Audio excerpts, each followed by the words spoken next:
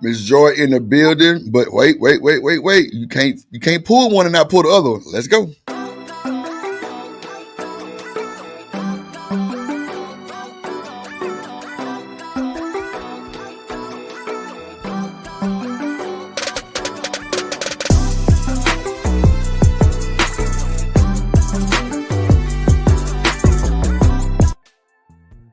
More love, Miss Joy. Oh shit! Wait a minute. Oh man. Oh shit! They all coming tonight. They said, "Fuck this. We gotta talk to Miss Joy." Hold on, y'all. God damn. Here we go. Shit. What did it go to that? So you didn't got okay, here we go. Yeah.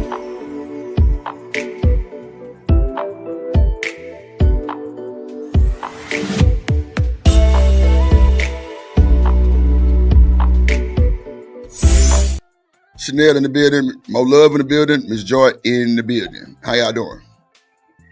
Hey. Miss Joy. More love, you down there? Everybody down there? Hey, I'm here.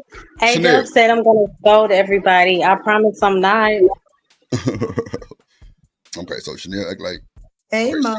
she on mute. Hey, Miss Joy, happy birthday. Happy birthday, girl. Thank Happy birthday, girl. Happy birthday. In the building. So, Miss Joy. Yes, sir. Yeah, I mean, I'm gonna let Sneaker ask questions because I don't know what to say right now. Go ahead, Sneaker. You got it. How did y'all have y'all initial conversation? How did this even come up? It really wasn't an initial conversation. It was actually something that, that I brought to him. He didn't ask for it or anything like that. I just said, if you ever have an appetite for, something different, let me know. It's always good. What made you come to that conclusion? Just first off, knowing men, and second off, my husband waited 14 years on me to get my stuff together, y'all. Like Miss Joy was something else in her younger days. All right, Joy. So he did wait on me. So I have extended the grace.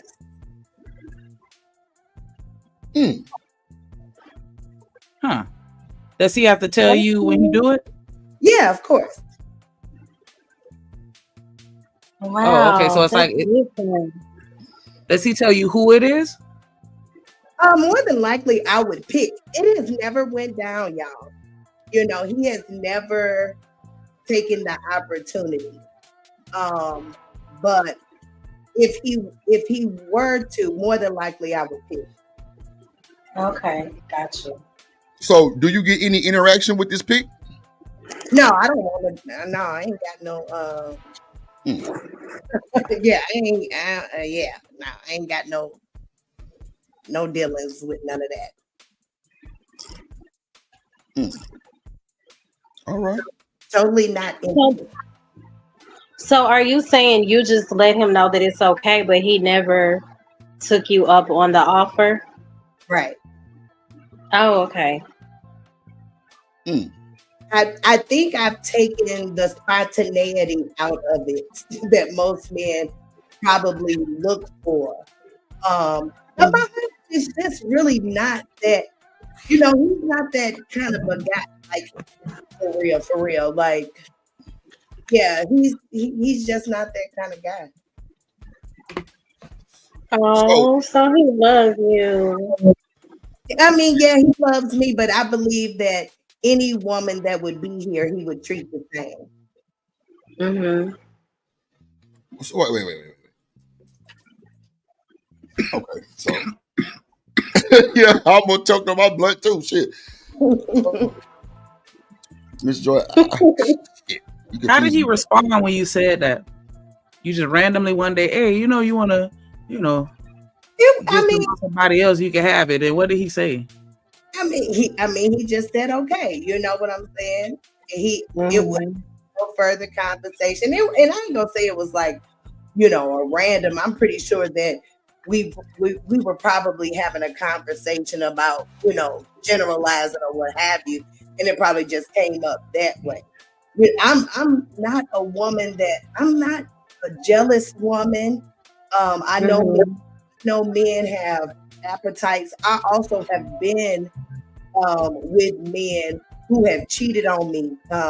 So you know, just dealing with that, I just wanted to come into this last relationship of my life just very open. Mm-hmm. Shit. You okay over there, Drew? Yo. Shit. So, Miss Joy. Yes. Do you think he would ever take you up on that offer? I don't know. I don't know. I may have to, you know what? Maybe if I were to get like curious about a woman and I would want to join in, maybe that's when he would. But we've been together monogamously for 14 years, and this has been on the table the whole time, and never cashed in. So I just think he don't have the desire. Oh, well, that's good. Yeah. But boy, if I would have handed that same option to them baby daddies of mine, they would have took it and ran. Yes. You taking the hall pass? Already know. Say that again. No, I was asking Drip if he would have took the hall pass. Man, I just told you I would have thought it would have been a setup. I would have had you eat that box first. You had to eat that box first. No, not the threesome, but she said you could go out and have your fun without me. I was definitely thinking it's a setup still. Especially if you my woman. Like we link, like we in there, like you got an engagement ring on that shit. Oh nah. Yeah. But what I can tell y'all, what my husband enjoys is he does enjoy being able to tell his friends that he has this hall pass. Of course. How old is this man? What man wouldn't? My husband 50. 50? That sound about right. And by the time my nigga said so look, you niggas out here ain't fucking. Baby told me I can go. Shit, the fuck you need lame ass little dick ass. Yeah. He gonna go all day with that shit. He got his flex side. Okay, all right. Yeah. Woo. I wouldn't even know how to explain that shit to nobody because them niggas be looking at me crazy as hell. Like, what? Oh yeah. Well, see, he has had his friends over before, and I guess this is when they had probably first talked about it or what have you. And two of them asked me. They was like, Joy, old boy say he got a hall pass. Is that true? Because we don't believe him. I'm like, yeah, I don't care. 50 Jones. What up, Uncle? Damn, Mr. Troy. I say Uncle Troy. What up, Mr. Troy in the building? Jones, he 50. You would think 60, but 50. Hey man, some niggas like to get that flex off, and but the fact that he don't use that shit really just Miss Joy ain't gonna hold you. Like you probably got you one. I mean, 14 years, you definitely got you one. But like the fact that we've been together 28 years. Oh well, yeah, there you go. Only been monogamous. Yeah, we just only been monogamous 14. Oh, okay. So wait, so y'all been fucking around for what? 28. 14, and then y'all got married for 14? Yeah, something like that. Something like that, Miss George. I like this type of conversation. Shit. See, women, this shit really going on in the world, Craig. This ain't no facade shit. Miss Joy told her nigga he get the pink hall pass. Can I ask? It's a blessing, if you can be with somebody that long, and you know how some people are just together, but they just together. Miss Joy, you sound happy. Oh yeah, they're true. You're right. Super happy. Like I really still get butterflies, y'all. Like it's crazy. Like be making me mad because I'm like, wait a minute, 28 years later, why am I thinking about this man like I'm a teenager? That is beautiful. Yeah. He do the same thing. Like when he get off work, like he can't wait to get home. Like my husband. Oh my God. Man, Yeah. stop all this oh my God shit. Y'all ass ain't shit because y'all wouldn't gave nobody the same pass. Hell, we talking about. Listen. Well, I ain't gonna. Yeah. We ain't talking about the past part. Oh, yeah, okay. We talking about the relationship. Can I ask a question of Miss Joy? Miss Joy, ask you a question. So, if he did take his, oh my God, get started. That's okay. Don't even worry. Ah, shit. Oh, this good weed. My bad. Go ahead. That's too funny. Go ahead, Chanel. Ask your goddamn question, shit. Hello? Chanel. I'm good. Don't worry about it. I'm good. Bro, I was just bullshitting, and you know this. Come on. Nah, for real. My bad, Chanel. Go ahead. Where did look, Jonathan, you asking too many questions, little mama.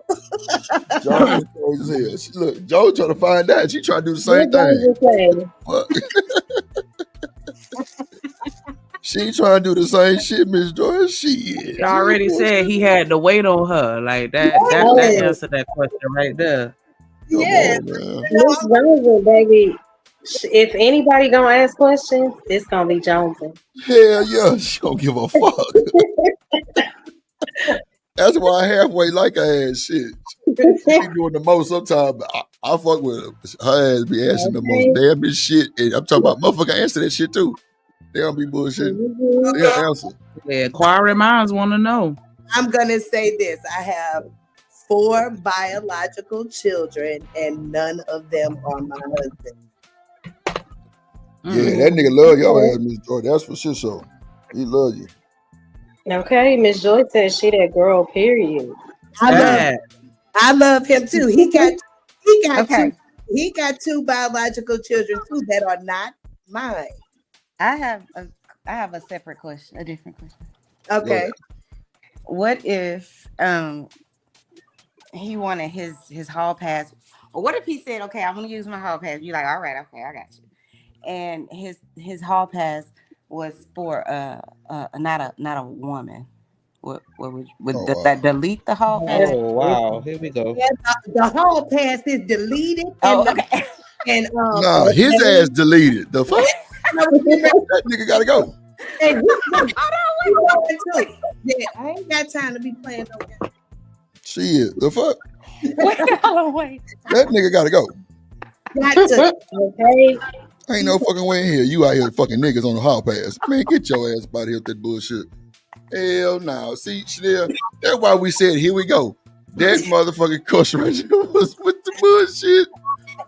But it was really, I mean, it probably need to be asked because, I mean, shit, these days, yeah, you really got to, shit. But, shit, there you go. No. Now, Miss Bella say, what if the hall pass leads to a baby pass? I hope not. But see, that's the big hope, though. That's a big ass hope. Freezer in this motherfucker. I mean, we all know how babies come, and hopefully grown people are protecting themselves as best as possible. Because I sure don't taking care of no new baby or nothing like that. Ms. Joy, so we know people ain't using protection, right? Okay, so we know that. So that's first. Y'all ass is horny. We are too. We fucking. We ain't trying to put that goddamn rubber on. That kind of fuck the vibe up sometimes. And y'all can say what you want to say. Stop capping the line. It is what it is. But would that be a requirement for him as far as like when he do go out, or is that already understood and respected? What, as far as the baby? No, him using a condom. Oh yeah, he know he got to do that. Okay. Yeah, he got to do that, and more than likely, it ain't gonna be like, okay, he go to the bar and meet somebody and take them home. We ain't doing them kind of date, you know. Okay. You know, more than likely, like I said, I'm gonna pick the woman. She gonna have to be tested. You know, like all those things are gonna be worked out prior to. So he could have the same woman over and over again multiple times for the hall pass. Yeah. Interesting. Now, see, okay, I have another question. Okay, never mind. Okay, go ahead. So what I was I just wanted to. Go ahead, Miss Joy. I was just gonna say the only thing with that though, when you going back, that's how feelings, and stuff get involved. So my thing with that is, okay, if I'm finna have a sister wife, you sure better be able to afford her, because she can't be coming in on my allowance, not nan bitch. You go ahead. I'm talking about. Say that too. Go ahead and say that, bitch. Yes, Lord. Ooh-wee. Well, of course, Jonesy came back with another question, Miss Joy. She said, "How old is Miss Joy?" I'm not asking. I'm almost 50. Oh, shit. Damn. Okay. That's some. Okay, Miss Joy. Okay, you still can get pulled. Okay. All right. Yeah, I get hit on all the time. I see. Shit. Okay. Shout out to Miss Joy. Look at Coffee. About that if he was to make a move, don't believe I can make a move. That's a fact. I agree. I'm coming to Vegas. I agree. I'm coming to Vegas. I agree. God damn. Boy, I tell you, boy, date the other wife. Oh, that's his wife. That's his other wife. Okay, I'll be worried. I feel you. So is he going back like you said, more than 2 times? It's probably like, some feelings probably going on. I'll be worried to say, yep, gotta be able to take care of both of them. That gets, yeah. Can I ask another question? Hold on, one time. Wait. Hold on. More love. Nah, hold on, Chanel. I got you. This just popped up on my mind, and I gotta ask you this. Remember that time we was on T-Show and old girl Lynette was up there? Why did I say this girl? Is this? Can we talk about the story? If not, we ain't gotta talk about it. Yes, can I give my take on that? Go ahead. The whole bringing somebody in. Okay, so shout out to Miss Joy. That works for her, and I love that she gives. I guess if that works, give him the option, because at the end of the day, men gonna do what they want to do anyway, and I guess he doesn't have to hide. But not even only with the children or the diseases, more so at this point in my life, because I have not been innocent. I done had experiences before too, but I'm more worried about the spirits, the soul ties.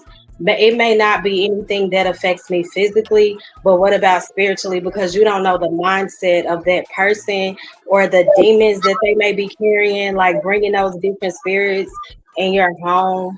That's just kind of where I'm at with it. But what were you saying, Drew? Nah, I was just saying, could we talk about that story? Oh my gosh, do you remember? Man, kind of, sort of, man, because it really popped up on my, just randomly just popped up after Miss Joy said something. I'm like, oh shit, I remember, I know like a little bit, like the base of it type shit.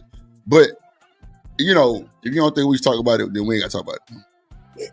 Yeah, I just remember her saying like she invited the other woman. The other woman was living there, and it's not a secret. She done shared this before, so if she was here, she'll probably share it. So yeah, but at the end of the day, you could tell, like even after she shared it with you, she really wasn't happy deep down. Yeah, Miss Joy sound like because she sounded like she was a little upset. Mo, you be listening. I think she beat the girl up, so that's why I said I think a lot of this stuff. And I'm not saying for Miss Joy. Miss Joy sound like she know what she wants. She knows what she can tolerate, But I think in what's her name's position, it was more so like I guess trying to hold on to the relationship because she found out they was doing stuff behind her back. She was working, taking care of everybody. The guy and the girl, nobody had a job. I think only her. So that's a problem. Yeah, it's problematic for sure. I'm with you on that. It's definitely problematic. Yeah, her situation was, I think it was a side chick that he was cheating on. So she was like, "Fuck it, bring her in," and moved her in. And then her rules was he couldn't smash her without her. But come on now, they at home all day, every day together. She working. So guess what? Yeah. You're becoming a kid then, huh? Or a dependent, right? That's the mindset you probably might get, right? So guess what? She came home and the house wasn't clean, Miss Joy. Say that again. I said she came home one day and the house wasn't clean. You know what she did? She really pulled out her goddamn belt and started to whooping ass because her motherfucking house. I ain't lying. You think I'm bullshitting? Man, that's exactly what she not did. bullshitting you, Miss Joy. She taught them niggas like they were teenagers and kids. She started whooping ass, asking why her motherfucking house wasn't clean. Ain't bullshitting. And I think folks got kicked out too. I think. Trying to tell you. Yeah, tell you. She the one making the money. They better be at home doing something. She got the money on for the funny, and she say, "Nigga, you ain't smashing without me." You got to know they getting down to it. Yeah. While you at work, and then she was working and also coming home. No food was cooked. Yep. She had to do all the cleaning. So, yeah. See, I don't know if I could share another space with a woman like that. What up, right? Hall pass is different than bringing a woman to live into our home. You know, I don't know if I'll be able to do that. Yeah, that's wild. That's a lie. And then you're not doing nothing? Oh, no. I'm taking care of you? No, I'll pass. Yeah. I'll be ready to say, dog, you can't come back here. You're going to get me in trouble. Give me Marcy. Lord Jesus. I'm copying. Damn. Yeah, that shit that blew my mind on Miss Joy. Like she started treating them like teenagers. Like, and y'all better cook and clean and like have the house clean when I get home. Yeah, I would have maybe to. Maybe she didn't set her boundaries or something. I don't know. I mean, I'm sure it was boundaries, you know what I'm saying? Because she was saying, you know, that you couldn't hit her without her. And it was something else she was saying. I don't really know all the detail, but I remember that one because she was like, nah, ain't no smashing without me. Yeah, that's not realistic though. I mean, come on now. For me, that's telling me, okay, bet. Yeah, sure. I'm going to get the sneaky link. It's going to only excite me a little bit more. Just saying. Yeah. But, Miss Joy, I'm just glad because it's cool to say what you're saying, Miss Joy, until that shit happen. Yeah. And you know, and you seem like a solid soldier because the fact that you said that shit, that's a lot of, like, Mo Love say, like, a lot of, well, not only spiritual, but mentally. Like, you got to be prepared for that type of shit. You know what I'm saying? So that's all I'm saying. Yeah. Oh, yeah. It's definitely, you know, I probably wouldn't have been well, I don't know. See, like, I was raised by, like, a woman that, you know, she was a man eater. You know, I ain't gonna be my grandma a man eater. Shout out to Grandma Neum. Yo. You know what I'm saying? What do you mean? What do you mean exactly? Because I could take that a lot of ways.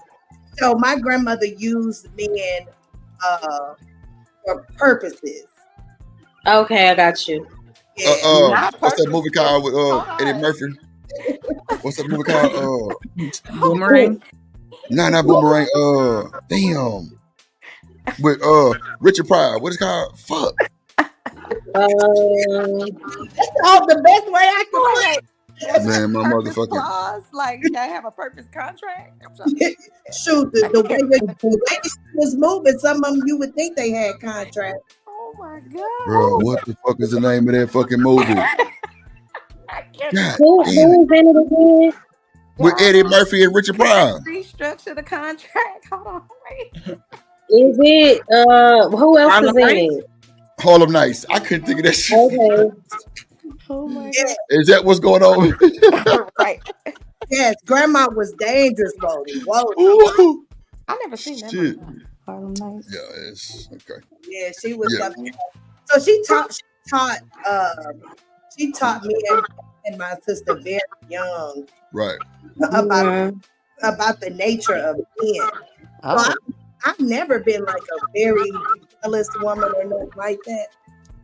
Mm-hmm. You know, and I just like I said, I've been with men that cheated. So, you know, I didn't, even with that, like, I probably didn't respond like how most women would respond. Yeah. Chanel, you got a bunch of feedback in your mic. That's why I put you on mute. You got a lot of feedback in your shit. Now I was raised completely different, Miss Joy. Like my grandmother, I think she was married for probably 50 years. Mm-hmm. My mama, she been married for what? I think this year will make 45. So yeah, it's different. I'm the only one that's divorced. Everybody else is married. Yeah. And my grandmother was married for a time, but I never seen her as a married woman. She was divorced from her husband prior to me, being born. But yeah, I seen her. Whoo, she was something else. So she was a player. Yeah, way more than any man I have ever seen. Yeah. Damn. Shout out to grandma. Yes, Lord. Shout out to grandma. Okay. Oh, Mr. Troy, yeah, that's a good question. He said, so Miss Joy, what if you wanted to bring a guy in? Would your husband be okay? Like if you stepped out? No, I've been asking for a boyfriend for the last couple of months. Oh, okay. No, he is not going for it. So how did that conversation go? I just asked in random conversation, can I go get a boyfriend? You ain't end up between the wash and dry? Oh, no. Okay, I'll tell you. Okay, because maybe they do not. Most of the time, they don't be playing the game. No, we've been together too long for all that, y'all. I feel you. Yeah, 28 years is crazy work because you got 14 to get all your rocks off. Then you been married 14. That's solid. I ain't gonna lie. That's a different type of hit right there. Nobody knocking nobody between the wash and dry. That was shit told me. I was gonna end up between the wash and dry. I'm like, well, goddamn. What the fuck? I ain't trying to wash. Why do I need a boyfriend? Because my husband is of a particular age, and women have their peaks at different times than men. Shout out to the I don't know why God does that. So don't we have our peaks like in our 40s? Or I was told that once. Yes, the age that I am right now. The age I am. And men are not peaking at 50. Okay. Shit, I'm fucking past 50 for sure. I'm on the roll. You think you are. Lord, look, let me knock on this goddamn wood on this desk, Lord. Please let me be able to. But my cousin, I have a cousin, he is 53 and he has a 7-month-old. Yeah, it can happen. I know plenty of 50-year-old men with children. That's what I'm trying to tell you. So Miss Joy Johnson comes back with another question. Why do you need a boyfriend? I just said, I told you just said it. Yeah. For the folks in the back. For the folks in the back. Wash and dry. Can I ask a question? My husband old. May I ask a question? Oh shit. Go ahead, Chanel. And this is for the whole entire panel. Well, I guess maybe just the women. I don't know. Mr. Drip wants to answer or not. But so what if your spouse, whoever you're in this dedicated, committed relationship with, can't, please you anymore? Would you allow a hall pass then? Like, say y'all married, y'all been married for however long, or would you want him to give you a hall pass? What do you mean? Like, okay, so but he still ain't working, or something like that. Like, okay, so function is really. Give me. I don't mean to cut you out. Let me bring somebody up real quick. Hold on, 2 seconds. Put your hands together for my motherfucking friend.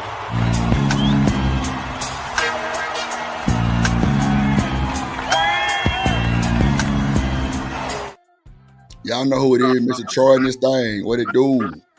Chanel, you got that feedback again, baby. What's going on? Shit?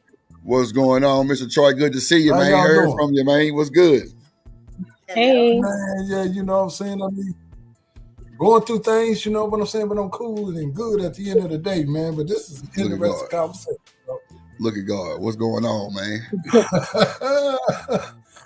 Lord have mercy. So, I mean, I'm just like sitting back and I'm listening, and it's like, oh my God, right? So I just me too. Shit. You know, but he has a hall pass. So, I mean, he's in control and you allowing it to be in control, because the average woman, hell no, I don't want you with nobody else. Yeah, I'm not the average woman. Speak on it, sis. Oh, please. Shit. Yeah, you walked into that door. And there goes the crowd. Hey, thanks for shutting me down, baby. You know what I'm saying? Hey, I ain't mad at you. I just wanted to know, because, like, the question was that I did put out there was like, you know, oh, he got the hall pass, but you just sit back and however he wanted to be, you abide by. Yeah. So, okay. So I'm glad this is happening right now. I got an answer to my question. Okay, well, hold on. Because you still got feedback in your microphone. So, yeah, you got like on it. So, Mr. Troy, if you was to get this same like free pass, how would you feel about it? I mean, to have a free pass like that, bro, I would enjoy it like a mofo. You know what I mean? Hey, I got a pass, like, so I'm able to do what I want to do. But see, the thing is that what she did answer to was, okay, if she decided to say, can I bring somebody else in? And he said, hell no. And his hell no. He been saying no. I told you I've been asking for a boyfriend for a couple months. He been saying no. So Abby Wody just made a perfect comment, like right in the good timing of this conversation. Mm-hmm. What, and I'm gonna take his comment and just ask the question, just like, what if the woman he has a hall pass with is married? She got to deal with all that. Now, I never really thought about it that far. Have mercy, that's a lot going on. But shout out to Abby Wody. Good question, nigga. Shit. That is a good question. And she got to deal with that. She gonna bring that to your front door. What you talking about? Right. That's why I'm finna dial it back a little bit, because I would want all parties to be aware of what's going on. You know what I'm saying? Mm-hmm. So it won't end up at my front door. I ain't got no time to be playing. So, okay, with this whole thing, does it make me odd that I want to love somebody so much that all I want is them? And I want them to love me so much that all they desire is me? Am I living in like a fantasy world or something? Because a little bit. I mean, not a little bit. I don't think so, though. I really feel like it's possible. Like the person that God has for me, if it's meant for me to be married again, I just want it to be us, you know? Yeah. But, you know, I want you to understand that he's never taken me up on it. So I believe I may be living exactly what you are desiring. Yeah, you know, so even though he has this hall pass, he just has never he's just never taken it. You know what I'm saying? If he don't have enough energy for you, what energy he got for somebody else? And like I said, this hall pass has always been on the table, you know, since we got into our monogamous relationship 14 years ago. So now that he's at this stage, he probably would never cash in on. So you think you slick? It's not a good thing. Miss Joy thinks she's slick, huh? So, hey, has he ever used a hall pass? No, he never used it. Yeah, well, I say, Mr. Troy, she definitely got a one. So are y'all saying that do y'all have the mindset that everybody cheats at some point? So I told you, have I told you my statement when it comes to that? Yeah, I know, but as far as the men, what do y'all think? Is that where we are today? Like everybody cheats at some point? One of my homeboys told me out of a lineup of 100 dudes, 2 of them will be faithful. My God, today. It's about 2 out of 100 dudes. Okay. That's what came out of his mouth.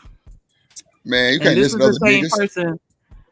Oh no, I was going to say this is the same person that I said before, whose numbers in the hundreds. And he was like, if a man number ain't in the hundreds, it's just because he can't get those kind of numbers. But if he could, that nigga lying too. Yeah, that's crazy. Exactly. Yeah. Is it? Clearly, nigga, you listen to anything. Lord Jesus Christ. That's what came out his mouth. You sit here saying I listen to anything. Like if but did you believe it? You're gonna listen to it. I didn't say that I live by that. Did you believe it? Did you believe it? No. What that men if they could smash a lot of girls, that most men would? No, what his comment that's what he was saying. That the only dudes that don't smash a lot of girls are the ones that can't smash a lot of girls. That's not true though. That's not true. So clearly you believed it, right? Clearly? I'm asking you. Did you believe it? You said clearly like you already know. I'm just saying that's what he said. Look. Pipe down, Lamar. I don't think that all men are necessarily thank you. Driven by coochie to where that they have to get, everyone that they can access. I don't believe that that's the truth, but I do think that there are a lot of men that would like to get more access than they do. So why you couldn't say this the first time I asked a goddamn question? Why we had to go down rabbit hole 3, You didn't 4, 5? ask the question at first. You said clearly you believe it. That's not a question. That's a statement. I did not. That's all you remember is that part. That's crazy work. But okay, you sure got it. You're right. Let me shut the fuck up. Let me play. Okay, so Miss Joy, back to you because clearly I didn't got a whooping. You're ready to turn up. Yeah, I'm chilling. I don't do a lot turning up. You know what I'm saying? That's not my thing. You don't. Yeah. You know what I'm saying? But now she nigga be bothering me at this time of the morning. What time is it? It's 3:30. She got an attitude new. It's cool. Go ahead. Before I Stone Cold Steve Austin your big head ass. But what I was saying, but back to Mr. Troy though. Mr. Troy, so would you give your woman a hall pass? Me? Yeah. Hell no. Okay. More love. Would you give your man a hall pass? Drew. Okay. You asking the question, I'm being out. Hell no. No, know what time it is. I just laugh. Now have I in the past, maybe, yeah, and that didn't work out right for me because I know what my heart really wants, and it's not that, See, first of all, and I look at it like this here. You know what I'm saying? Like when you start just say, hey, you see somebody you like, you want that. You know what I'm saying? And you trying to make this, hey, that's the one for me, right? Mm-hmm. So now you done got here and you was able to get what it is that you want. I don't want nobody else touching nothing else that I'm. Come on, man. That's why I just couldn't believe it. Goddamn. Hey, no, I'm not going. I'm not getting down like that. Man, I'm a Virgo. My ass, boy, shit, tough up. No, it ain't even going down like that. Now we finna fight. You know what I'm saying? Yeah. Something finna go down. Where this nigga at, like oh God.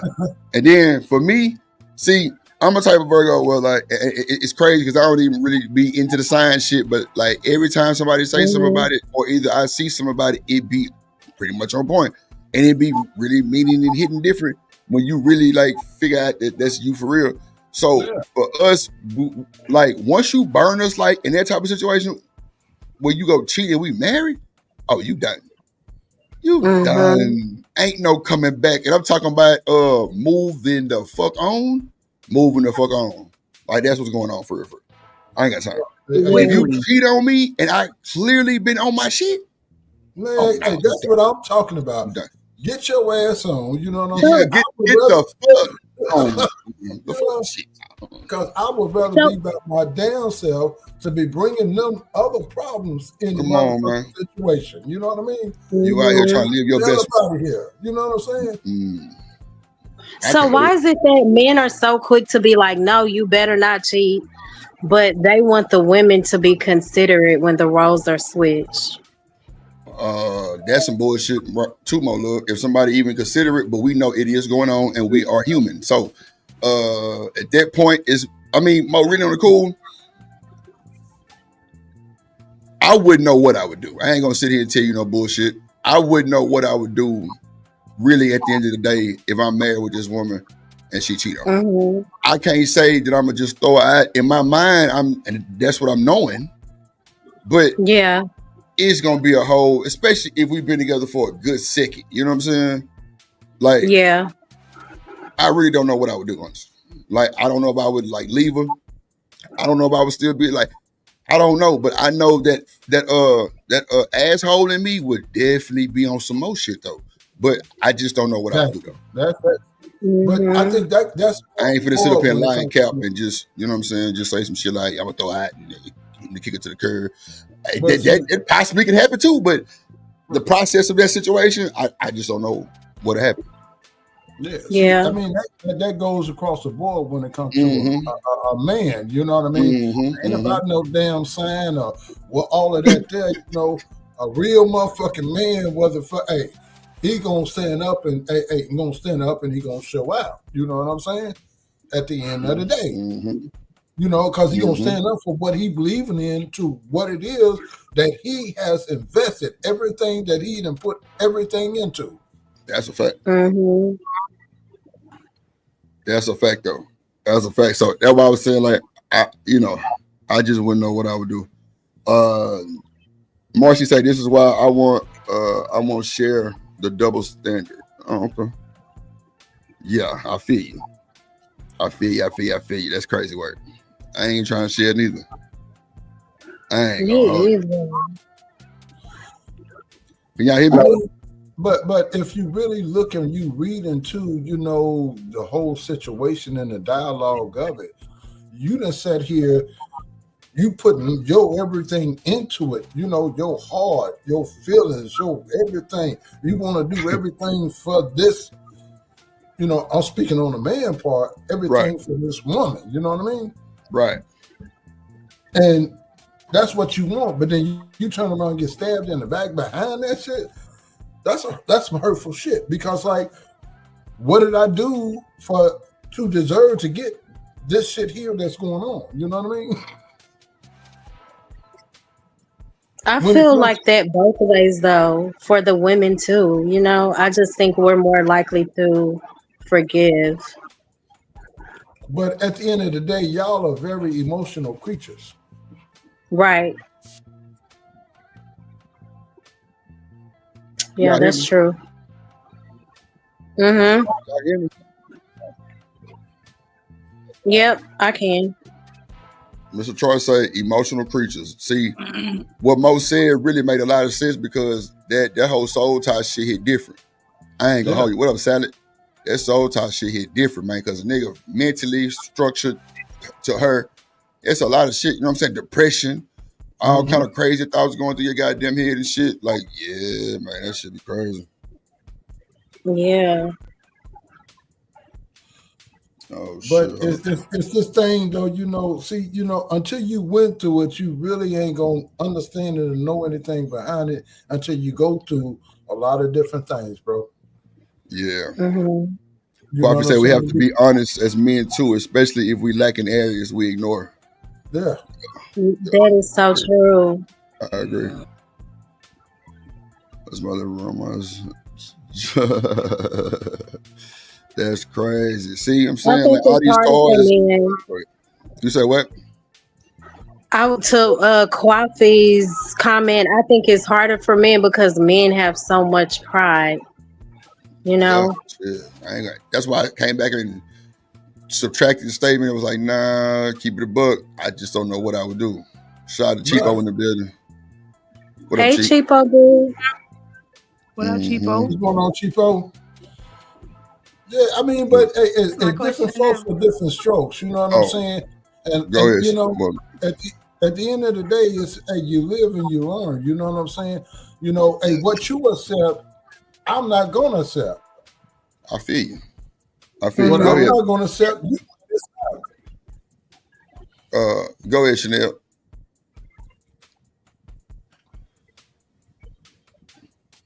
Okay, so I feel you on that, Mr. Troy. I feel you. Yeah, I ain't got time. I feel you, Mr. Troy, because if you accept that shit, then that's just what you accepting. You know what I'm saying? But man, that conversation would be rough. That conversation would be rough. Because that hall pass sound like some crazy shit. Go ahead. I'm sorry. Can I ask the other man a question? I can't see your face or what your name is. Mr. Troy.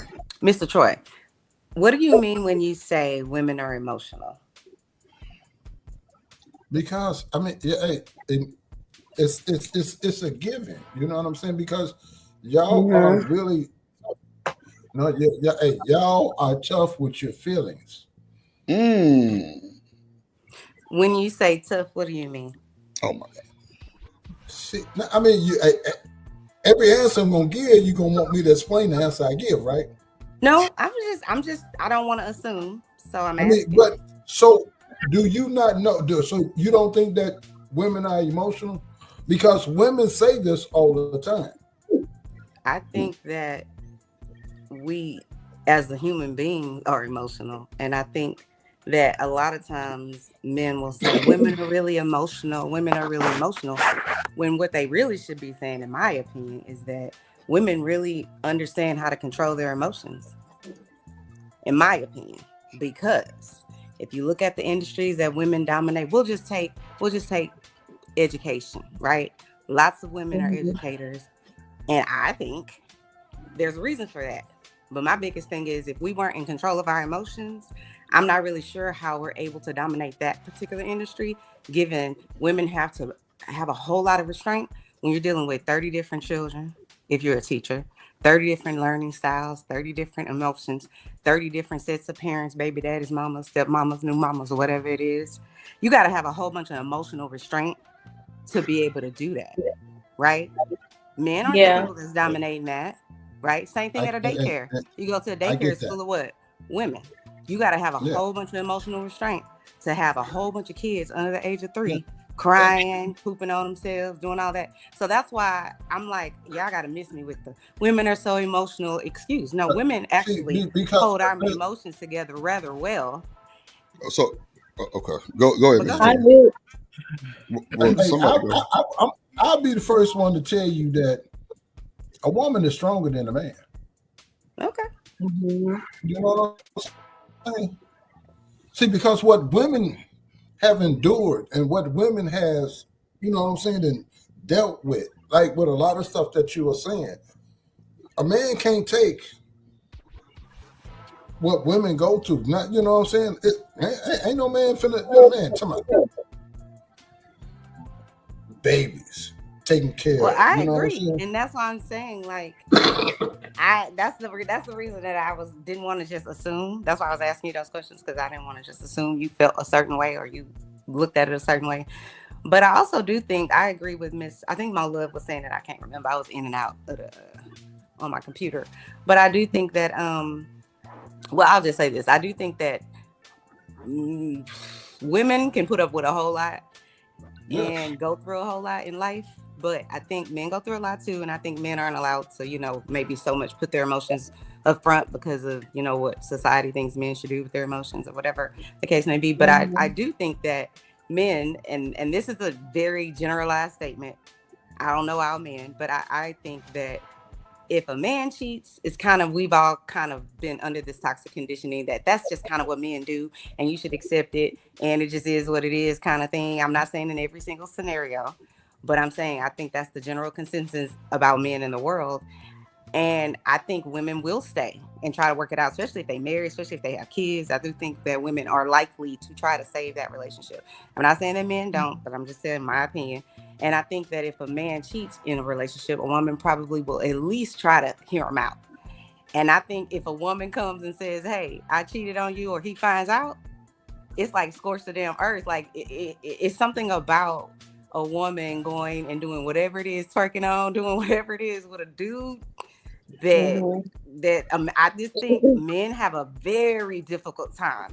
It's almost like you've murdered the Antichrist. Like I don't know. Men can't really handle that. I don't think. But that's it. Let me ask you this here though, because you know, women are the greatest cheaters in the world. Not the great. Why do you say that? I'm interested in that answer. You know, women are the greatest cheater because see, men tell on themselves. Yeah. So you know what though? I'm looking at Kwaki's comment. He said, girls, you cannot do what the guys do and still be a lady. I'm sorry. Maybe I'm old school, but I agree with him. That's what my dad told me. And me and my sister will be like, here for the tea. She had a problem. She was like, why is he able to do this? Whatever he wants, but you literally have the gate locked on us. And he was like, it's different with men. I know it's a double standard, but it is. And I think a lot of what is wrong with society, with these relationships, the women are acting more like the men. There are really no boundaries. So I think that's why there's so much confusion. Like, if the women out here doing what the dude's doing, I mean, what's really the standard? It's weird to me. I think I believe part of what he's saying, but I think it's more true to say that women can't be seen as a lady or considered a lady, because I said this the other day, like men can go out and be single, quote unquote. Let's just say today, late 50s, they finally find whoever the lady is they want to get married to. They get married to her. And we all could know that man had, I don't know how many women, 100 women, 10,000 women, however many women he's had in that time. That man is going to hold the title of he's a married man, he's a husband. No one cares about the 500 women he slept with before he got married. But a woman cannot. She cannot be considered a lady. Like you said in that comment, she can be only considered a married lady if she was doing whatever she was doing before she got married. But somehow, when men put that around their neck that they're a husband now, we forgive everything. He's now settled down. He's considered a bachelor until then. But a woman is considered a hoe until then. And we gotta change that. We gotta change that mentality. I'm not saying she's not a hoe, but so is he. Is all I'm saying. If we gonna say she's a hoe, he's a whole ass hoe, but we don't. We say he's a bachelor and boys will be boys and he should just do whatever the hell he gonna do. And now that he settled down, we need to let that man move on. But a woman is always gonna have that hoe tag. And that's the unfortunate thing about what he's saying. Because I think he's not really saying the thing that I think he's saying, but maybe I'm wrong. Maybe I'm misinterpreting it.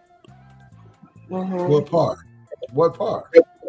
Because I think he was basically, well, I could be wrong about this, but I think he's saying that a woman, you can't be a lady if you basically being a hoe, right? That's how I read it. If you have hoe behavior, then you can't be still a lady. No. I mean, and because I don't think you could be considered a lady in our society. No. First of all, hey, we talking generally. You know what I'm saying? And my scenario behind it is that because, you know, just like it's always said out there, once a cheater, always a cheater, right? Ain't that one of the scenarios that's put out there? If you cheat once, you're going to cheat again. It don't make no difference if you get married or anything. You're going to be labeled a cheater. So, you know, hey, now here it is that it's going to be a lookout. And anything that you do, you know, because you didn't cheat it. So if you cheated once, I'm going to be like right here. You know, I'm going to be looking for all the little different signs. I mean, I've been I done went through some of this as of recently. You know what I mean? Like, what the hell? You know what I mean? Cheating part or other stuff? Which part? Well, you know, I'm being. Or you don't have to disclose it. I'm sorry. No, but I'm being accused of cheating, and you know, because I got my own place. Got my own place, so you know, okay, you done been here, you know. We didn't, you know. Hey, it don't bother me about me even talking about it because I don't give a damn at the end of the day, because I'm still here and I'm doing what I do. You wherever you are doing what you're doing, but don't come in here looking for stuff. You know, and then you see something, okay, you know, all my kids are females. My daughter moved in with me. And because now she's not here with me now, but she done left some stuff behind, but you know this, and then you want to sit there and you want to get into it with me about it because you see something that's a female product. Mm-hmm. That's been all along.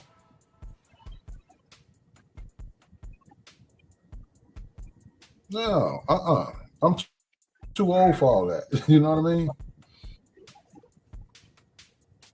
And all my kids are grown. So you think she's wrong for seeing what she knows is a female product and asking you about it, or which part is wrong? Because coming in, seeing. Oh, is it because you're saying that you have daughters, and so then since your daughters come over, maybe they had it or something? Is that what you mean by that? No, I had my daughter. My daughter, she moved in with me, but she has since moved out. Okay, it's I mean, it's not like it's female stuff all over the house. It's you know, like a toothbrush here. You know, she got a razor in the shower. I don't, you know what I'm saying? Mm-hmm. Wody. I ain't using no damn razor. What I'm razor for? I got clippers.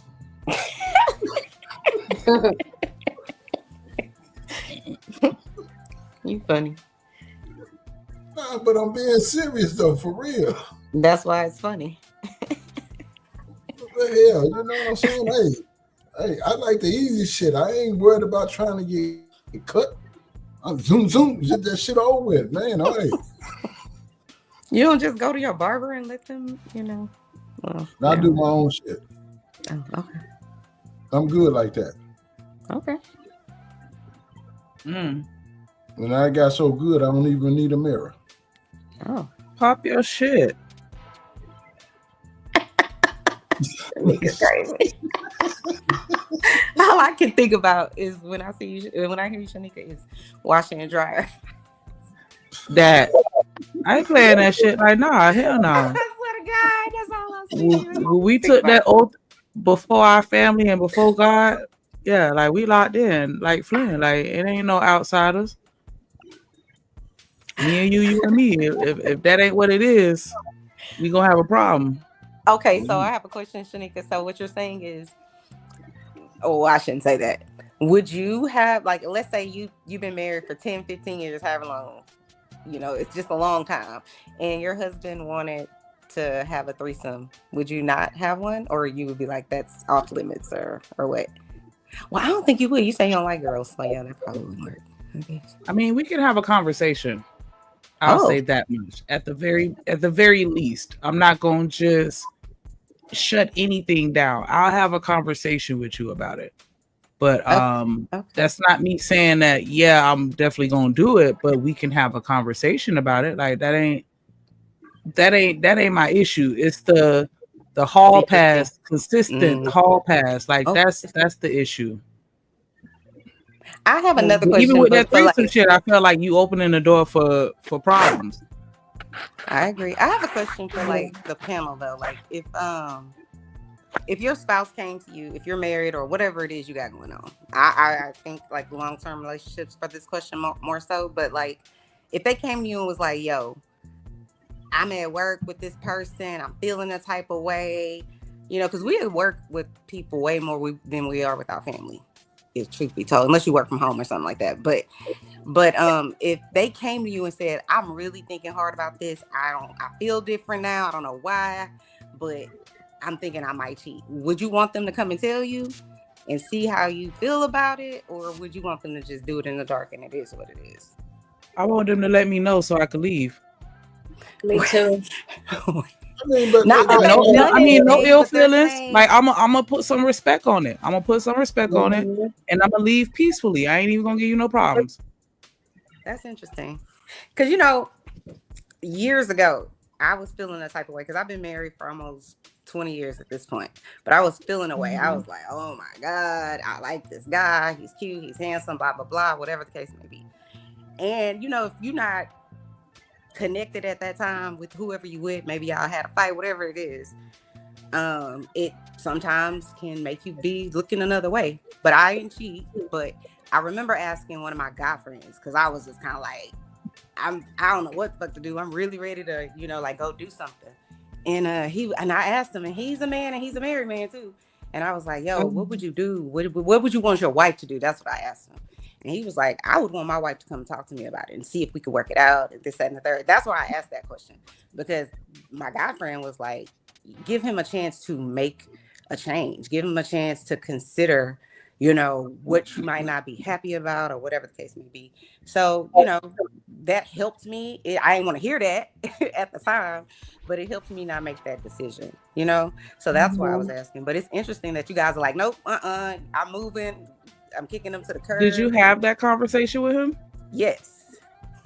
And that's why I say, me and my husband, we're not perfect. We went to counseling after that. It was a whole thing. I didn't actually cheat. I didn't actually physically touch nobody, go nowhere with nobody, but I would say I was emotionally cheating, which to me is worse, in my opinion, than the physical. I don't see how people say that. Well, let me tell you why. I'll just give you a short little story. Because one of the guys that I told you, that's my friend, we used to work together. And when I was in that situation where I was thinking about doing that, we was all working late that night. We was selling insurance. But anyway, I was asking them, and they're two married men, right?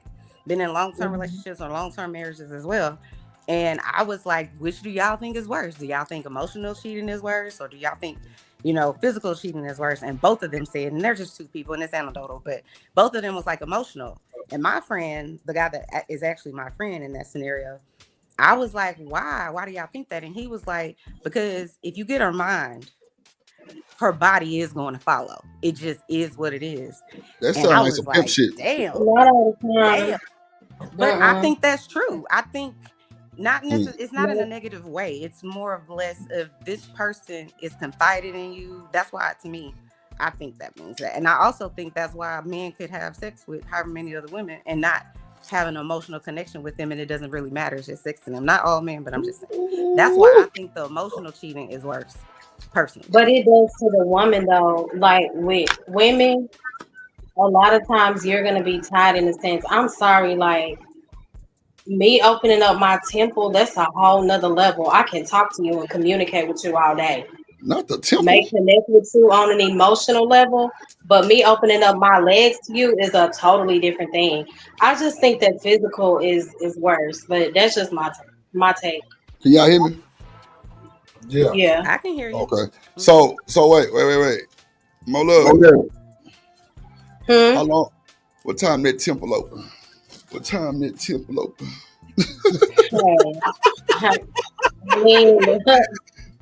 wish it was sometimes, but I gotta wait for the right situation, child. It gotta make sense. Nah, at this point, you know, especially at this age, I definitely understand what you want to go through another heartbreak. I don't want to waste my time again. You know. Right. I got you. That's understood. I mean, you like it's crazy because you can't fault yourself. You know what I'm saying? Like, you know, people can't get mad because that's the role you on. Like, you know, my thing be just don't be portraying it, and then when it happened, you don't stand on it. You know what I'm saying? That'd be my thing with like people with that type of situation, because if what you mean, like with the sex thing? Well, I mean, just and not saying you, just like saying just people who say things like that, or I mean, and not just sex, like just the whole relationship. You know what I'm saying? You know, if you going with something, make sure you stand on it when it's time for it to happen. Exactly. Right. You know what I'm saying? Because that emotion shit do get out of line, and then it was, well, damn, I thought you said I could do this and do that, and then when it happened, it's a whole shit show. Yeah. Mm-hmm. So that's all I be saying with that shit. That's just like a nigga telling you. Go ahead. Oh, go ahead. I'm sorry. Nah, I'm just saying that's just like a nigga telling you, okay, I'm liking your physical features, I want to fuck, and you accept it, and then y'all get the fucking, and then somebody fall for feelings. Like that wasn't in the deal. Right. You know what I'm saying? And I always say, like, because I know that's the type of time and a lot of men are on, and that's cool, right? If that's what you want, tell me that. Tell me all you. I'm attracted to you physically. I think you're beautiful. I'm really not into getting to know somebody long term. And tell me all you want to do is F me so that I can take off running. Just tell me the truth. Well, Mo, this the thing, though. This the thing, Mo. That, you know what? That might be true up front. But when a nigga get in that goddamn temple and he get to get on his knees and thanking God, it's a different story. Man, come on. Come on, y'all know I ain't finna sit up here lying, Cap. Come on, man. Stop playing with me. For real, man. Come on, the doors of the church are open, goddamn it. Come as you are. Okay, can you explain? I feel like I missed it. No, I get what you said. I got it. That's why you have people that will enter a relationship with somebody and the person will flat out tell them, like, I'm just looking for something casual, just having fun. I don't want nothing serious. Mm-hmm. And they'll be like, okay. And then 2-3 months in, now they done caught feelings and they want more than that. That's how the side is like. That's crazy work. Like, I don't play them games. I don't. That's why I always say I don't know what I would do because of some shit like that. And I'm just like shooting my shot just on some fuck shit, and she down with the fuck shit sometimes, because you know women do be down with the fuck shit, and men do too. Mm-hmm. And I'm knocking boots, and you put that motherfucking water, nigga. Shit, it's gonna hit different when you coming back for the water and you hydrated. You feel me? It's gonna hit different. Because I know me, right? Like, when I'm with I am very open. You get what I'm saying with my person. I will go there. So that's why I have not went there in so long, because I know me. Like, I'm gonna be in love. When I do that, I can't just do it and it be casual. And I'm like, oh, we can just be cool. We can Netflix and chill. You can call me whenever. No, I'm not built like that. So I'm trying to save myself some. I'm gonna say it up front. I'm gonna let you know. Nah, but you can't stand on this, Shanika. No, I do. I'm letting you know up front. Like, yeah, I'm trying to be. I want us to go together. Oh, okay. I'm not gonna be like, yeah, we could just go with the flow and see. I'm telling you up front, like, nah, like. This is what I'm looking for. You ain't you can step to the side and it's all good. But you gonna know my intention. So let me throw and on the flip side of that, like when it comes to men, they're very honest about what they want. Like my dad always said, men are not that complicated. If a man wants you, you are going to know. We are natural born chasers. We are natural born chasers. So I ain't never about to sit up here and say, do you want to be with me? That man gonna let me know. You get what I'm saying? So I just, So, like I said, let me throw a monkey wrench in shit. Okay? No, sometimes, Mo, you have to. Sometimes, even though that men will let you know, sometimes you have to, make sure you are clear and get some clarity. So you may have to ask. With me and my husband, when we got back together, well, I ain't gonna say got back together. When we finally made the decision to actually be together, because our situation was the way that it was prior to, we had to sit down and have a conversation. I'm like, okay, so what are we doing? Yeah, exactly. You know what I'm saying? So yeah, sometimes you gotta ask now.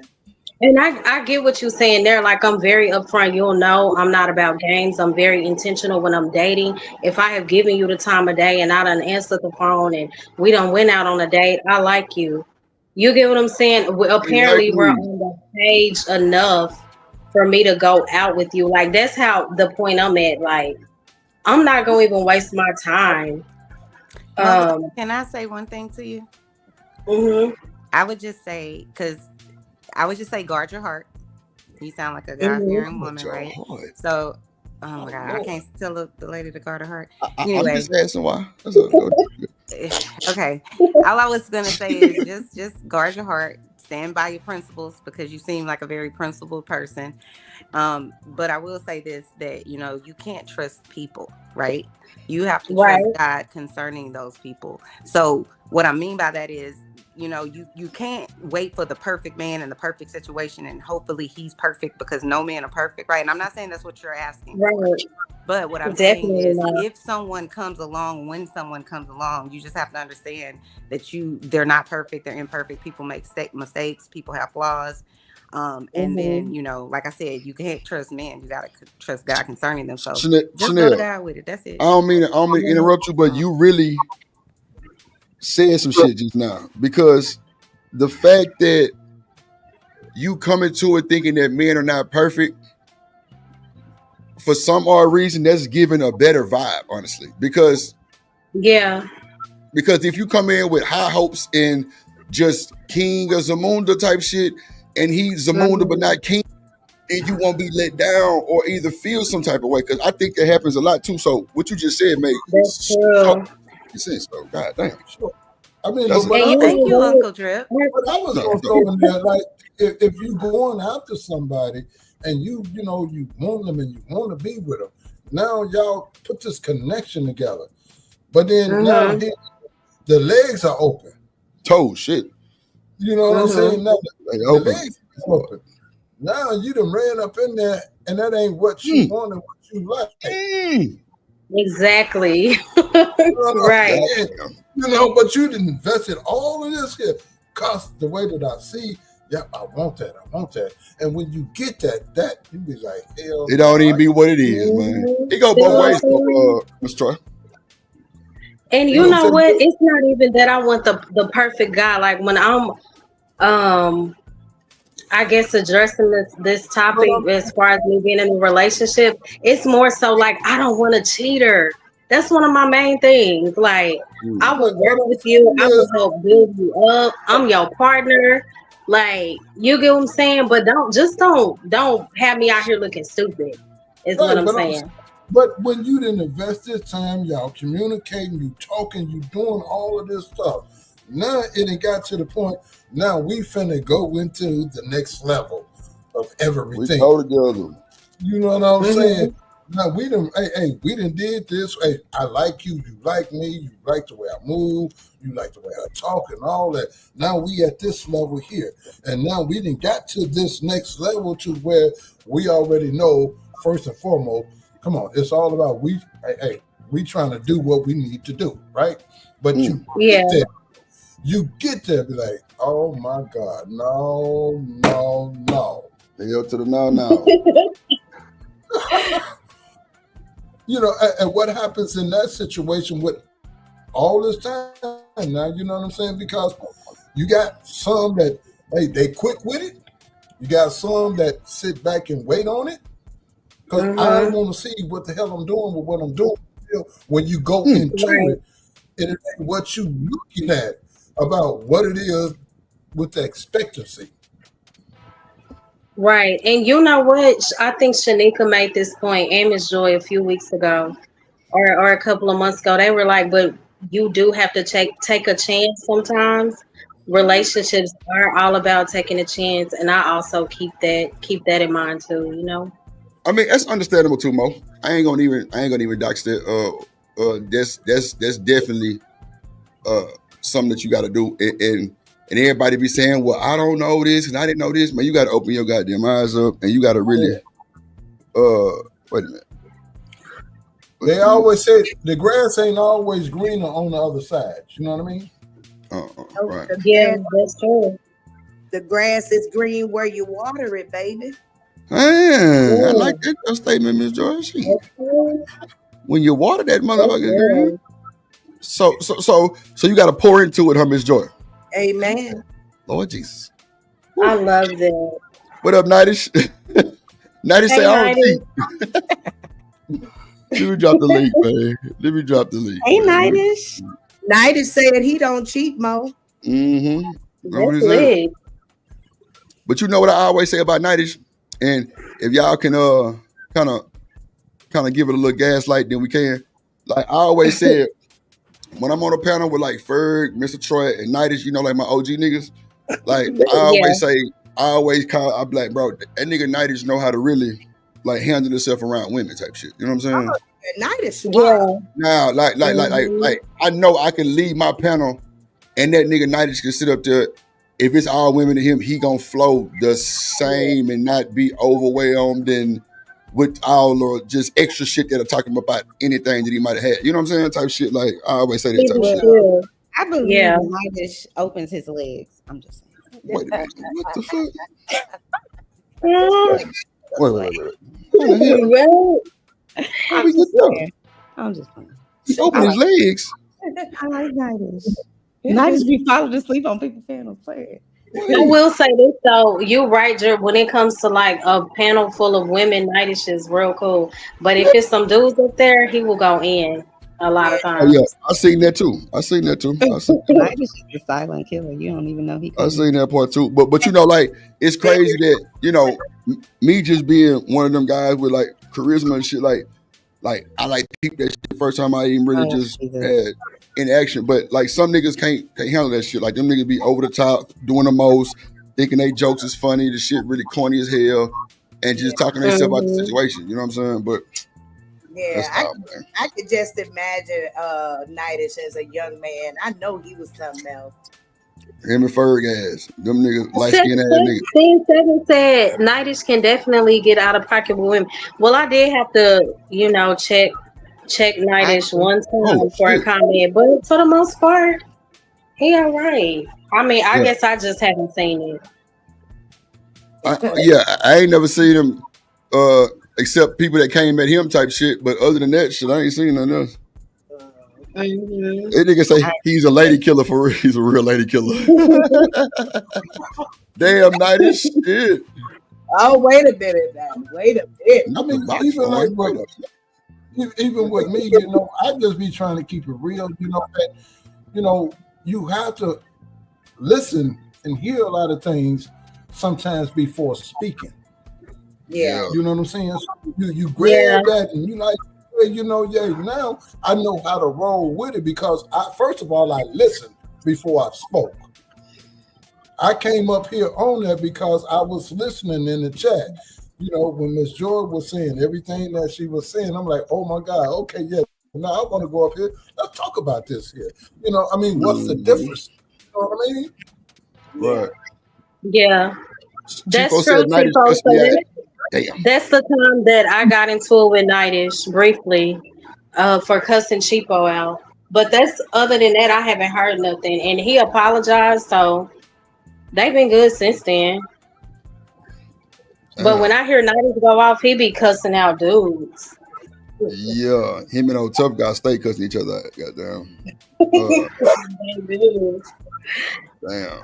But nah, but it's like I say, like that's why I like when real people hit the panel, because the fact that people can admit they fuck ups and goddamn, you know, and then like talk about it, you know what I'm saying? Without no judgment, well, at least from the panel, you know, the chat treacherous, them some ninjas.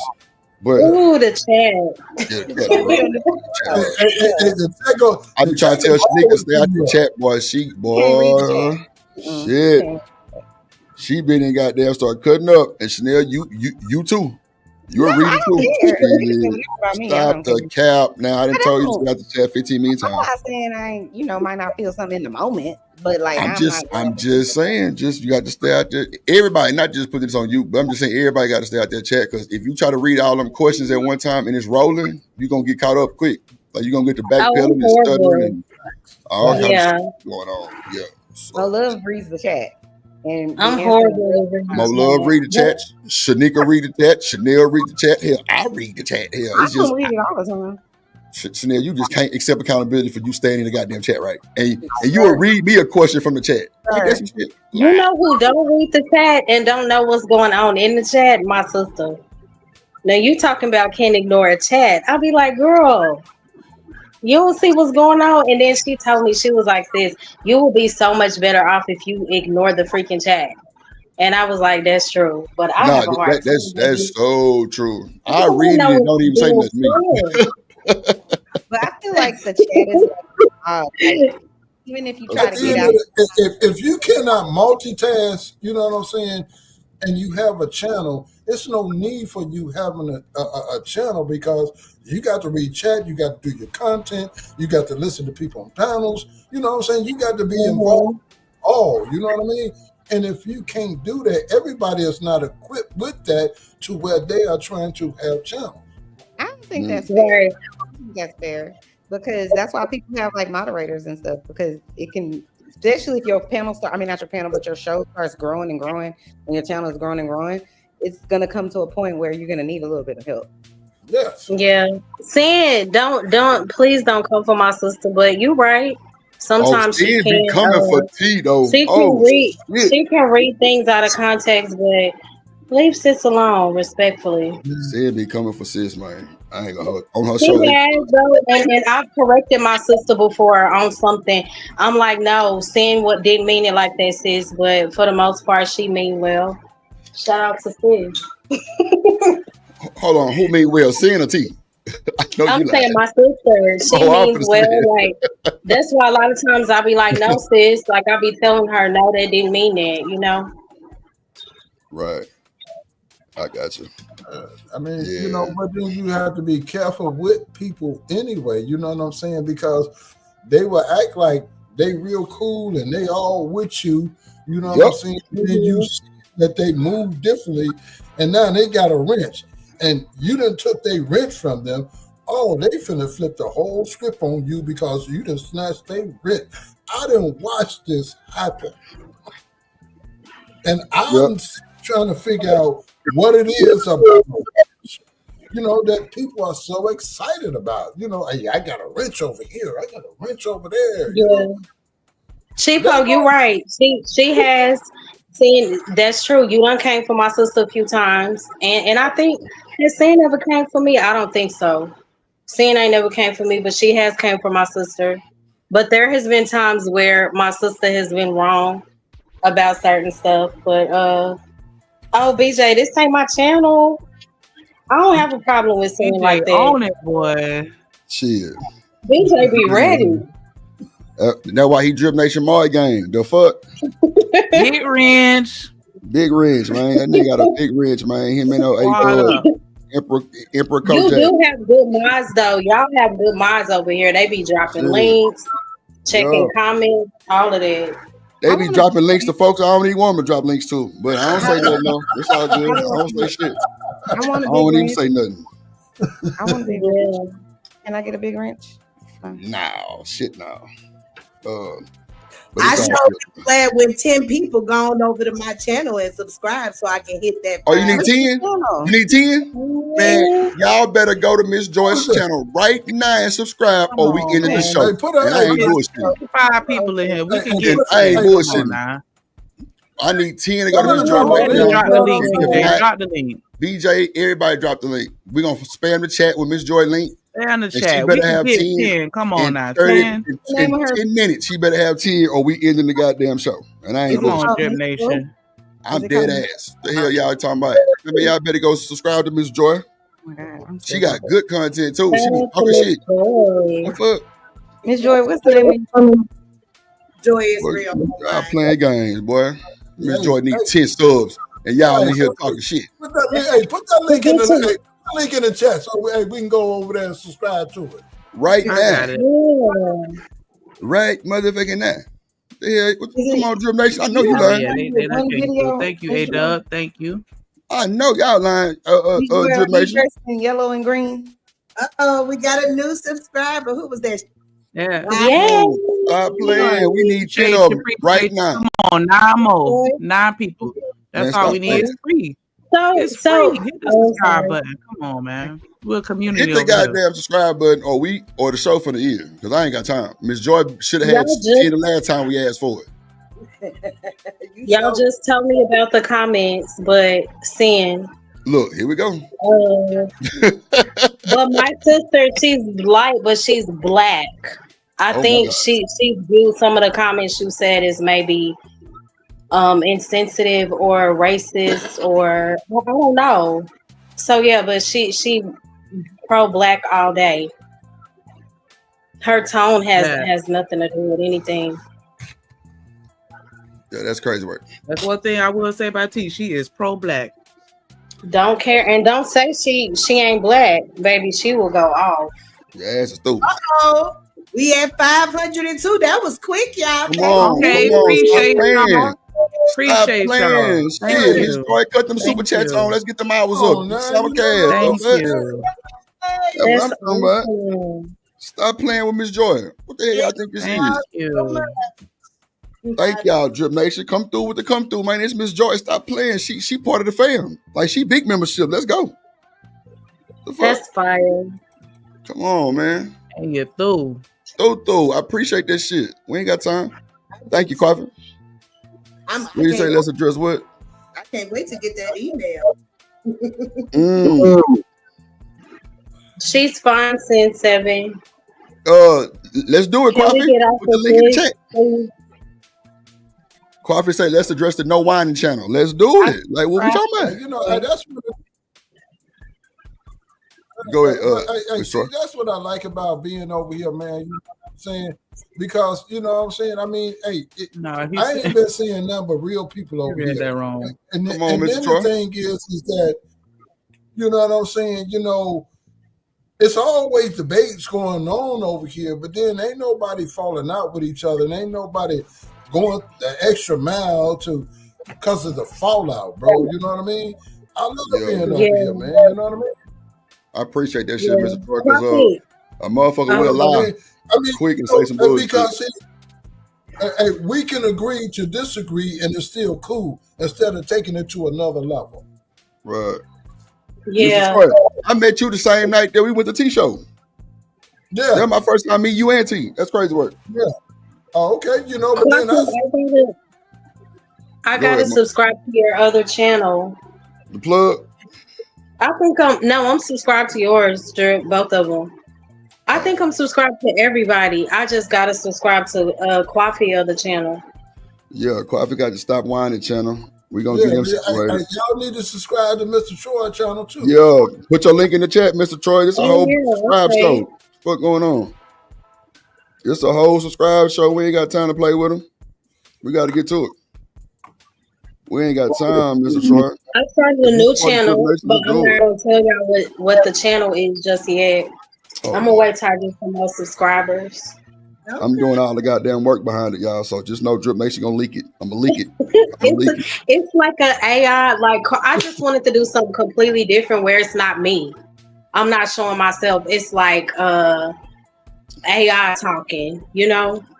Now watch this. Mo Love just said she want to do something different because she not showing herself. Now I've seen Mo Love. How many of y'all seen Mo Love? How many of y'all seen Mo Love? But you know how they have these animated channels, like cartoons talking?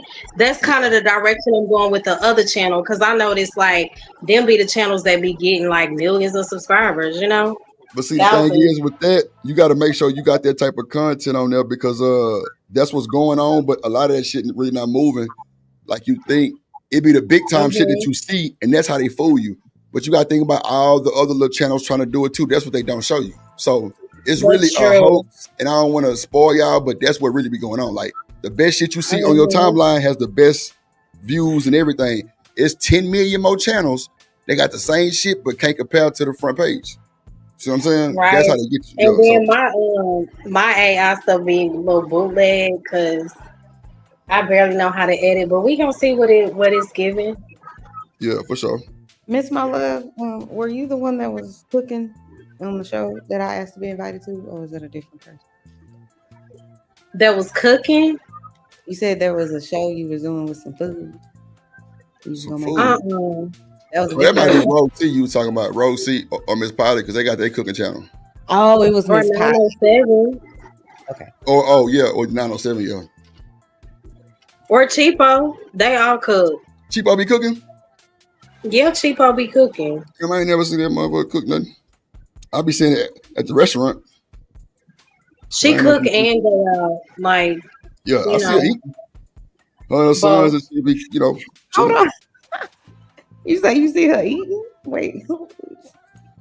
Because she originally came from the mukbang sector where they just talk and eat.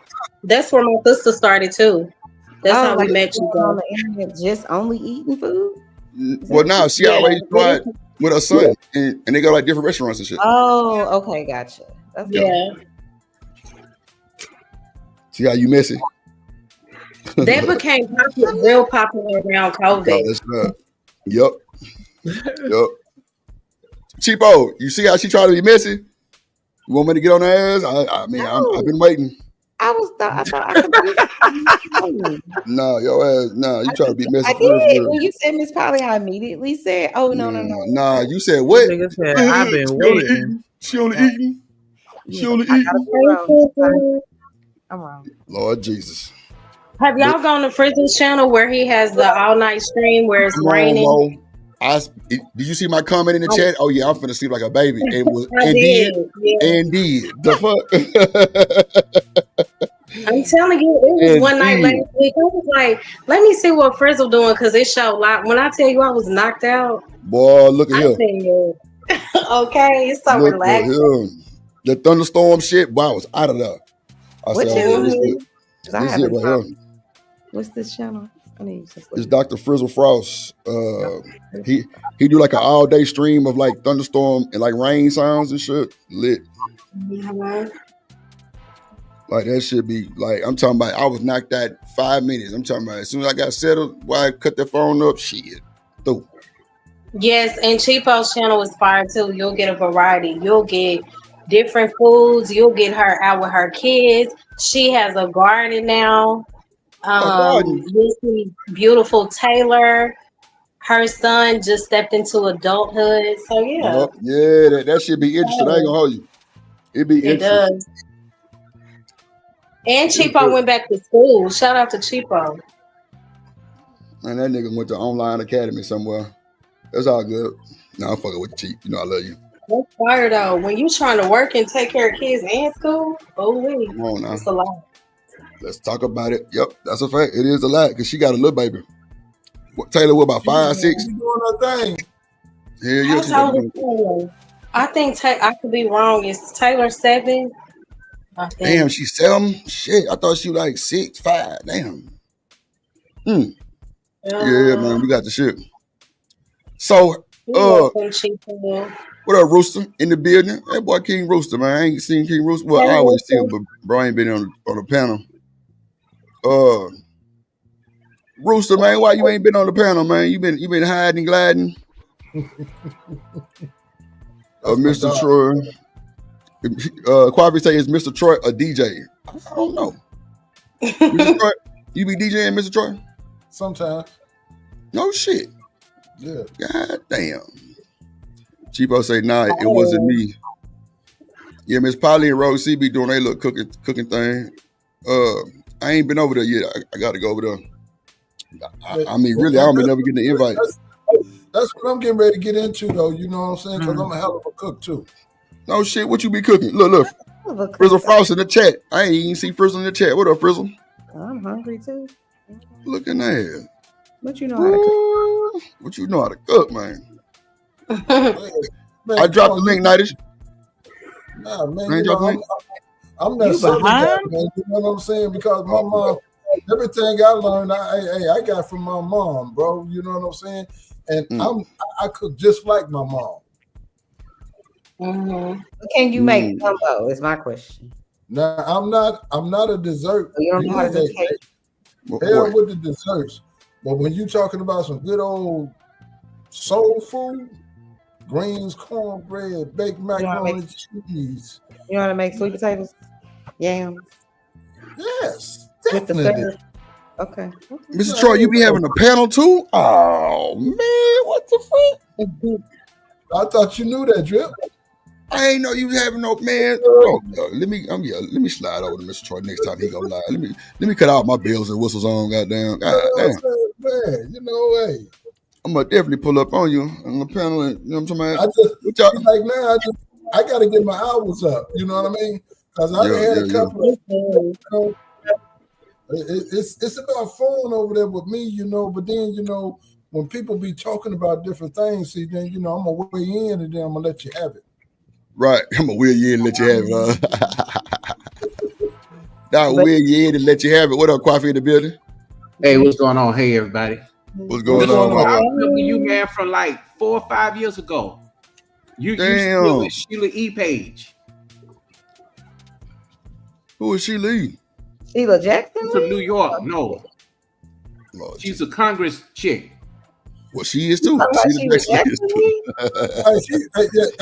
She passed though. Yeah. She did? Yeah. When was this? Last year. Sheila E, the one that was on Baller X? No, Coffee. Sheila Jackson Lee. Is the Congress? Oh, no. She was a guy. Now, Mr. Troy, Coffee asked you, was you on Sheila E channel a long time ago? No. You said no. Do you remember Leonard Roy? No, I only had my channel, man, pretty much about a year. Okay, no, you the wrong one then, Mr. Troy. You talking about, yeah, man, I'm a DJ. I'm thinking you him. Old boy was a DJ too? Yeah, it's another Mr. Troy but I knew this can't be the same one because the other Mr. Troy is a coon. Oh shit. God so damn. He ain't, I know he ain't that one. Damn. No, hell no. Well, clearly he ain't that one that. But I was cool with him though. You know, because he used to be on a few other channels, you know. Yep. Yeah. No, it's been about a year that I done had my channel. You know, I wasn't even going to even have a channel, but I was on a buddy of mine channel and I was up on the panel, but I took over his panel while he went to sleep. Oh yeah, that's the worst you could ever deal with when somebody going to sleep. They're not taking the channel serious. Oh wow. Oh no shade. Because people have sleeping problems, but damn, if niggas say no shade, and then people got sleeping problems. They do. I mean, that's a medical condition. But you clearly it's not always about that. It's about the way that you know the duration, you know, and being up. People get tired and they go on their panels and they go to sleep on their. That's why you gotta schedule things and have a co-host, somebody you can trust. Well, I was that but I couldn't control that channel. But I held his channel down. You know what I'm saying? Because everybody was in the chat. I'm keeping up with the chat, everything. See, I know how to talk. And they tell me, hey, take him down. 7 we didn't say that now. Don't do that. We didn't say that. We ain't talking about Nightish. I forgot, you know, his situation, but you know, we ain't talking about him. Nightish got good shows. You clearly just said niggas who sleep. We holding you to that shit. I know they used to get drunk and go to sleep. I'm talking about really go to bed. You can see them in the bed sleep. Back wait a minute. Go to bed. Yeah. They go right down to the bed on the line. Yeah. Get up from the desk and go lay down. Boy, that's crazy. Why would you have well, I don't know. I guess some people do have their computers in their bedroom. Wow. Yeah. Even darker. Shit. I mean, but people use different devices when they live, man. You know what I mean? Yeah, that's true too. Yeah. You know, they got different devices. They have 3, 4, 5 devices going at one time. You know what I mean? I can't do all of this. Oh man, that is crazy work. Yeah, people do got a bunch of devices though going live and shit. Nah, but Quavio had been around a long time. Yes, sir. And I've seen things change. I've seen people go. I've seen people die. Damn. Real talk. There's a few people that I've been on panels with. They died. You know, starting with Kevin Samuels. Yeah.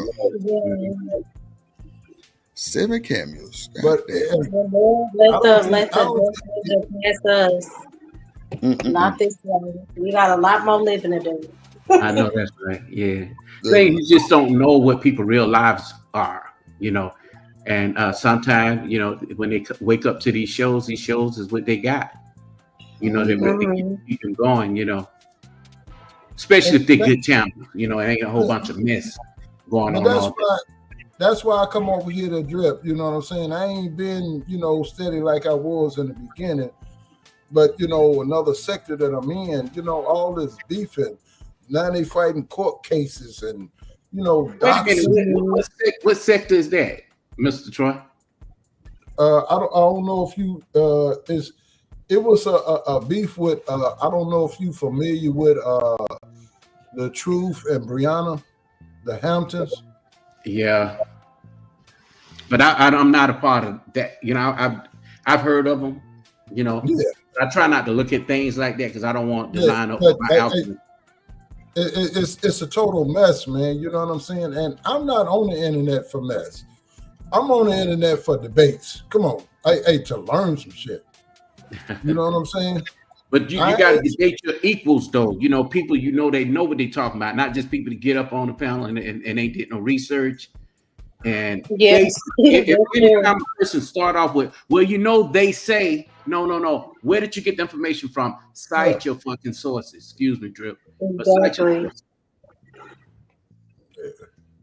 It's a lot of garbage going on over there. You know what I'm saying? And then, you know, like this time of morning, because I got a 9 to 5. That's right. And to be honest with you, I own a liquor store. That's what's up. That's right. You did say that shit. Saying? So I don't. You know what I'm saying? So it's always late for me with the people that the subscribers. They be asleep when I go live. You know what I mean? So and this is how I ran into Drip. This Drip would be on his mug 8, 9, 10 hours. You know what I mean? Yeah, that's a fact. And I can go sleep and wake up and then, hey, I'm gonna catch Drip. You know what I mean?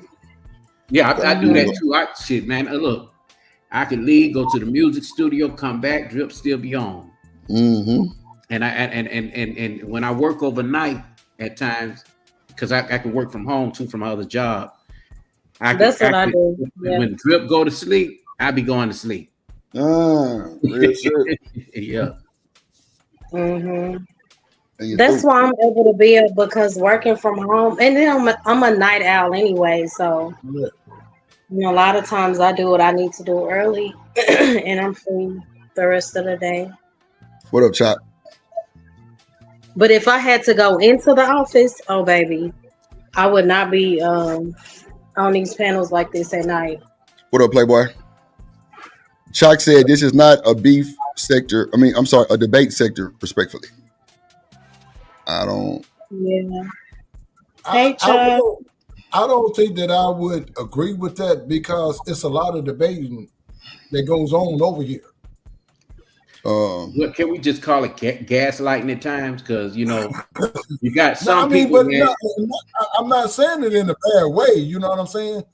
No. I'm not saying it either. I'm not saying it either. What I'm saying is, you just got to know who not to get in conversations with, because the subject change periodically. You know, like some people would ask a question with a question in order not to answer your question, and here we are on a new subject. Damn, boyfriend. Yeah. In order to get out of the question, you know, or to change the topic. That's why I hate debating, you know.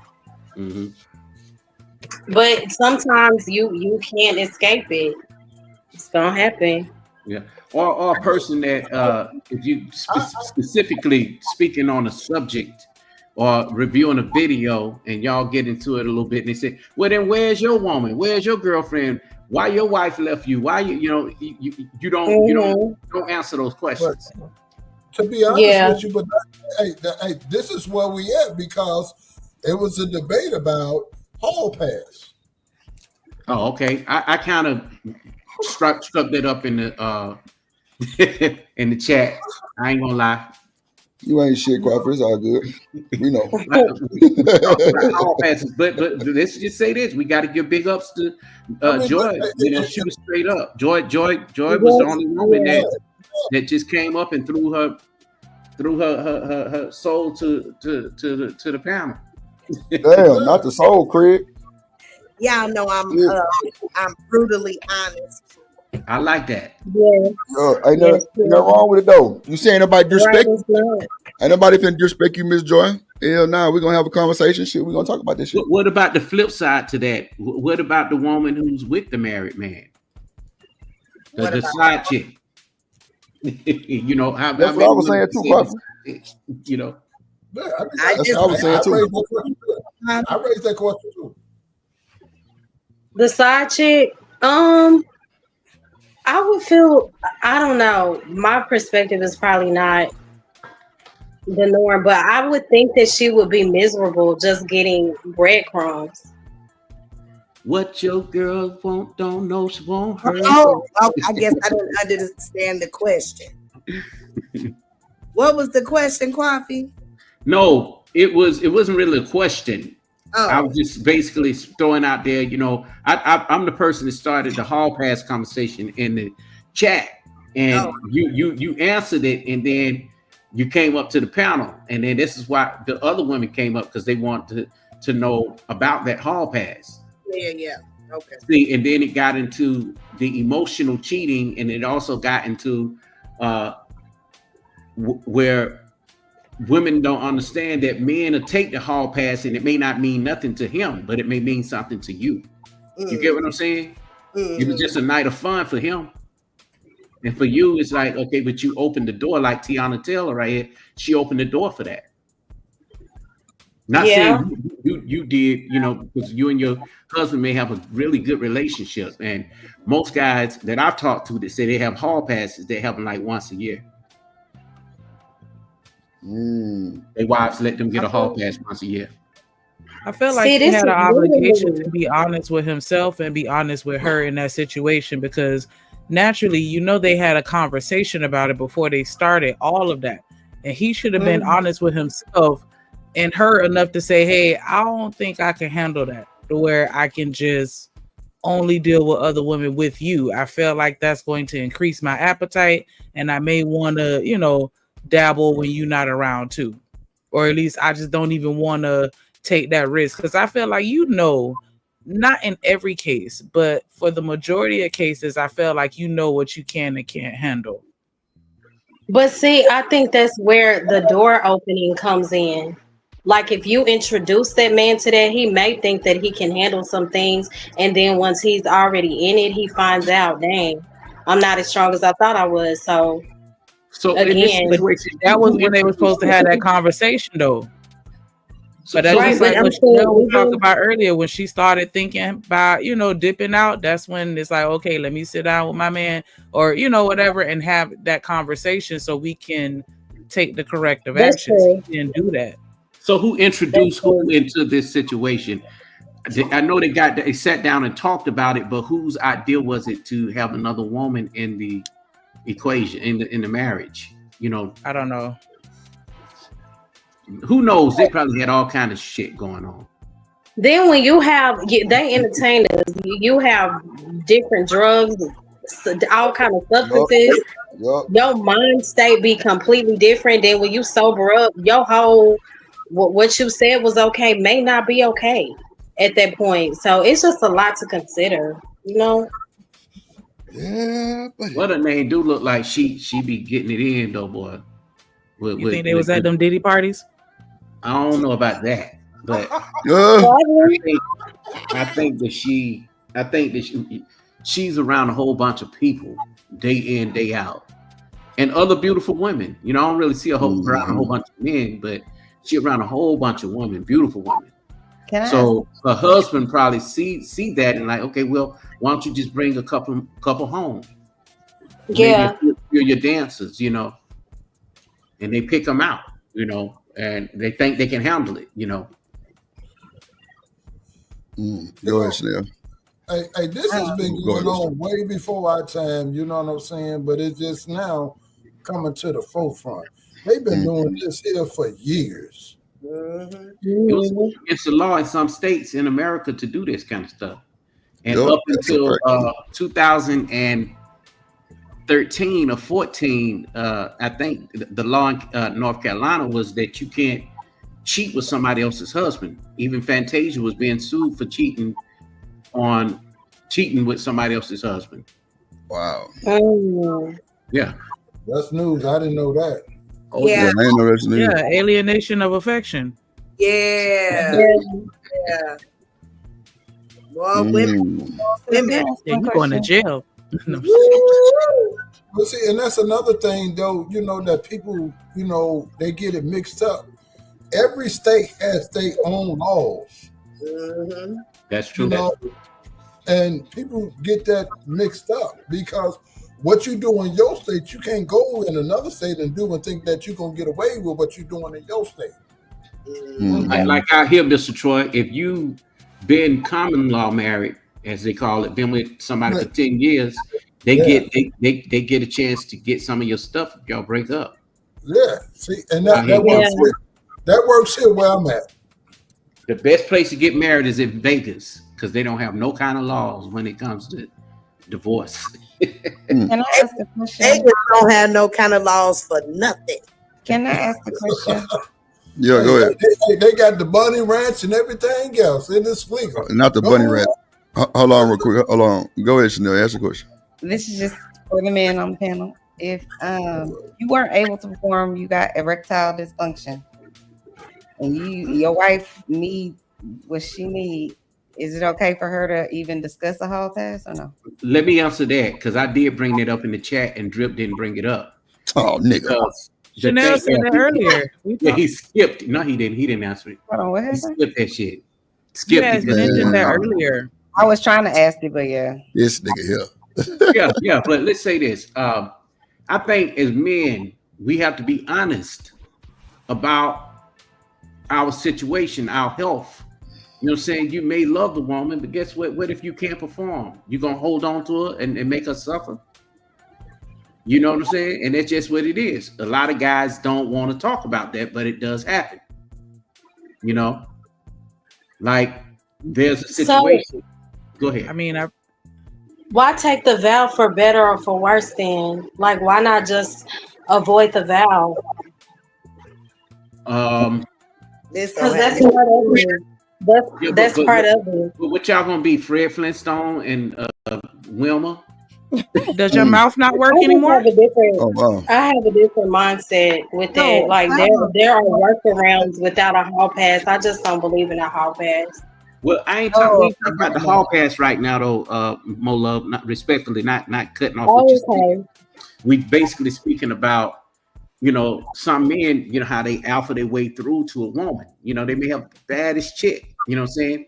And she's with him because of what you just said, for better or for worse. But deep down inside, you know, she looking at his friend or looking at somebody else because he not giving her what he needs, which she needs sexually. And a lot of us. And especially, and I'm just being straight up because I got all kind of friends, you know, especially these big boys. They say, "Yeah, man, shit, I just eat it." You know, I say, "Okay, yeah." I said, "But you know what? She gonna get tired of that too. She's gonna want the real anatomy." You know what I'm saying? He's talking that he don't have the equipment to perform. You know, goddamn. Yeah. Chalk say Coffee has no clue about women's sex. Oh my god. Oh, Chalk can go to hell. I see that shit down there. Chalk is a troll. Just about kind of knowing who she is. Just about. I'm almost close to knowing who the person is. Fast to say, ED probably came from her bad cook. It probably did though. Shoot. Oh my God! Shit. But I still want to know what the rest of the men. What up, Fast? That's crazy work. A lot of that stuff do have some, a lot to do with diet, blood flow and all that. I agree. But with the men on the panel, give the hall pass or allow that to happen? They're not giving the hall pass, Chanel. That's why they ain't answering. Oh, okay.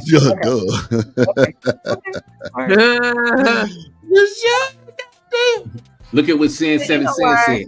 I bring it up too because, what if, what Ms. Love was saying is through sickness and health, right? Through richer or better or for worse and all that kind of stuff. That definitely comes up in marriage, at some point or another. But I am a believer.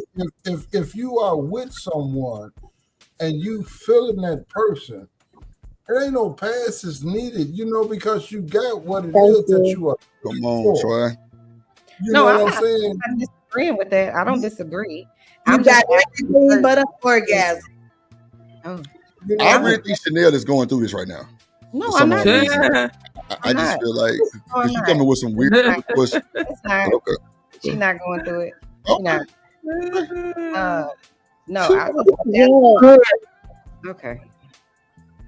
I like what Fasting with Void said. Y'all need to my mindset is just different. Like we really got to give hall passes, or we can't work around whatever is going on. But we can't shade the hall pass either, though. We can't shade the hall pass because this shit is going on for sure. I just think everybody move different. That's it. Everybody what do you mean? No, okay, because you saying about the hall pass, some people like that type of shit. Some people don't. Like That's you got to true. be prepped for that type of shit. You know what I'm saying? That's all I'm saying. Everybody move different. Now for us, knowing the normal, we like goddamn a hall pass, But for the people who do the hall pass, this is normal. Yeah, that's true. I think that. But see what I'm saying?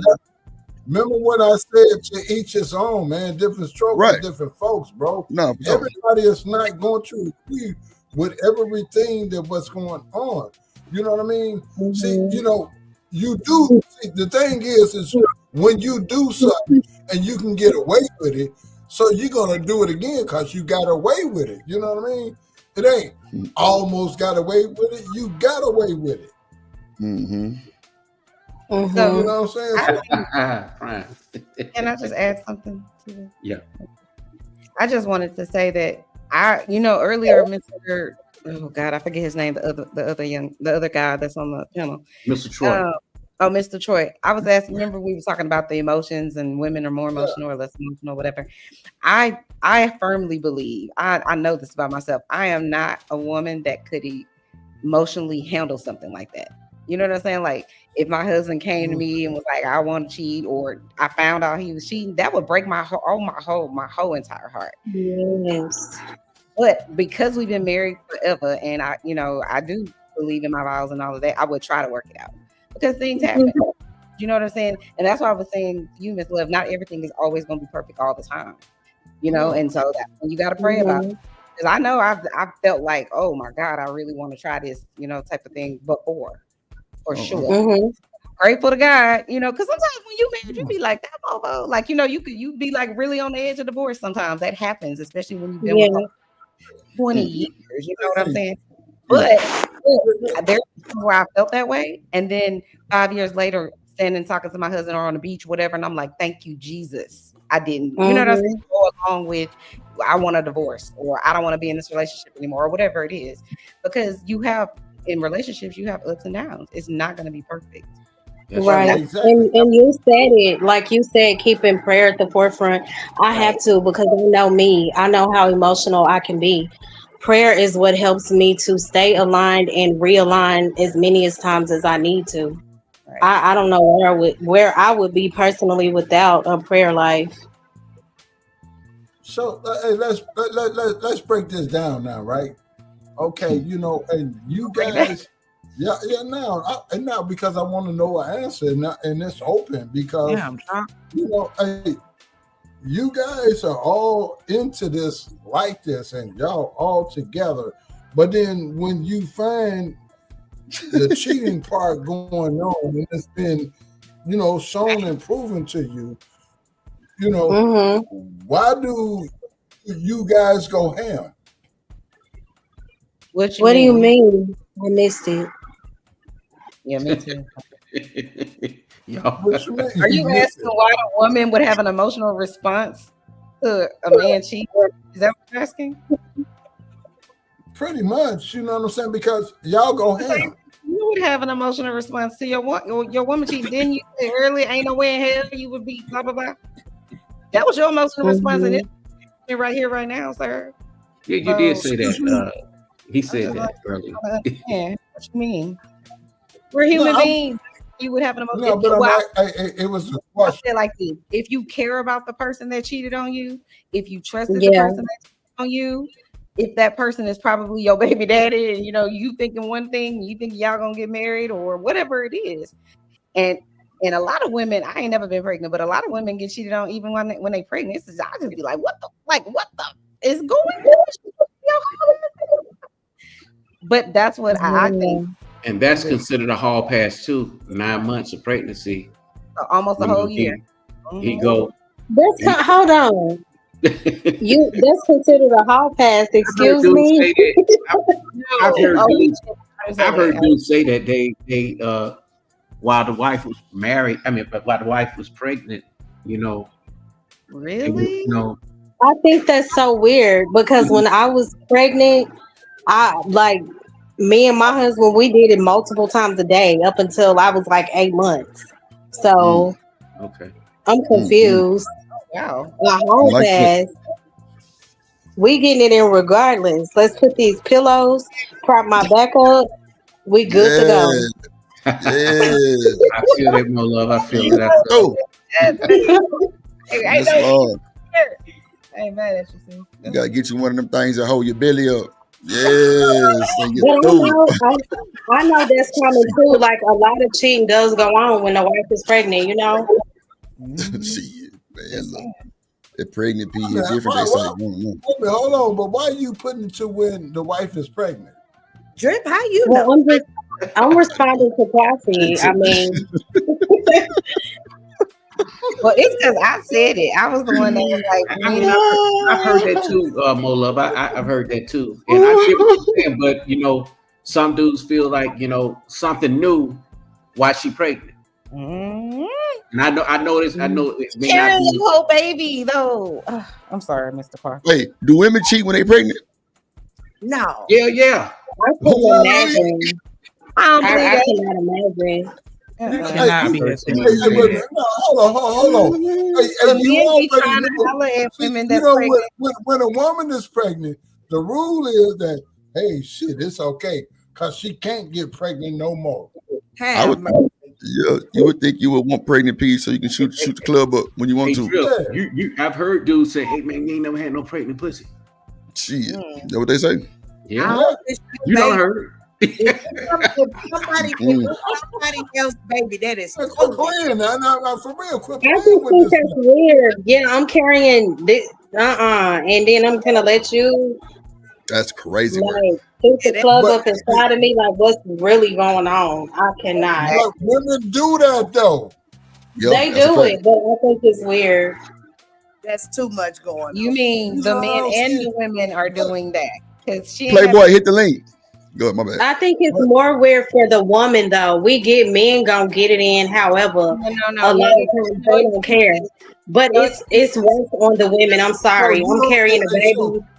No excuses, ma'am. There's two people engaging in sexual activity. Right, but I'm just but saying, only one person got that baby in them. It looks more tacky on the woman. I'm carrying a baby and I'm letting these niggas nut in me. That's very disgusting. I agree with you. I do. But I'm just saying, we can't just be giving passes to them when they doing certain things. I didn't say I was giving a pass. I'm just saying it looks worse on the woman. I'm not giving a pass. But a woman letting a man ejaculate inside of her while she carrying a baby, that just look worse. The guy is out of order too. Here it is. No. Come on. No. Here it is. It's a celebrity. Pregnant hookers make bank. Crazy work. You know what I'm saying? To where, It's all over YouTube and everything else. It's a celebrity, a basketball wife, to where she had this man thinking that this was his daughter all her life, but she belonged to somebody else because of the DNA. Yeah, Doug Christie. Yeah. Sir. Come on. Wow. From Basketball Wives. Whoa. What's her name? What's that woman name for Basketball Wives? Hey, Doug and What's that woman name? Doug Christie wife. What's her name? Jackie. Yeah. She's going through divorce. Yeah. Are they? Yeah. She's going to jail because she been a fraud. She going to jail. It's crazy. What she do? I know. What's the tea? She told him. You been She stealing? had been scamming. Scamming. God damn. Oh, She look like a scammer, man. She talk like she slick. She do look like a scammer. well, y'all play Jackie. Jackie Home out here in the Sacramento. I'm following that real tough. I'm following it tough. And actually, I'm finna do content on it. I can't go too fast. So that light skinned baby she got, that's not Doug baby. They grown lady. Yeah, she grown. Yeah. I know she's grown, but you know she got a couple kids. And Hold on, let me pull the the darker skin daughter different than the lighter skin. Right. How did they find out? And the light skinned daughter. He was smart enough to pull a move like, you know what I'm saying, I need a DNA test. Because of why he wait so long? Wait a minute, which child is not his? The girl. It's two of them. It's two girls. One dark skinned daughter. It's a girl and a boy. No, it's two girls. Yeah, two girls, and I think. Okay, so Chantel. Yeah, she going to jail. She got fraud charges, y'all. Chantel. Yeah, Chantel, that's her name. Chantel is her name. I'm gonna play the clip in 2 seconds though. Hold on. Let me see that. I ain't seen that. That's crazy, Jackie. That's crazy. Yeah, that's everybody thought they was the ones that, you know what I'm saying, the ideology of a good goddamn relationship. Yeah, she a whole scammer. They're talking about Tammy Roman on her food stamps. Yeah. That's crazy work, huh? Jackie been. That's why she going to jail. Straight to the motherfucker. Superstar Jackie Christie is staring down a mind-blowing $300 million court ruling that could send her behind bars for a decade. Can you even imagine? This isn't just some petty lawsuit. It's a full-blown... Hold on. What the fuck? Oh, why is she taking so long? Legal catastrophe that could destroy everything she's built. The Basketball Wives superstar Jackie Christie is staring down a mind-blowing $300 million court ruling that could send her behind bars for a decade. Can you even imagine? This isn't just some petty lawsuit. It's a full-blown legal catastrophe that could destroy everything she's built. If you've ever watched Basketball Wives, you already know Jackie is the queen of controversy. She's bold, she's fierce, she's outspoken, and she's always stirring the pot. Love her or hate her, and trust me, people feel strongly both ways, Jackie knows exactly how to keep everyone talking about her. But honey, this time the drama isn't about cast feuds or petty gossip. It's about a serious legal battle that could snatch her from the spotlight and throw her straight into a cold, hard prison cell. So what in the world happened? Sources close to the situation say Jackie's caught up in a massive fraud case involving hundreds of millions of dollars. Wow. And Doug got himself up out of there. She tried to fucking blame Doug and tried to pull Doug into this shit. And Doug came with his motherfucking receipts. You don't got enough money, man. Doug is the plug. Doug is he a coach. He's a coach out here for the Kings. Are they still married? Yeah, they it's a $300 million lawsuit. Wow. I'm so confused because it seemed like Doug was so good to her. No, Doug ain't the problem. She the problem.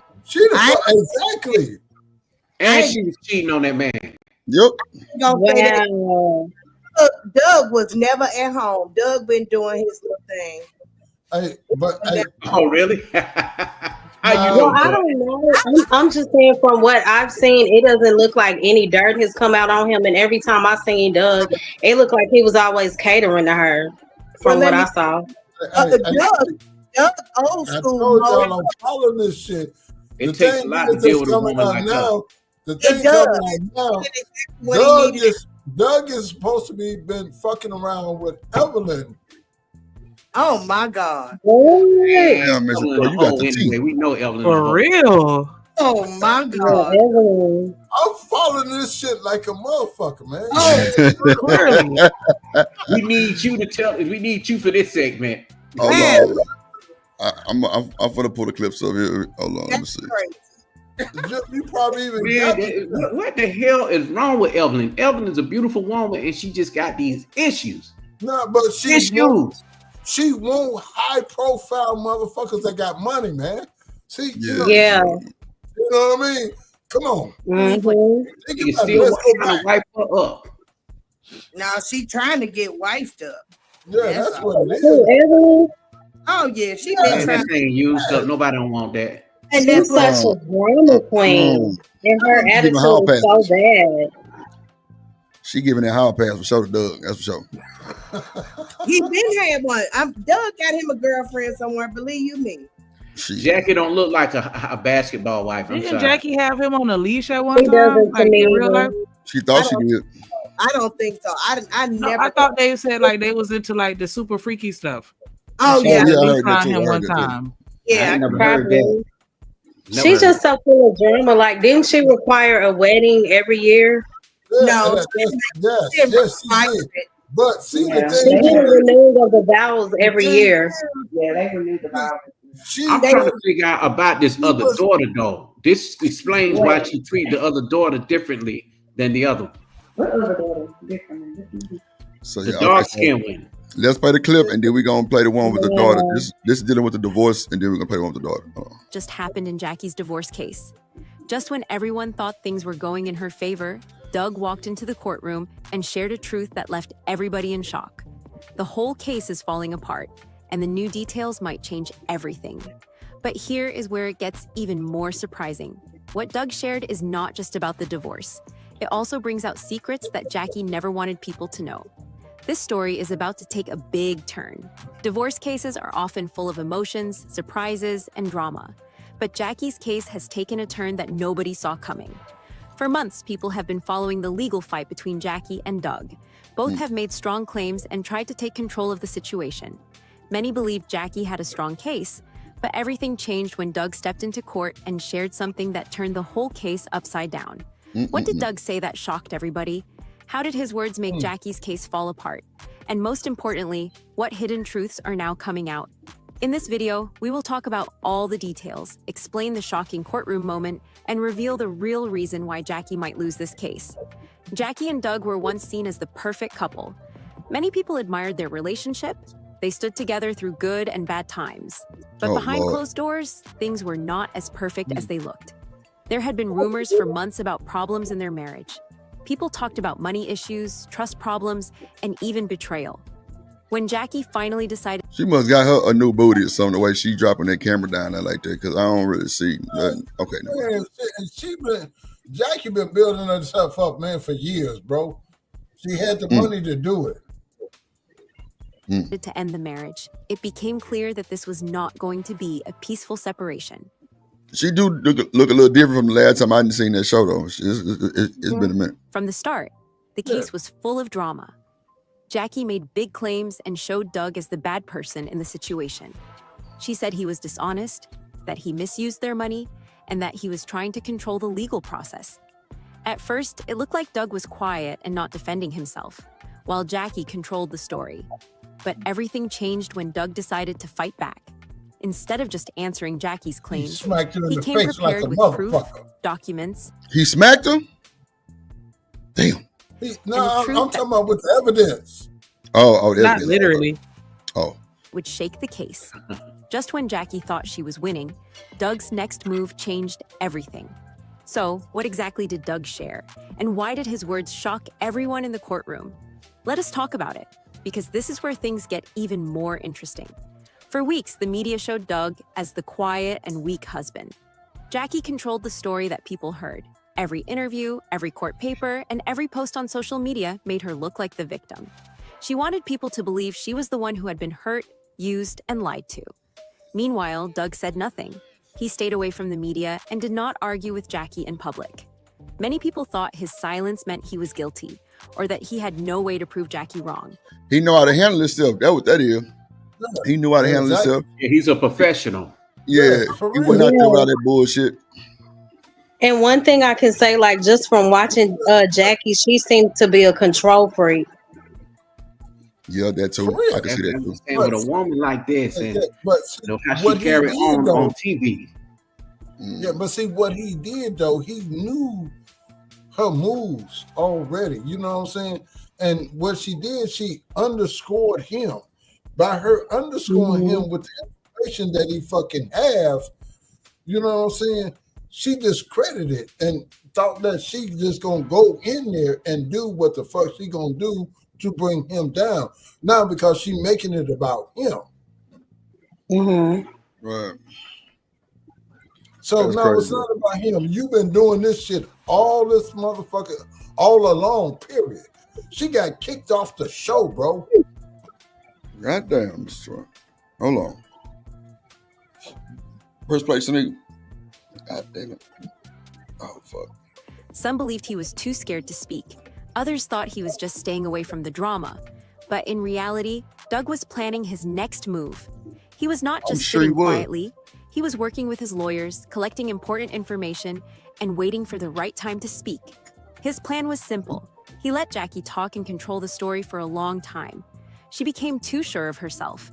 She made big claims without knowing that very soon, everything she said would be questioned. What she did not know was that Doug had been keeping records, bank statements, messages, emails, and legal papers. That would prove her wrong.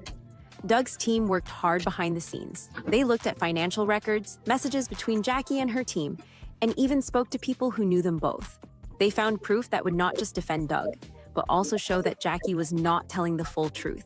And when Doug finally spoke, he did not just deny Jackie's claims. He showed clear proof that Jackie had been twisting the truth all along. But that was not even the most shocking part. Doug did not just defend himself. He shared something that nobody expected. When he presented his proof in court, everything changed in an instant. Jackie, who had been confident all this time, suddenly saw her case fall apart in front of her. The courtroom was silent. Everyone thought it would be another normal day in court, where Jackie's lawyers would once again make Doug look bad. Jackie sat at her table, sure that she was still in control. She had been winning public support, shaping the media story, and keeping Doug on the defensive. But then, something unexpected happened. Doug's lawyers stood up and, with a calm but powerful voice, told the court something that left everyone in shock. Doug's lawyers stood up and made an announcement that changed everything. He said they had new evidence, something that would not only prove Jackie's claims were false, but also reveal a hidden side of the case that no one had seen before. The judge... Okay, when we gonna get to the middle of the drag this shit? God damn. 20 minutes of, yeah, and then they would say something so shocking that you never believe. Like, girl, get to the point. Right. Jeez. Allowed Doug's legal team to continue, and what happened next left everyone in shock.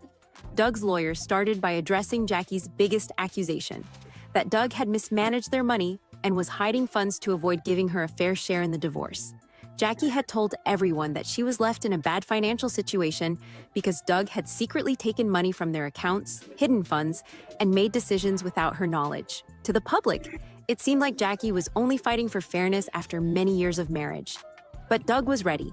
His legal team showed a series of financial records, bank statements, wire transfers, and tax documents that told a completely different story. These records proved that it was not Doug who had been handling money dishonestly. It was Jackie. The evidence showed that Jackie had been taking out large amounts of money from their joint accounts long before the divorce even started. The documents also revealed a pattern of excessive spending, luxury vacations, designer shopping sprees, and expensive purchases that Doug supposedly knew nothing about. The courtroom fell silent. Jackie's confident expression started to change, but Doug was not finished yet. His lawyer then presented text messages and emails, conversations between Jackie and her financial advisors. In these messages, Jackie admitted to moving money around and even discussed ways to make it look like Doug was the one mismanaging their finances. These messages directly contradicted everything she had said in court. At that moment, whispers spread through the courtroom. The image of Jackie as a victim was beginning to break apart. The judge looked carefully at the evidence, and Jackie's lawyers quickly tried to object, but the damage had already been done. Doug had... They said that she had figured out a way to move the money around and make it look like he was mismanaging the money. Yeah, but if you look at the way that they put the pictures up, he cool with everything that's going on because he already know. I'm waiting on you. He's smiling and everything, the way everything going on. I'm waiting on you because I already know where you're getting ready to go.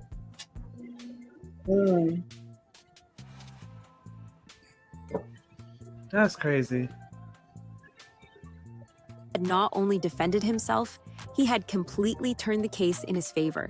And just when it seemed like things could not get any worse for Jackie, Doug's lawyer took a deep breath and said, "But there is more." What could be more shocking than financial deception? What was the next piece of evidence that left the entire courtroom in disbelief? As the courtroom remained silent after the financial proof Doug had just shown, Jackie sat frozen. Her usual confidence was fading. But Doug's lawyer was not done yet. He adjusted his tie, looked at his client, then turned back to the judge. "Your Honor," he said, "we have one more very important piece." Hold on, real quick. Look at that nigga hairline. Yeah.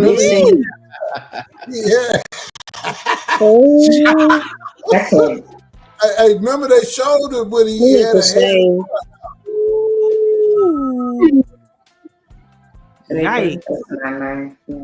You already got that extra nugget in the back, like. Jackie want the blood, nigga.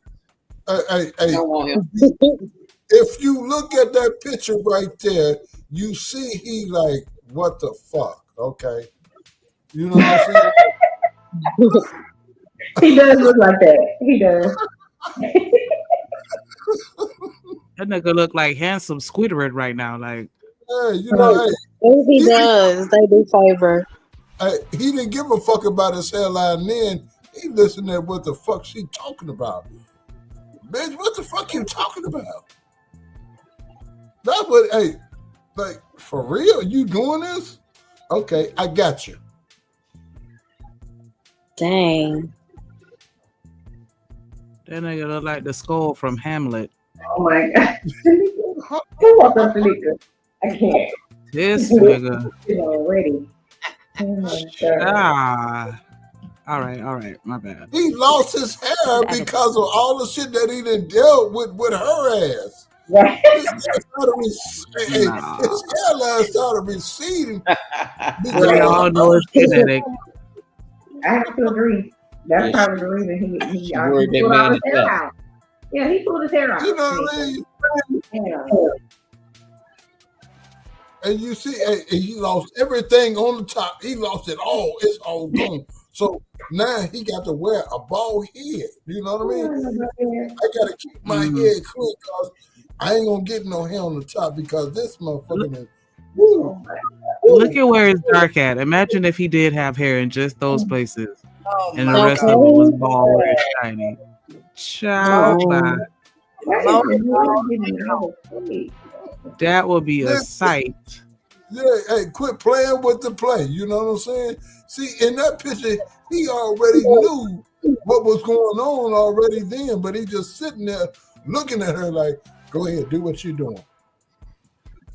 Tanika, can your man get a man unit? Does his head look like Christy, Mr. Christy? I think he... Come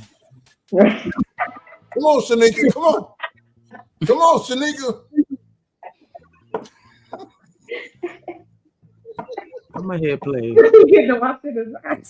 It is directly related to Jackie's honesty and the claims she has made in this case. The Oh, weight of those Lord. words sent a wave of tension through the room. Jackie's legal team whispered among themselves, clearly not expecting what was coming next. Jackie shifted uncomfortably in her seat. She had spent months making Doug look like the bad person and herself as the innocent victim. But what if she was hiding something even bigger? Doug's lawyer reached into a folder and pulled out a thick stack of papers. Your Honor, these are sworn statements along with proof that show Jackie has not been completely honest about her finances or her personal life. The room became even more tense. Doug's lawyer continued, "For months, Jackie has accused my client of financial dishonesty. But these documents prove that Jackie herself has been involved in financial misconduct far worse than anything she has accused Doug of." The judge signaled for him to continue. Jackie clenched her fists as she stared ahead, avoiding eye contact with anyone. Then came the biggest shock of all. Doug's lawyer took a deep breath and said, "We have evidence that Jackie has been secretly transferring money into hidden accounts under a different name. Not only that, but she has been using those funds to support a lifestyle that completely goes against the claims she has made in this courtroom." Gasps filled the room. Even the court reporter, who had stayed neutral throughout the trial, looked surprised. Doug's legal team then presented bank statements that connected Jackie to hidden offshore accounts. The documents also revealed that she had been secretly buying properties that Doug never even knew about.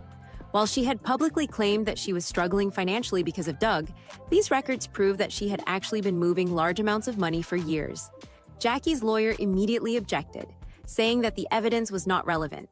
But the judge allowed it to be added to the case. Jackie's face showed panic. She had built her case on the idea that Doug had left her in financial trouble. But now the proof in front of the court was telling a complete... For real?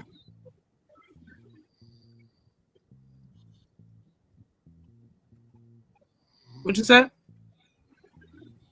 No, I'm reading her face and I'm just commenting Who's on that on the panel snoring? Who's on the panel snoring? For real, look at her. Completely different story. And just when it seemed like things could not get worse for Jackie, Doug's lawyer pulled out yet another set of documents. Your Honor, in addition to financial misconduct, we also have strong evidence that Jackie has been involved in a personal scandal that she desperately wanted to keep hidden. What could this new evidence be? How much more was Jackie hiding? The courtroom was about to witness yet another shocking twist. Jackie had kept something hidden from the court, but now the truth was about to come out.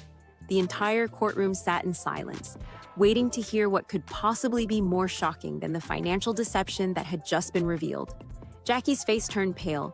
She knew what was coming. She leaned toward her lawyer, whispering something urgently, but it was too late. Doug's lawyer continued, "We have multiple eyewitness statements, along with private messages that prove Mrs. Jackie was involved in an affair while she was still married to my client." The courtroom exploded with reactions. Jackie had worked so hard to make herself look like the victim, the loyal wife who had been betrayed by an unfaithful and dishonest husband. But now, everything had changed. Doug's legal team had found a series of messages between Jackie and another man, proving that she had been secretly seeing him while she was still legally married. And it did not stop there. The evidence also showed that she had used their shared money to pay for private trips, luxury gifts, and expensive meetings with the man she was seeing. The courtroom fell silent again. Jackie's lawyer quickly stood up and requested a break, clearly desperate to find a way to fix the situation, but the damage had already been done. The judge, who had seemed supportive of Jackie's case at first, now looked at her differently. His expression showed that he was seriously recanting everything she had claimed. Doug sat calmly, watching as everything unfolded. He had waited for the right moment to strike, and now the truth was out in the open. But what does this mean for Jackie's case? Can she recover from this disaster? The court... What you said? He looked like, "I got your ass. Got you." I'm going off the pictures. I'm just commenting off the pictures. I'm sorry. Yeah, they keep cycling through the same ones, but that's adding insult to injury. Look at this hairline though. Hey, Shanika, look at this hairline. He had been going through this shit for quite some time. You know what I'm saying? He don't have no hair on the top of his head. You know what I mean? Look at it. But some men do bald early though. No, he didn't bald early. He bald way before it was time for him to bald because of the stress that he was going through with her that he knew, but he refused to give up. Mm-hmm. Look at it. You know what I'm saying? But I don't understand how you can be losing your hair on the top of your head and have mustache. Like, why is your hair on your face? Where did that come from? I'm just saying that. just looking and stuff. Sorry. Chanel, you funny. Now, hey, Doug lost his head years ago, and he has been bald for years because he knew in the beginning, but he just stuck there. That's what it is. I'm following this story. He stood there because he knew what was getting ready to go down, and she did not know. She thought he was slow to the beat. And now he kept all the receipts. Yeah, it's one thing to have another boo, right? Like in a marriage, but it's way worse when you have secret accounts. You low key taking care of this man, going on different vacations. Like she was doing too much. What job did she have to be taking care of the man? Yeah, that's a lot. And then playing victim, like that's crazy. He an NBA star, you know what I mean? You know, he ain't in the top 50, but he an NBA star. So, hey, he had the money already because of his contracts over the years that he played. Right. Oh, yeah, he had the money. He still do got the money. Yeah, exactly. And that's why he ain't going to be touched. But she's trying to get that money from him to pay off what she has fucked up. At the end of the day. So she thinking divorcing him, it's going to be an open and closed case. No. Still going to find him a white woman after that. No, he ain't. No, don't say that. No. I'm not going to go that far at the end of the day because now it's surfacing to where he's been having a secret affair with Evelyn Lozado. Oh, yeah, we forgot about that. Now pull that up. That's what I want to see. Y'all believe that? Y'all believe that? So was it proven that the other baby wasn't his? Was that also a secret? No. He was the one that presented the DNA test. Oh, okay. He presented it. And that was also in the court records. Yeah, because Jackie often treated their other daughter different than the other one. And the killing part about it is to where it came out to be is somebody that Doug knows. Yeah, that's crazy. He had a baby and it's not Doug. Sin 7 said he's not innocent. She said, let's not paint a picture of him sitting at home all innocent. It's not that. It's the fact that she painted a picture as if she's innocent and she's not. Right. It's one thing to like do your dirt and you just do your dirt. It's another thing to try to go to the courts like this man has done you so wrong. Whole time you dirty too. So it's kind of weird. The crazy part is with her attitude and everything, the courts ain't gonna believe this woman. Look at her whole messed up disposition. Look at the point of this man raising this child to where he thinking that it's his, and he found out that it ain't his. That girl does not belong to him. So he was thinking the whole time that was his baby. See, that's a whole nother level of hurt.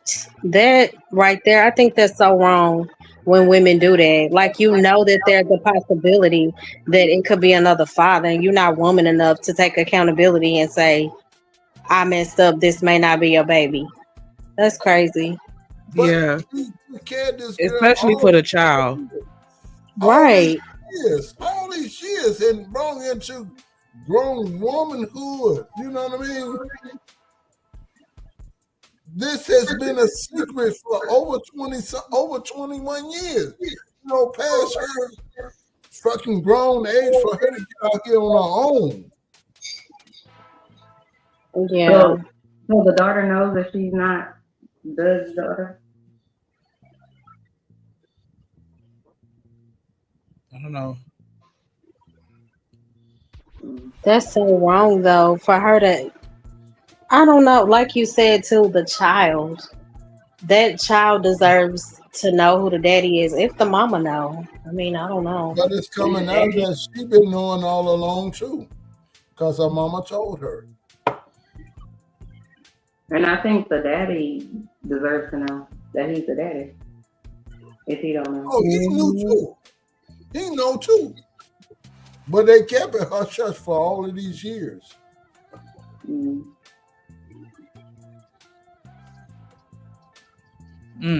Facts, Vic. You're right about that. Doug is a smart man. Oh, he said you have to stay in a relationship for a certain amount of time to build a case. Okay. Hey, you know what? And let me explain that part to you, because I'm gonna speak on it on a man point of view. See, because we always gonna be an underdog. We always underdogs. Mm-hmm. So he stayed there, because he seen her burying herself. Mm-hmm. He's seen her burying herself, but at the end of the day, I'm gonna win. Right. That's what he did. So since that, if he raised her, should he feel any different? I don't think he should. I think he probably About the child. like that's his daughter. You know what I'm saying? Not about the child. It's definitely not about the child. It's about how trifling Jackie was in the situation.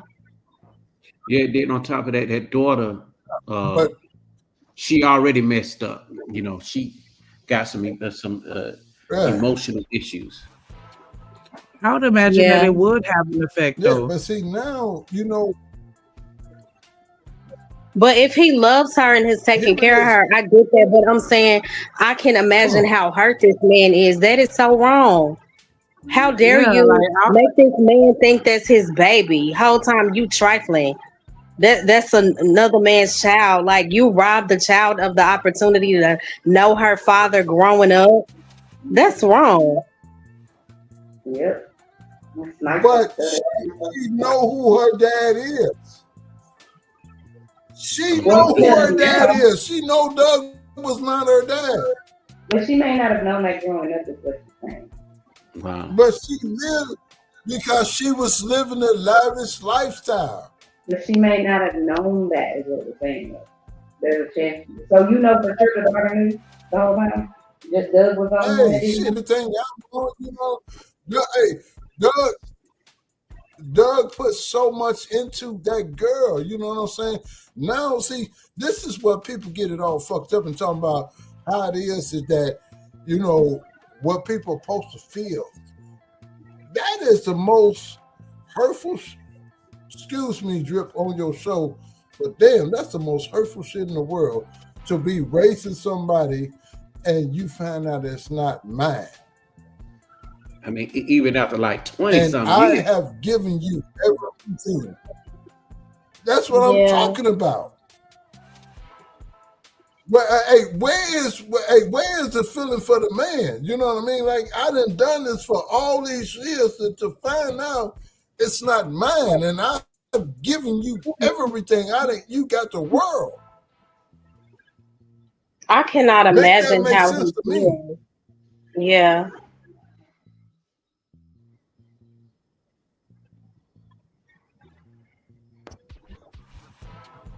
Well, I'm guessing he's probably feeling just as bad as the daughter. That's crazy, and she's been doing this for years. She's been doing this for years. You can kind of look at Jackie and but then now that he want to cut everything off, he's the bad guy. Who said he was the bad guy? I don't think this is. Hey. I'm saying, I don't think, at least the people on the panel, the consensus seems to be that we're in kind of this corner. Jackie's going. No, he's saying what she has done was run to the court. Like some women do. They run to the court, but he already beat her to the punch. Mm-hmm. Like, oh, I'm the man. Nobody gonna believe you, Jackie. Your reputation is already pretty tainted, you know. Yeah. And what's the other lawsuit for? Like, she could be facing prison time for what exactly? She getting ready to go to jail, and she got a fucking $300 million fine on her ass because she didn't scam. Go ahead. Courtroom battle is not over yet, but one thing is clear: things will never be the same again. Now, let us look at how Jackie's legal team tried to fix the damage and whether there is anything left for her to save in this case. The moment the courtroom heard about Jackie's secret bank accounts and her alleged affair, chaos broke out. People started whispering, and even the judge had to call for silence multiple times. Jackie, who had walked into court with confidence, now looked completely shaken. Her strong defense was falling apart right in front of everyone, and she knew that if she did not act fast, she could lose everything, not just the case, but also her reputation. Her lawyer quickly stood up. "Your Honor," he said, trying to stay calm but clearly feeling the pressure. "I request a break so that we can carefully review this evidence and respond properly." Doug's legal team smirked. They knew exactly what was happening. Jackie's side had never expected Doug to fight back with such strong proof. They had spent the entire case making Doug look like the bad person, the liar, the one with secrets. But now, the tables had turned, and Jackie's team was struggling to keep up. "Request denied," the judge said firmly. "We will continue to address these claims now." Jackie's face turned even paler. She turned to her lawyer, whispering something urgently. Everyone in the courtroom could see what was happening. She was trying to find a way out of this mess, but nothing was working. Her lawyer cleared his throat, adjusted his tie, and spoke again. "Your Honor, this is a clear attempt to attack my client's character. The other side is making false claims just to distract from the real issue, Doug's financial dishonesty and his failure to take care of his responsibilities during the marriage." Doug's lawyer did not even blink. "False claims," he repeated, raising an eyebrow. "We have sworn statements, verified bank records, and messages that prove Jackie's financial misconduct. And on top of that, we have solid proof that she was having an affair while she was still married." The judge looked directly at Jackie's legal team. "Do you have any objections to the authenticity of these documents?" Jackie's lawyer hesitated. He glanced at his client, who looked panicked. She needed more time to come up with a way to explain everything. We need time to verify these claims, Your Honor." Doug's lawyer just smiled. He knew Jackie's team was running out of options. Doug's lawyer shook his head. "Your Honor, if these claims were false, Mrs. Jackie would have denied them immediately. Instead, her legal team is asking for more time because they are trying to find a way to change the story. That alone tells us everything we need to know." The courtroom tensed up again. The truth was, Jackie's side did not have an immediate response. And in a case like this, how people saw the situation mattered a lot. If the judge and the public started believing that Jackie had lied about her finances, misled the court, and had an affair while making Doug look like the bad person, then her entire case could fall apart. Jackie's last attempt to save herself seeing no way out, Jackie suddenly stood up. It was a bold move that even surprised her own lawyer. "I have something to say, Your Honor," she announced, her voice shaking a little. The judge allowed it, and all eyes turned to her. Jackie took a deep breath, clearly trying to stay in control. "This entire case has been about the truth." What y'all think?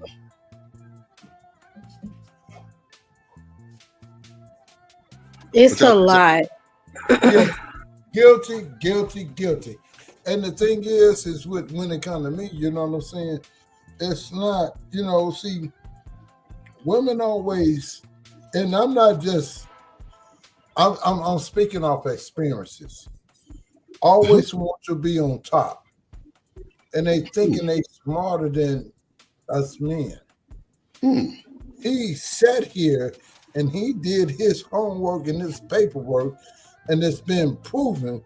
Now, hey, he in the clear.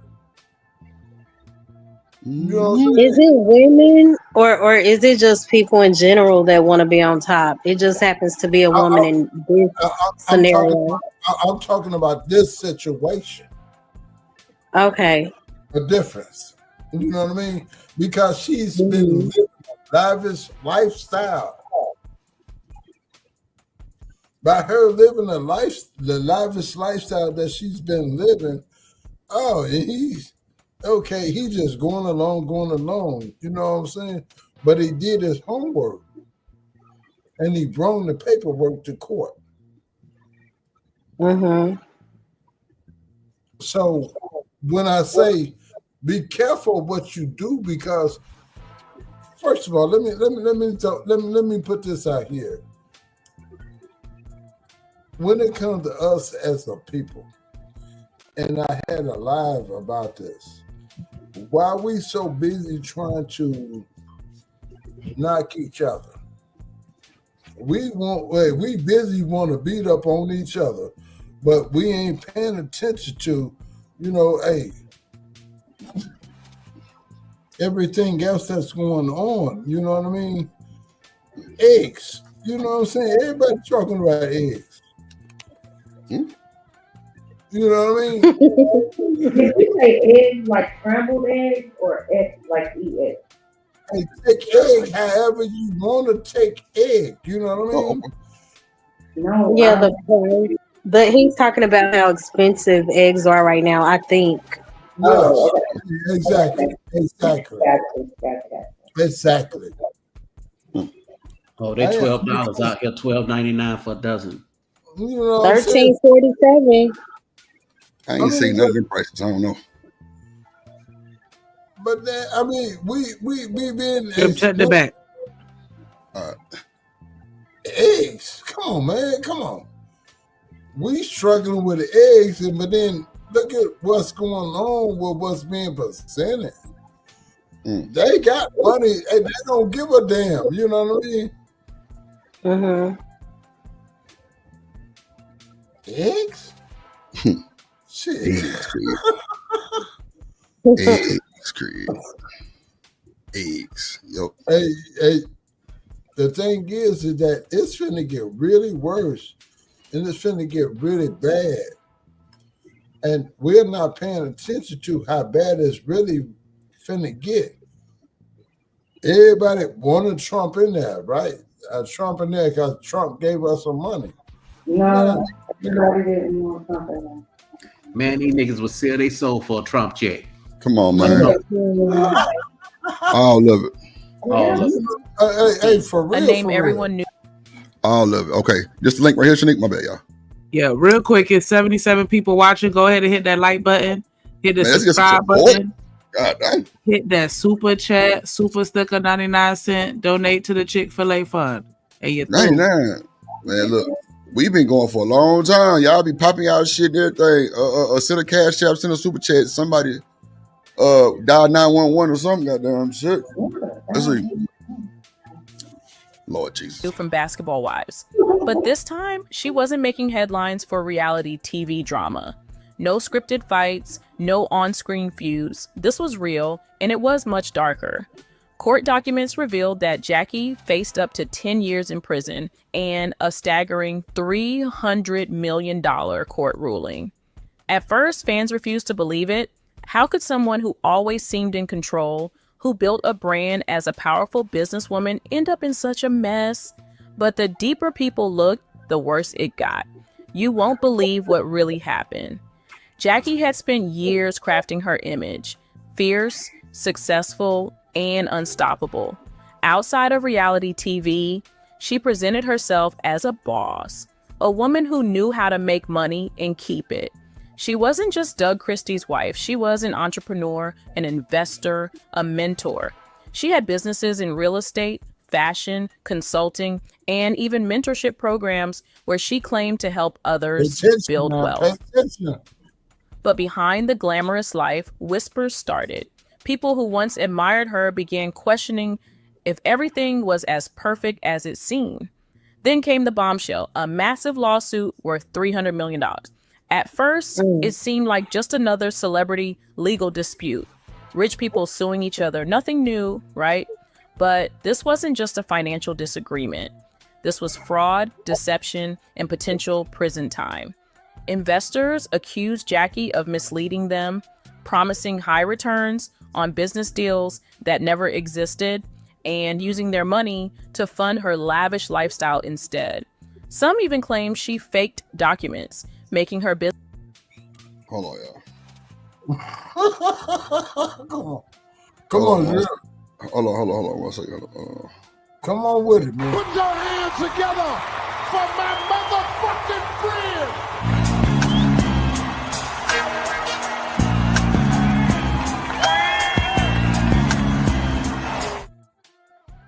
Diva in the building.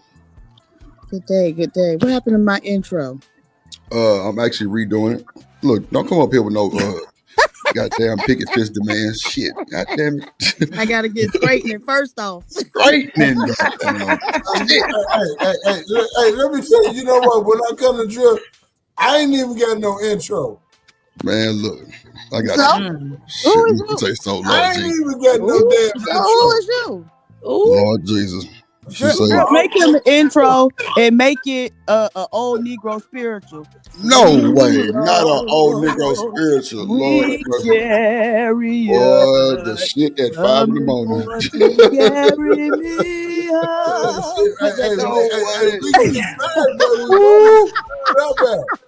Lord, Yeah, Jesus. nah. Not a Negro spiritual, but I'm stupid. Lord Jesus. God damn. Not the Negro spiritual, bro. It's a crazy word. But nah, I'm actually tuning up a bunch of them. Really, that's why, because I just think I could put a little bit more into them. So yeah, it's coming. I want the purge siren the whole time. Oh no, you know what it was? I'm making the one with you and me and Shanika? Ruffin Head girl right here for the FAMU thing. Yeah. Hey, Shanika. Hey, good morning. Oh Lord. The Rattlers. Yeah, that was y'all call it, Little Rattlers. Absolutely. Well, it really should have been the Little Rascals, but we're gonna press play on this. Why you gotta add the little? So, Diva, have you been following this case or?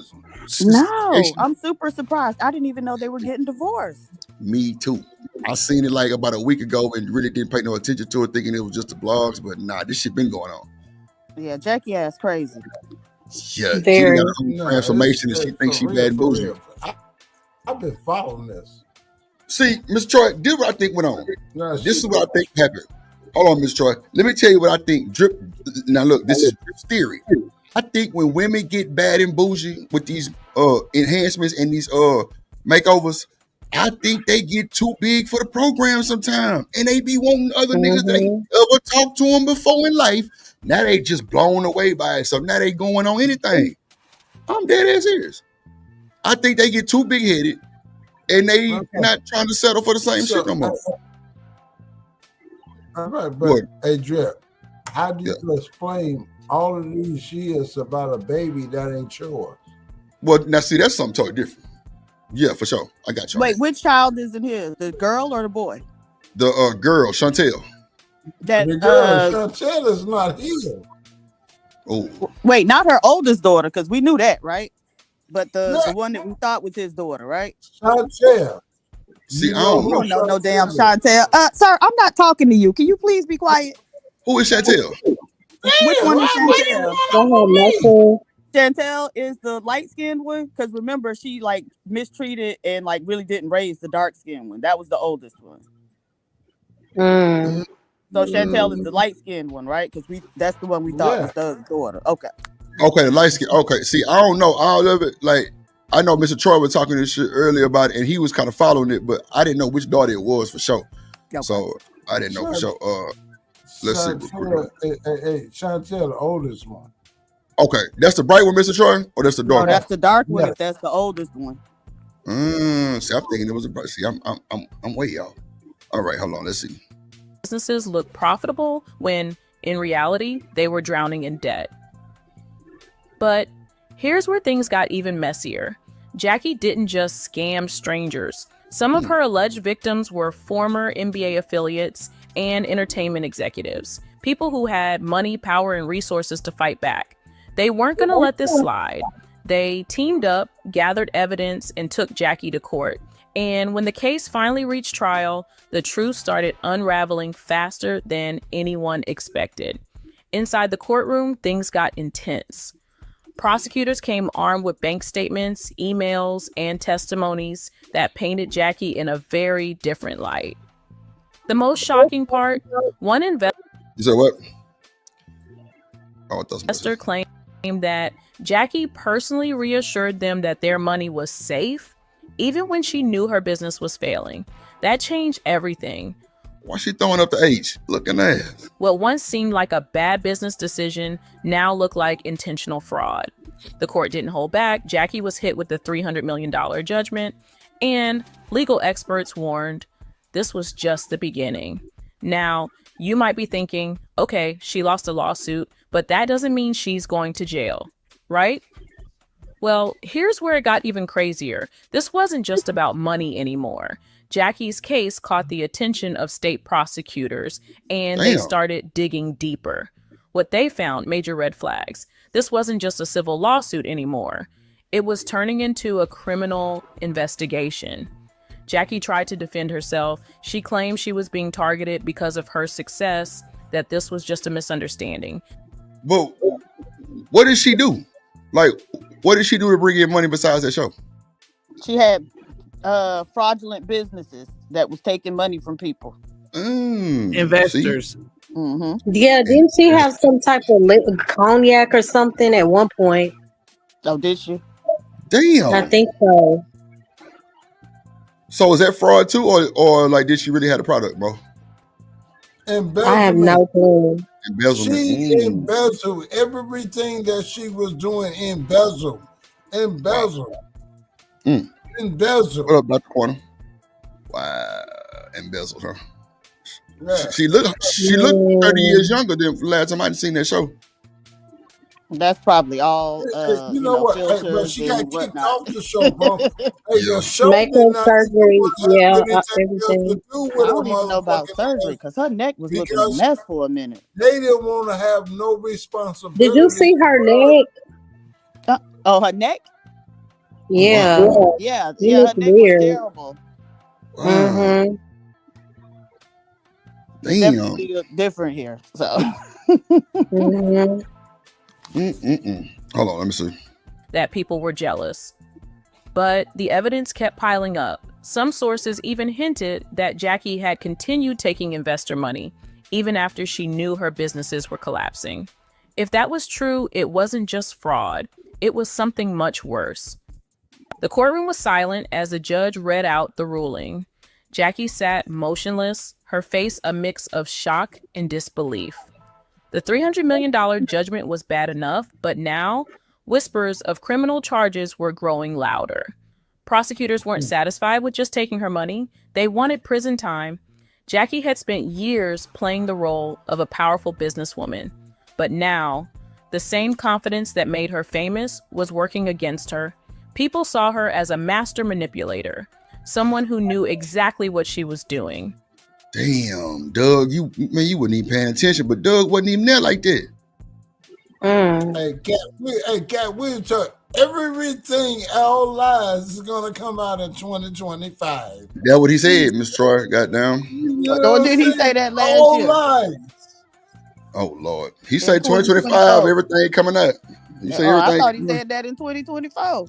No. He said it in 2024 on Shay Shay. Oh, okay. Yeah, he was like 2025. Everything coming out. Yeah. Go ahead, Mr. Troy. You got it. Go ahead.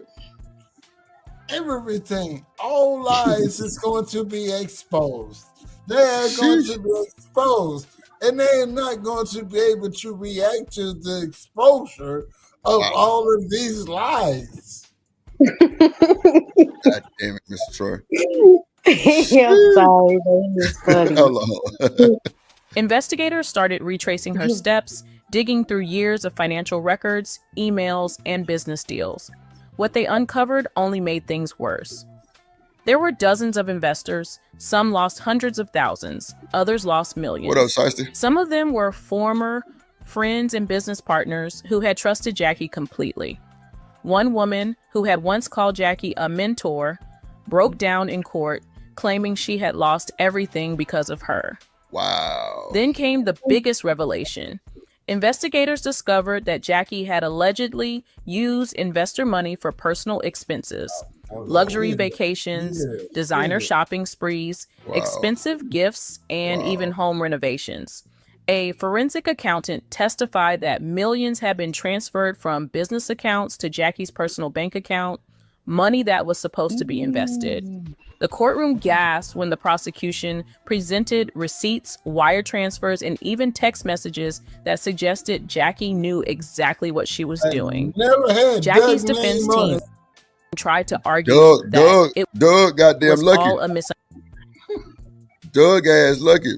Seeing say she should have invested in a line of turtlenecks. Shit, that what's going on, bro? Not turtlenecks. What else, Shiesty? Doug smart. Shit. I'm glad his name wasn't on that shit. Why they Boy, your ass through. about Doug and shit? You know what I'm saying? Like, damn. No, Doug did what Doug did his homework. So you think Doug knew the whole time, Mr. Troy? To be honest with you, yep. Damn. Yeah. Well, you know what? I ain't gonna say damn like that because there's a lot of niggas know a lot of shit that's going on with their women and they don't say shit about it. But see the thing and vice versa. Doug seen the shit coming before it happened. Wow. You know what I'm saying? He seen it before it happened, so he prepared himself for it because come on. If you look at it, come on. She thought she had a friend. God damn. She thought she had a friend. Lord Jesus Christ. You know what I mean? I ain't the friend that you thought that I was because I see your moves and the way that you move it. Come on. Hey, bro, at the end of the day, come on now, let's make it make sense, right? We done seen other people go down for dumb shit, right? You think I'm finna go down for the dumb shit that you doing and I already know to where it's been exposed? I'm not going with you, but then I'm going to sit there and I'm going to let you kill yourself. That's what he did. So, do you think he had another relationship going on? That's why he didn't really give two fucks about it? The relationship part, I cannot comment on that, and I cannot give you that. You know what I mean? That's real. I can't give you that. But he knew shit to where he bringing the shit the way he bringing it the way it is. Let's see what they say. Hold on. Understanding that she had made bad business decisions, but she never intended to commit fraud. They claim she had been misled by her own financial advisors and that she too had suffered massive losses, but the jury wasn't buying it. The prosecution pointed out that even as her businesses were failing, Jackie continued to live a lavish lifestyle, taking money from new investors just to cover up the losses of old ones. At this point, the case took a dramatic This sounds like some DJ Envy shit. Okay. turn. Prosecutors introduced wire fraud and conspiracy charges, which meant Jackie was now facing up to 10 years in prison. If convicted, this wouldn't just be a financial scandal, it would be one of the biggest fraud cases in celebrity history. The media swarmed outside the courthouse, cameras flashing as Jackie walked past reporters, avoiding eye contact, refusing to answer questions. Her once loyal fans were now divided. Some still supported her, believing she was being unfairly targeted, while others TMKC say Ponzi scheme. felt betrayed. Social media exploded with reactions. Some called her the Black Widow of business, a woman who trapped investors with false promises and left them bankrupt. Others compared her to Bernie Madoff, the infamous Ponzi scheme mastermind. Wow. The more details that came out. She was cold like that? Look at them eyes. She the devil. Look at them goddamn eyes. That's some serious shit, bro. Wow. That's crazy to say that. Bernie Madoff was doing that stuff over decades. That nigga was doing that for at least 30 years, and they gonna try to compare her to him. Cut it out. Well, she might have been cold. She might have been just that one. Crazy. No, absolutely crazy. She took a 300 million is nowhere near what Bernie Madoff got off the people over 30 years. Cut it out. Cut it out. No. She took a page out of his book. Okay, she probably tried to follow the scheme. You know what? Oh, Lord Jesus.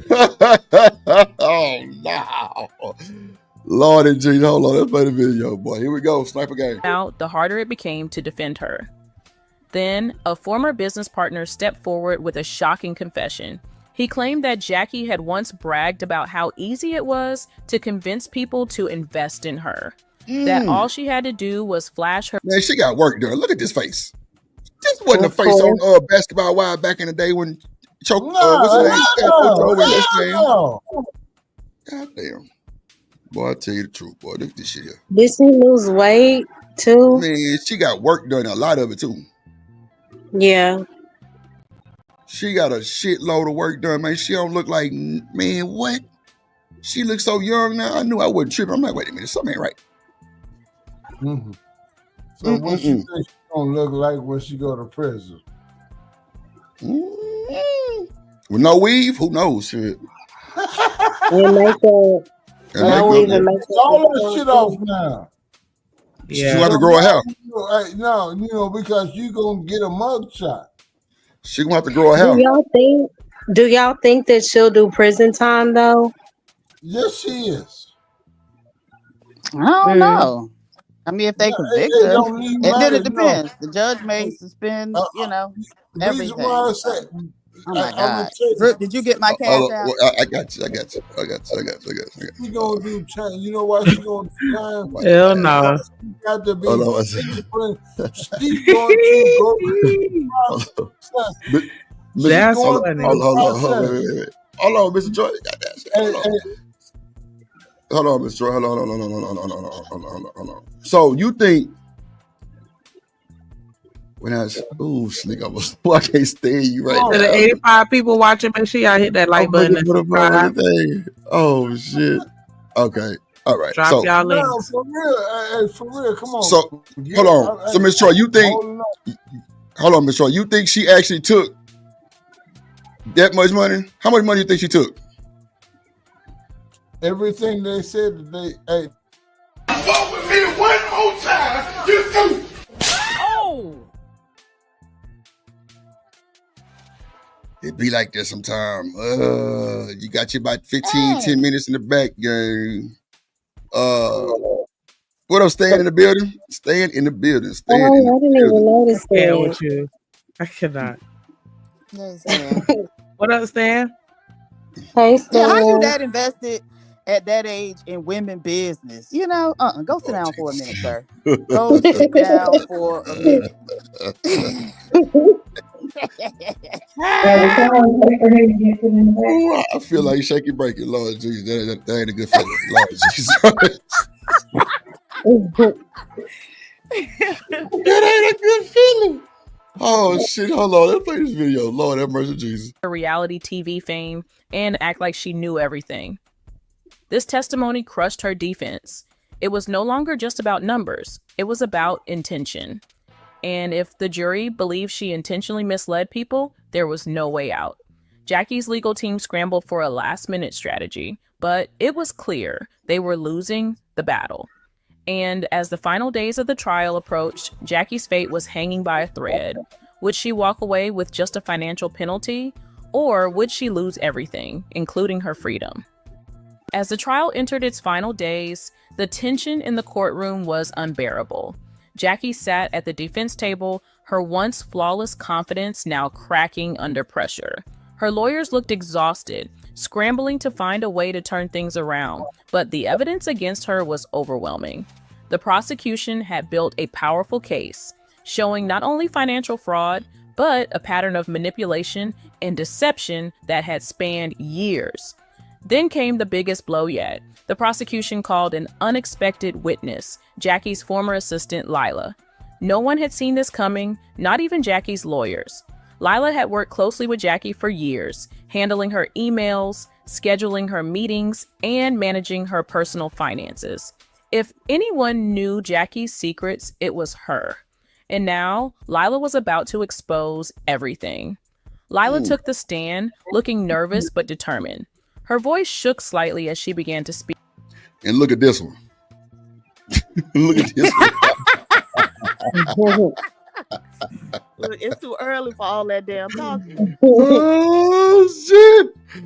Oh Lord. She described how Jackie constantly moved money between accounts, making sure investors never realized where their funds were actually going.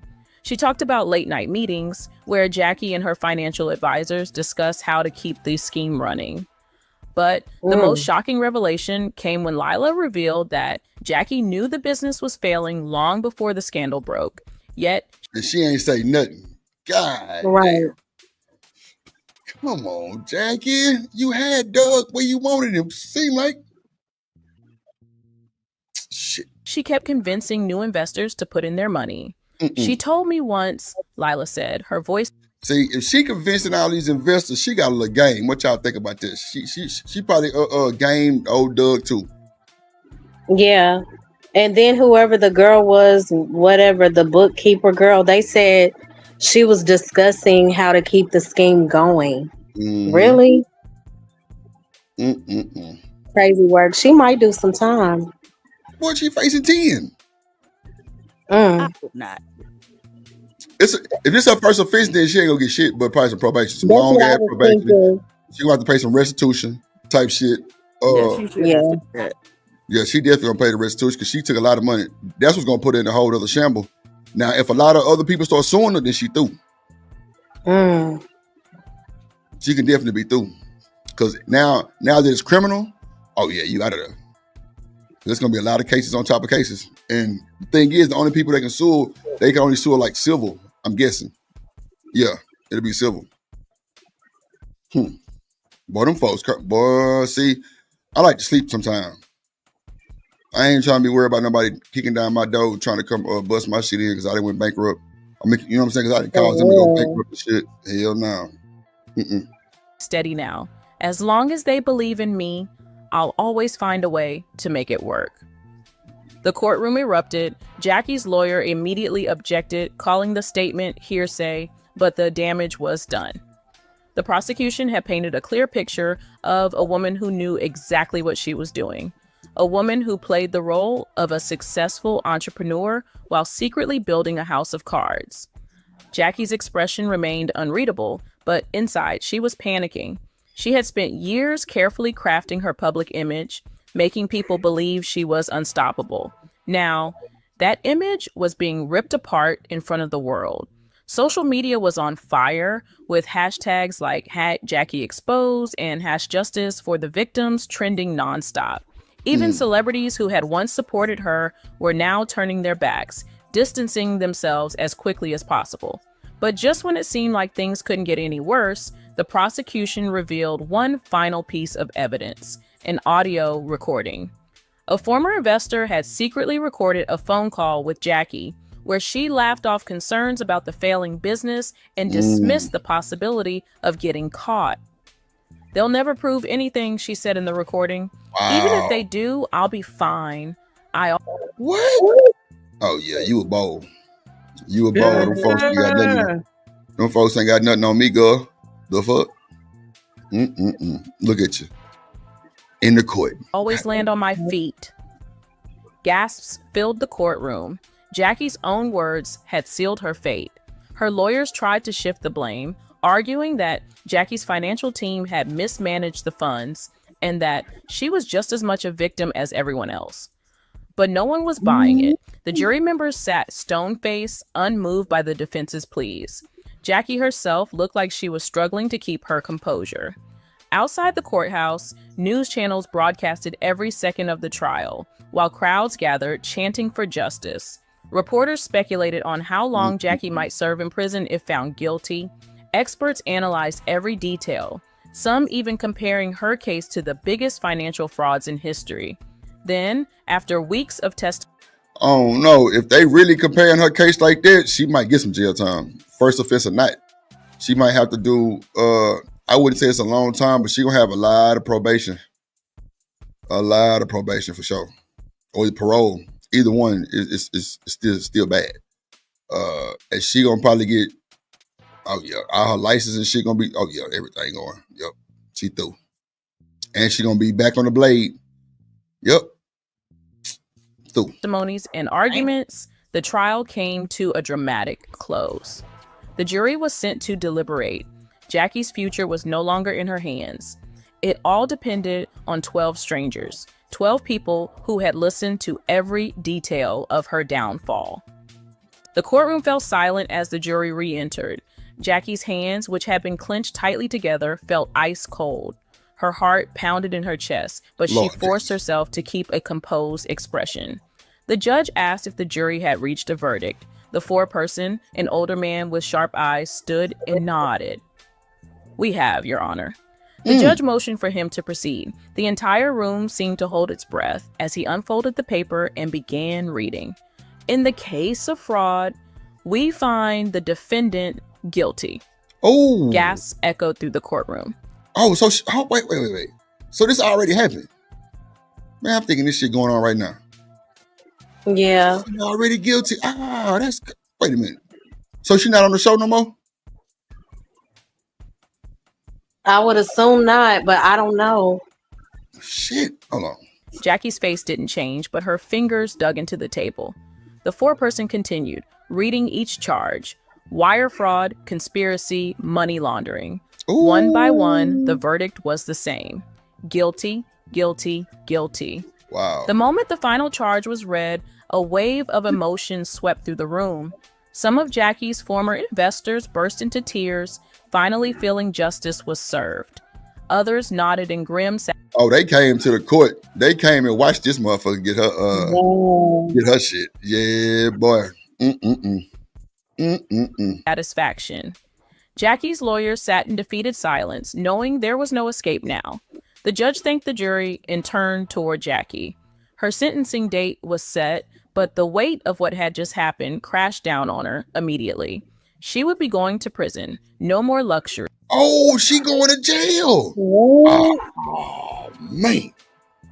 I told you. If it's way more than what they said it is, she going to jail. We over here talking about probation. She already got her shit. Ooh, wee. Fucking with them folks. Fucking with the church's money. God damn it. I'm telling you. Yeah, Sid. Come on, man. Her heart beats out of her chest while her hands tremble in cold water. What the hell? Narrator It's been 5 minutes, man. You dragging this shit on to say this bullshit. Right. Let's see what else she got hit with. Hold on. No more admiration, no more control over the narrative. The same public that once worshipped her now rejoiced in her downfall. As the guards approached to take her away, Jackie finally let them. Oh, she went from court. Normally shit like this, you have like a turn-in date. You gotta go turn yourself in, maybe like another 2 weeks type shit. You know what I'm saying? Just to get your shit in order. If you that big of a celebrity, they definitely give you that plus more. Wow. Oh my gosh. Stan say they've been divorced since 2022. Damn. Why did I just find out tonight? I didn't even know. Well, this is the thing. It's not the divorce case. This is the fraud case that she got. Okay. Yeah. And the other thing was the kid, which I got this clip too. We're going to play that one then. See where this shit go. Ooh-wee. This is crazy work. Hold on. Mask slip. Her eyes darted around the room, looking for anyone who still believed in her. But there was no one. Even her closest allies had turned away.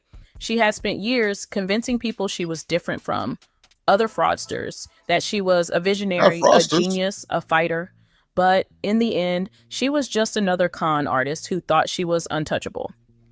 The cameras outside flashed wildly as Jackie was led from the courthouse. The news anchors called it one of the biggest financial scandals of the decade. Her empire was gone, her reputation was in ruins, and now, for the first time in her life, Jackie had to face something she had always avoided: consequences. As the doors to the courtroom shut behind her, the world moved on without her. Damn, boy, that shit sad, boy. God damn. Hold on, let me get this other clip real quick. Let me see. Okay. Shunted. Okay, Doug Christie. Okay. Let's see. Everybody quiet now. What y'all scared for? Y'all ain't going to jail, huh? Y'all going to jail? So I wonder, like, how much time she'll serve. What if she got 10, she'll do 7. She'll do 6.5, 7 on good behavior. Yeah. And then if she get out early, she's still gonna be on parole. Yeah. You'll do that 10. But see, with the money laundering, it might make it federal, but I don't think it was enough to make it federal. But then again, they ain't say shit about it. But a lot of that money laundering should be federal cases. Yeah, that's what I thought too. Hold on. Jackie and her daughter's relationship was strained. I didn't know to the extent or the degree. Like the damage that she did to me and my sister's relationship, she won't even take accountability for. At this point, it's just like a fake, I have to keep talking to you so you won't go talk about me on Twitter and talk about me on Facebook and So you tell think your side of the genuinely story. she doesn't care? Why else would you speak about your daughter like this? Y'all, let's talk about Doug Christie for a second. If you know anything about him, you know this man is not about that drama life. Doug has always been the chill, level-headed type, the kind of guy who keeps his cool no matter what. But this time, he snapped. And not just a little raise your voice moment, I'm talking about a full-on explosion. And listen, when a dude like Doug, who's always been about keeping the peace, suddenly loses it, that means something really serious went down. Because this is the same Doug Christie who for years has been known for being all about family, loyalty, and avoiding That's what I thought, man. mess. Man, they been But catfishing whatever us this this whole time. was, it pushed him past his limit. How in the hell? See, that's why we don't like reality TV no more. The fuck? Y'all been, that's just like Papoose and Remy. Catfish. Y'all catfished our relationship status, man. That's crazy, man. We ain't got no more hope no more. Yep. Ain't And no I hope. also think reality TV can ruin That too. relationships. Oh, you ain't lying. You ain't lying. Because I think that shit ruined Tip and goddamn Tiny shit too when they first came out. I think that shit and goddamn LaToya Luckett when she had her little shit that fucked her up too. Yep. Oh yeah. Yep. Don't be putting these niggas on the internet like that. Come on, man. Niggas head get too big. Right. Women head get too big. It don't matter either or. But still, that shit ain't no good. That shit ain't no good. Like, bro. And then everything it's like recorded. You ain't got no type of chill time. Shit, nigga. I've been got myself indicted fucking with these folks. Hell no. I ain't got time. So now the real question is, what did Chantel do to make her dad this mad? Because y'all, it takes a lot to get Doug worked up, and from the way he reacted, this wasn't just some minor argument. This was something deep, something that shook him to his core. And trust me, when you hear what went down, it's gonna make sense. Tell us the tea. I want to give her the opportunity to say everything that she's had to say about me to me. Get bold. You had all of these things to say. Oh, she's a hoe. She's messing with his friend. She's doing this. She's doing that. Wow. Say it. Now, Yo, what the daughter told you, girl? Shit. She's a hoe. She's a freak. Got a different every day of the week. Hold on, Didi. Who's that, Kim? Who was that? Look Kim? Yeah, that was Kim. Before Doug completely lost it, he had already started sensing that something was off. You know how sometimes you just get that gut feeling, like something's not right, but you can't quite put your finger on it yet? That's exactly where Doug was. And trust me, when a man like Doug, who normally minds his business and stays cool, starts feeling uneasy, that means something is really going down. First, there was Jackie. Doug knows his wife better than anyone, so when she started acting differently, he noticed. She was dodging certain topics, being extra careful with her phone, and just moving different. That phone just give bad vibes, bro. Like a nigga, man, look, I ain't got no phone. Don't call me. Goddamn shit. But how you talking? Shit. Send me an email. I don't know. Send me an email. I get on and check on my computer. I ain't got no motherfucking phone. Fuck all this shit. Right. But them phones is too much. It's like nowadays, if you have your phone upside down, it's a problem. But why you got the screen on the table? Motherfucker, I'm trying not to be rude. So why it ain't ringing? The fuck? What you mean? Look, it's time to go. It's time to go. I ain't answering all them goddamn questions. Hell no. It's time to go. This ain't for me. You think I'm doing something on my phone. It's your first time meeting me. This is too much. Not first time. Come on, Oh yeah, Mo. that's way God too damn. much. Why your phone like that? Was you trying to hide something? You know the women that kind of look at your dead faces, ask you hiding something, and then smile like they bullshit. Hell no. I ain't going. Nope.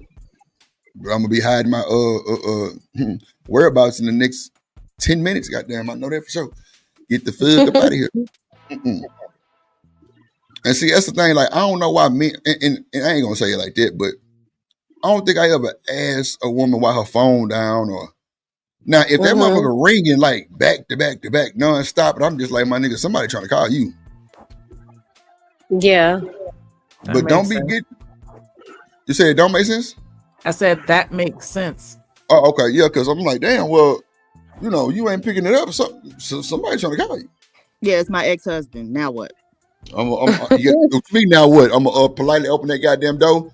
Get the fuck out, goddamn. Shit. What? The fuck he calling for? Oh yeah, go ahead. You got it. He can come get you too. Shit. He won't leave me alone. I need a big, strong man like you to protect me from. Oh shit! I'm telling you. You better take your ass, goddamn it, because I'm through. Your ex, goddamn. He called like what the hell he called like that for? I got some He money. crazy. Some got crazy. Oh no, shit. No, this nigga crazy. I'm in danger. I'm in danger. Fuck no. Ooh, child, let me get up off here. Be real. When people start being too secretive, that's when you know they're hiding something. Then there was Chantel. She wasn't acting like herself either. Doug caught her slipping up in conversations, dodging simple questions, and just being nervous for no reason. It was like she was trying too hard to act So that's the Chantel daughter. Okay. normal, and that alone was enough to make Doug suspicious. Because one thing about Doug, he may be calm, but he pays attention. And he was watching. Doug was... That nigga Doug do be silent. You don't hear too much from old Doug, man. I ain't gonna hold you. You don't hear too much from Doug, man. I like that. Yeah, Doug cool, calm.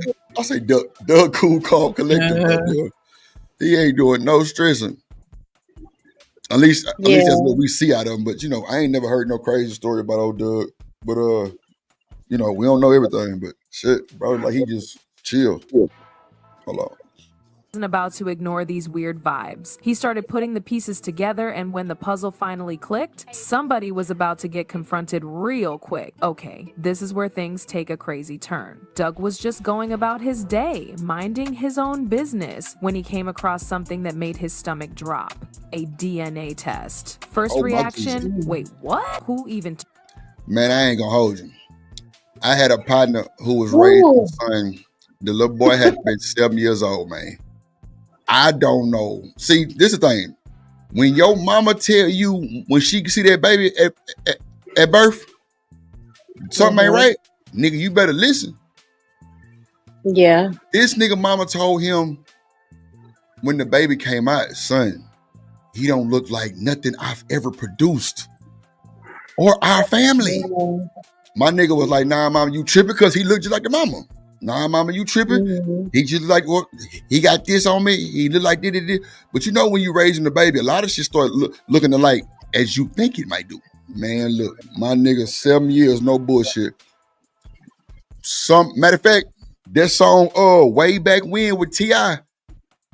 came on. I'm telling y'all, this boy, when I tell you this is real timing, we sit in the car, pulling up to that nigga spot, right? The song came on, and you know the song with T.I. called Way Back When, and that boy say, is it with B.O.B. in them? B.O.B. in them, yeah, when I'm in my bed or some shit like that. And man, when he said the DNA test, bro, stopped. I'm telling you, dead ass timing, stopped in the middle of the smoking session, and was like, you know what? I'm going to get a DNA test, bro. And I'm like, bro, what the fuck? We went to Walmart. You know, I'm like, we went to CVS, and they had this little swab thing. Man, the nigga went in the house, swabbed the kid, swabbed himself, and turned it in. They mailed this nigga the fucking results. Like, I think the email was like 24 to 48 hours, but he paid to get it like immediately. Man, look, I've never seen a man cry like that in my life. No bullshit. That nigga start screaming, and that nigga went in that house. Man. Oh my God, I hate to hear. Boy. Wait, so you mean to tell me his mama telling him, "Hey, baby, you should get a DNA test," wasn't enough? But some nigga he don't even know in a rap song saying he got a DNA test. 7 years later, Diva. 7 years later, Diva, because the little boy didn't turn 7. No bullshit. That's crazy. Right, crazy. Wow. Crazy. Hold on real quick. Let me bring somebody up real quick. Okay, I got it.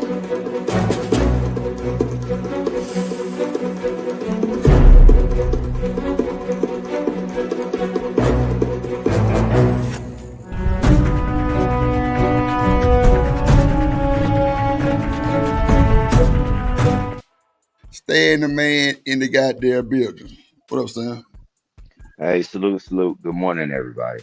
Morning. Good morning. But, yeah, Diva, that motherfucker went in there, and bro, I was just like I ain't know what to do. Like, old girl made it out the house for sure, but I knew he was finna do. Like, man, I go in there. That this nigga had him threw the dog up against the wall. I'm like, wow.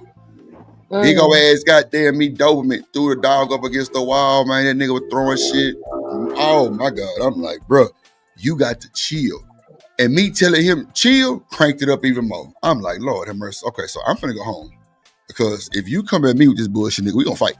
But what he going through all that for when he brought it on himself? Man, Again, Diva, his mother told him to get a DNA test. That's it a wasn't fact. until 7 years later 7 when some years. random person he don't know in a rap song said somebody DNA tested. He finally decided to get a DNA test.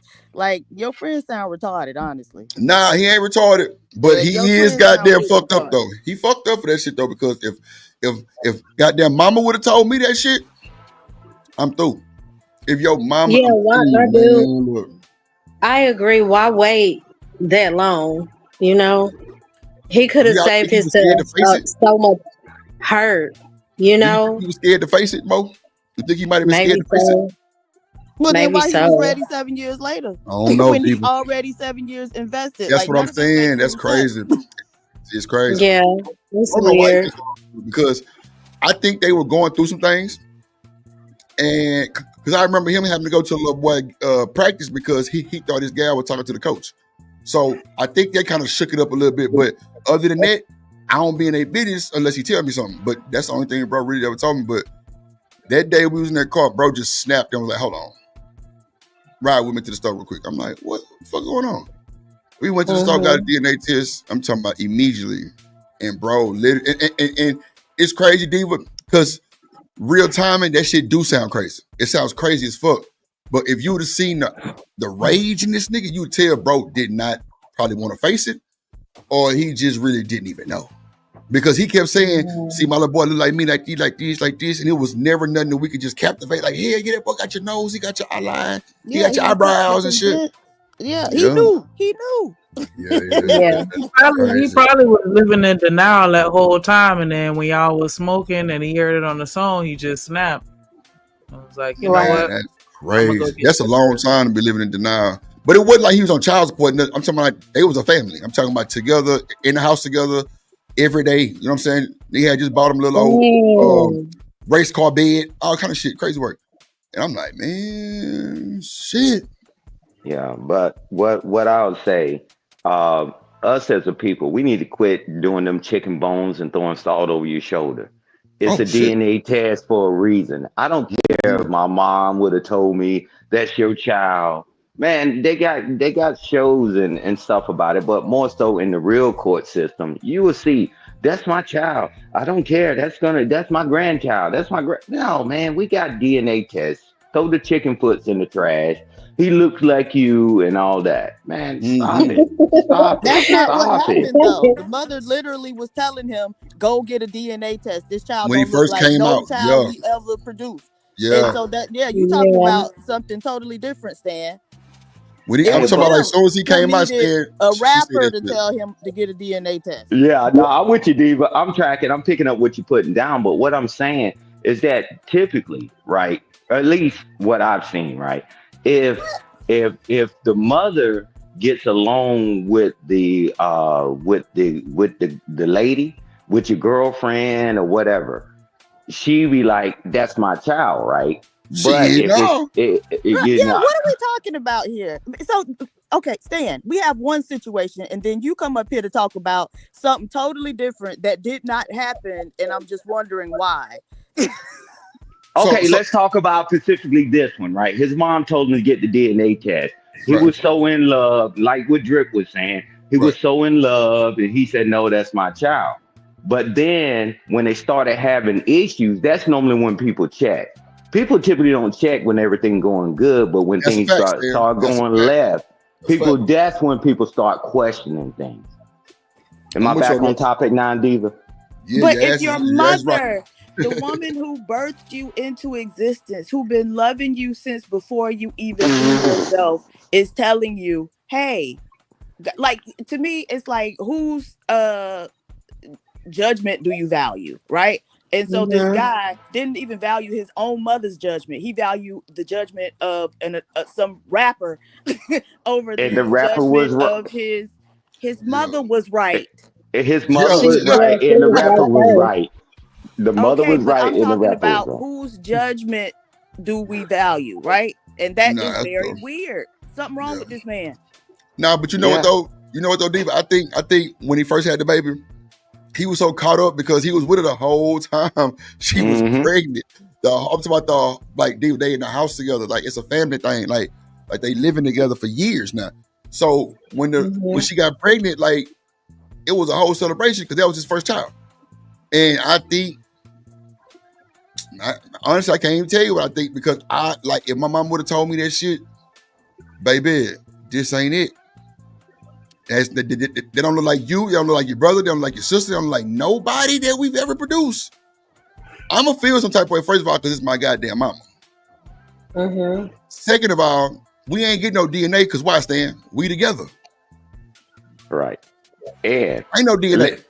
If we be honest, right?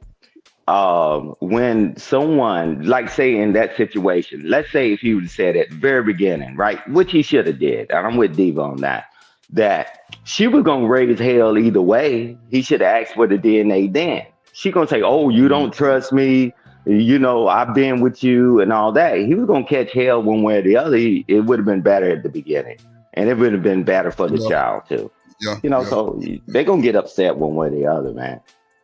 Because the little boy definitely was confused. The little boy was confused as hell. He was confused. People don't want that smoke, Drip. People don't want that smoke. You tell that woman, I want a DNA test, and we've been together for years, and now you pregnant. She'd be like, what? He didn't want that smoke. But he ended up getting it anyway. So I ain't gonna lie to you though, Stan. If you spit this baby out, we in the hospital room. And the way his brother told me was, bro, my mama been telling that nigga that shit, bro. When the baby came home, bro, that's when she told him. I say, wow. He was caught up in that moment probably to the point where he wasn't trying to hear that shit. And I can see a man doing that shit, honestly, because they do it all the time. A lot of men do it. Well, I ain't gonna say a lot. I get maybe trying to give her the benefit of the doubt. Like, okay, you first bring the baby home, but 7 years is excessive. That's what I said, Mo. I'm like, bro, what made you like? But I'm telling you, we was in the car and that song was on, and the nigga was like, man, hold on, bro, hold on, ride with me to the store. And when we came back, it was a shit show. Like, it was a shit show. It in my mind, I'm like, what? I know your brother told me this shit that you've been kind of like going along with it. I don't know if it's to keep your gal. I don't know. But the nigga was supporting. I ain't lying, Mo. Like, he bought everything. Like, he had just bought matter of fact, the little Cars movie. Bought the nigga bed. Got that race car, all kind of shit. Like, Disney World trips. I'm talking about everything. Like, Like, that's his boy. And it was not his baby, bro. I'm like, ooh. Boy, I'm talking about nigga was in the whole goddamn shamble. Police came and shit. It was crazy. And the fact that so many men in the chat, like, apparently understand the 7-year, path to unfatherhood is startling to me and quite scary, actually. Well, Diva, I'm gonna say this. For me, firsthand knowing what he went through, and just how many niggas that's taking care of these kids' babies that they think that is, and they ain't got no parents to tell them that shit neither. So but you shouldn't need nobody to tell you. Well, yeah. Well, see, the technology exists to find out. Mm-hmm. And so what you're just telling me is that a lot of men are cowards because they don't want to have a conversation with their woman. I wouldn't say coward, but it's shaky though. They didn't want to have that conversation. It's shaky. Oh, okay, you taking the coward word far down West Time to the goddamn Galleria. Goddamn, hold on. Let's come back to Richmond. So I just think shit, dude. I just think that fuck it. I ain't got no kids here. I don't know. I know my mama tell my black ass, nigga, that is not your baby, and that's my mama. That is a hurtful thing to deal with. I'm asking the doctor right then and there, sir, can we get a DNA? If she don't like it, that means she guilty. That's true, but I get that whole emotional part of it too. Like, dang, I've been with you. You gonna ask me for a test? Right. But on the flip side of that, it's like, okay, you got to do what you got to do as a man, and the woman should also be accountable. You trifling, you know, you done slept with somebody else, so I'm trying to view it from both sides. I got you. I mean, and realistically, if we knew what really go on in those baby wards, the mama need a DNA test too, because they done sent plenty of women home with somebody else's baby. Wow, that's true. Right? So everybody need a DNA test. But seriously, that's a conversation that a man and a woman should be having, you know, early, right? I would say even before, they get pregnant. So once you know that this is the person you want to be with and y'all want to start a family, even if you married, men should be having a conversation like, okay, well, you know, just to make sure everything is everything, I want a DNA test on all the children. Ooh, and you know what? I'm not gonna lie. When I went through my divorce, my ex-husband, because my son is more light-skinned than I am, my ex-husband is like really chocolate. And you know how mamas can be. And he was in his feelings. He was like, yeah, you know, Matthew is super light. Like my mom said, no offense. Like, I know you loyal. No, what you trying to say? My mom wanted DNA test. I said, how many you want? When you ready to go? Like at this point, it ain't even about being in my feelings or whatever, you know, but I know how people can be, because my baby was so light. It hurt my heart. I would never, ever, like, I have never cheated on anybody that I've been with. And that hurt my feelings. But at the end of the day, I was like, okay, let's go. What's up? We got to do what we got to do, you know? Your ass was confident. You wasn't doing no tripping. Yeah, like, how many you want? Let's go now. See, look, Chuck just said 99.99999. Don't play with me. My shit 97.2. And you through. Yeah. Mo, I want to know how you think you may have felt if that would have happened during the marriage. Like, would you have still been able to just do the test? We were still married. We were still married. But we were going through a divorce when I was like 8 months. And then like a few weeks after I had him, that's when all the questions started. And I just did what I had to do. I'm like, I'm not with the drama. So let's go. But my baby was like my sister's color, lighter than her. And for me to be kind of caramel and him being like black. Not black. I get how mamas are, you know, but at the same time, like, you know, I was loyal to this man, but whatever. Yeah, but you know. But see, my look, generations go back far. Like they go back. Like, so, you know, ain't your daddy real light skin? Yes, like white, got white in him, his grandfather. Yeah. So I'm like, he got it from my dad, I think. I mean, shit, sure. Or either he got somebody on his side that's bright as hell. Somebody got some brightness in their mind. Chalk say you can request a test, but the relationship will never be the same. I totally agree. But that's why it should be a conversation, you know, before that. I can understand it being a little shocking to a woman, you know, right after she done almost died, bringing the child into existence, you know, but if it's a conversation beforehand, I'm really appalled that, I think it was Mo Love, that your husband abdicated responsibility for the request by blaming it on his mama. But you know what though? You know what? You gotta blame it on somebody, He Diva. was a mama's boy. That was part of our issue. While we pursued the divorce, it was like, you suppose when we marry, our household comes first. Come on now. And that was an issue. So I was like, you know what? Okay. See, I think that nigga was so nervous to ask you for that bullshit. He probably didn't even want to ask you, but mama said, the fuck not. You better go get that da-da-da-da, or I ain't supporting this and that. Yeah, whatever she said, he didn't care. Like, he was gonna stop whatever he was doing, whatever his mama said, that was it. Yeah. Hey, Drip. Hey, Drip, Or do you maybe, see both like sides? PhD was said, maybe he really was, like, hold on now, this baby white. And he blamed it on his mama. I don't know. Hey, That's Drip, you crazy. see both sides? One guy didn't listen to his mom till 7 years, and this guy listened to his mom at the beginning. Yeah.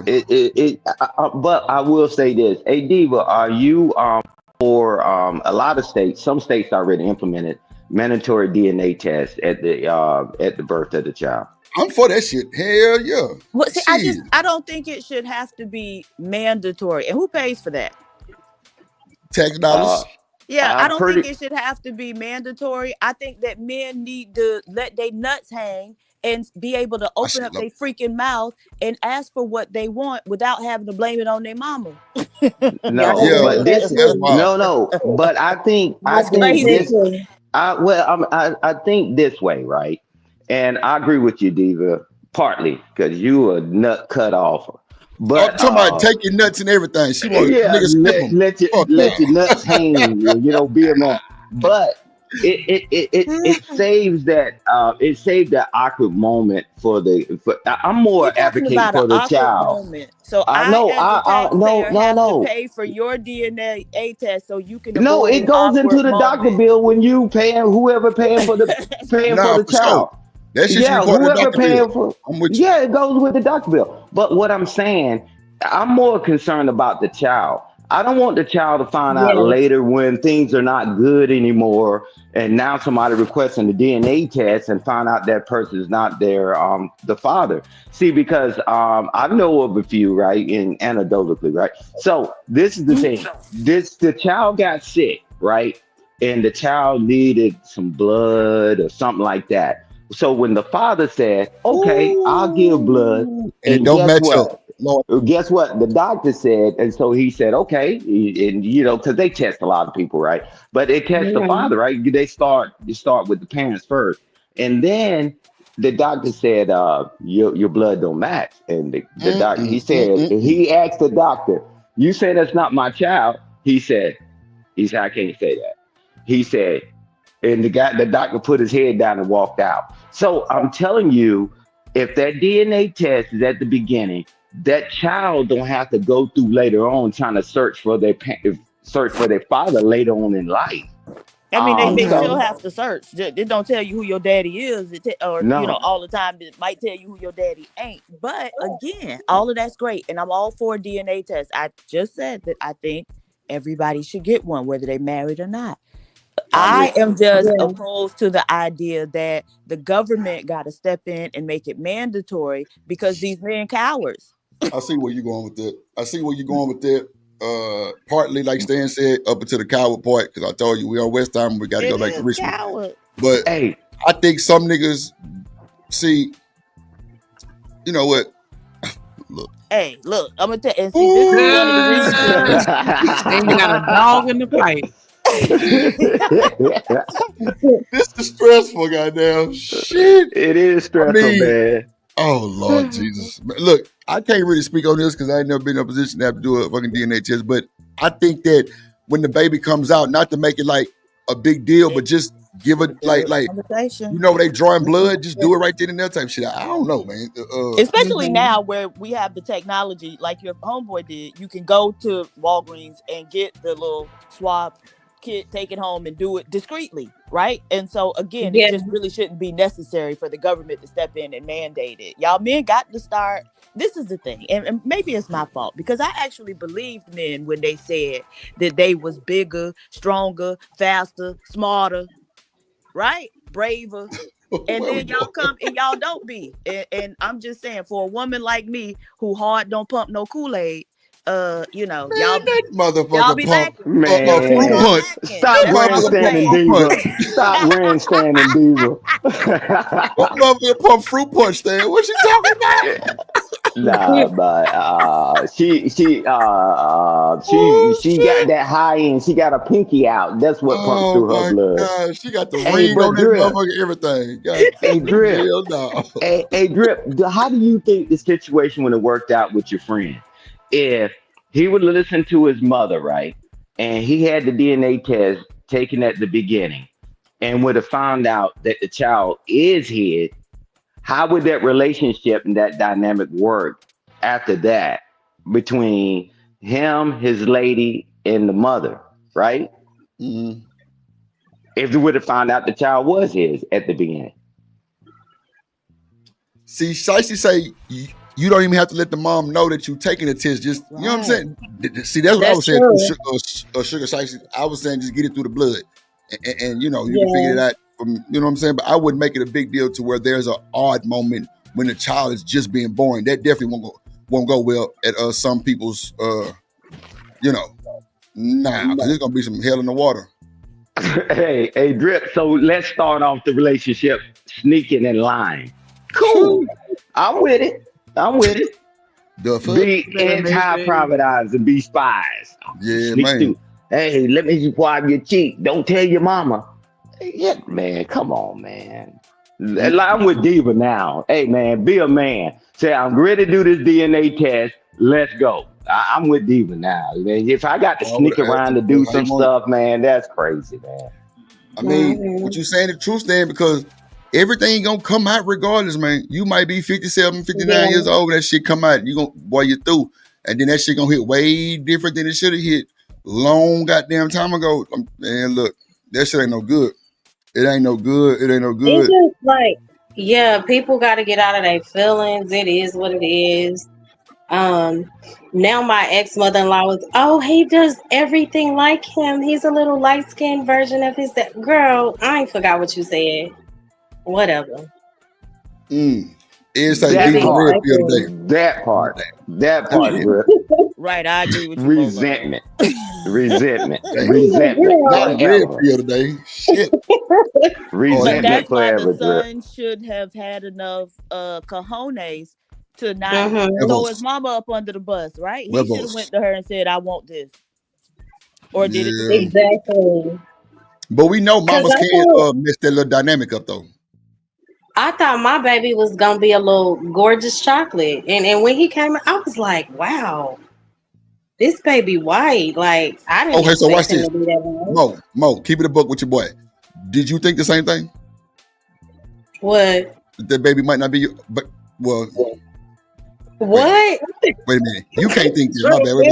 Crazy. Don't ask that question, Drip. Absolutely not. I just thought it was weird because my baby was so light. That was the only man I had been with for 5 years. I'm gonna ask because it need to be asked, and this shit do be look, it do need to be asked, and it's going on. So Mo, when he got the flock in the back, and you know, rah in the back, goddamn, this ain't my baby, or if that even happened, I'm just saying if it did, did you feel some type of way? With meaning like, well, damn, who did I sleep with? My feelings were hurt. No, my feelings were hurt because I knew that I was so loyal. I've never cheated on anybody I ever been with, but I understood the dynamic. I knew his mom's word always overruled mine. Oh wow! So I just said, you know what? Let's you ain't think that shit early. I did not. Hey, Drip, that was a better question. Yeah. That was a better question, bro. Then I always like I was 22 when I got married. I didn't know a thing. I look back and be like, I didn't know what I was doing, you know? And he didn't either. Sid said that if the government step in with the mandatory DNA test, that's going to clear out a whole bunch of cold cases.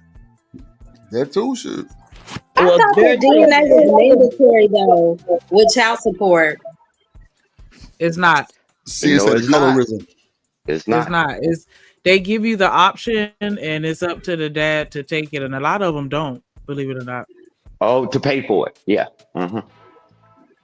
Drip, that was a dumb question. No, the fuck it wasn't. That was pretty I think for me it was though, Drip, right?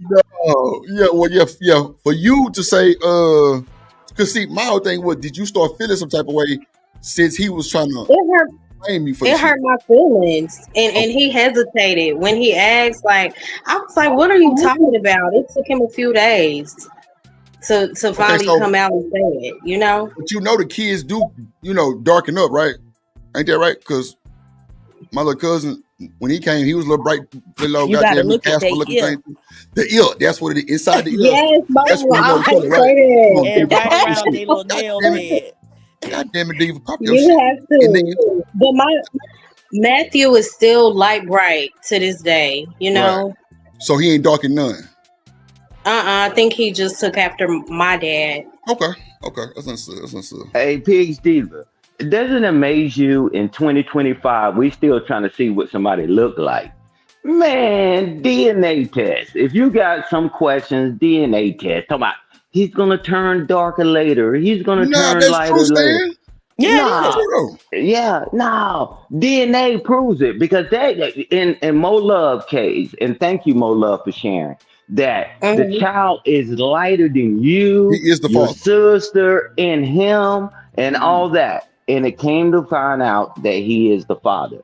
But that's not the only reason we look at that, right? So I'm talking about in her case, PhD, but now you moving the goalpost. No. But so she did not do that though, right? So we were talking about someone else. She just gave him the DNA test. So like that wasn't an issue for her. Yeah, she did give him a test there. But I'm saying, but the child is still light. So if you look at the child, you would still say, hey, are you sure that's his child? I'm telling you, but the DNA test, she got it on wax. That the child is his, right? I'm telling you, like, looks ain't always what it seemed to be, which is a good indicator. And I'm with you, PhD and Drip, but that DNA test in her case, the child still is light, right? And somebody, if he grabbed the child, if he's walking with the child now, and he said, "Is that your child?" That's whatever, right? But the DNA test proves it all. It proves it all. The child's still light, Yes. Yeah, that's what I'm saying. I want the DNA test. Forget it. We get together. I want the DNA test. That child come out white with his pinky finger out, and he crossing his legs at once. I want a DNA test.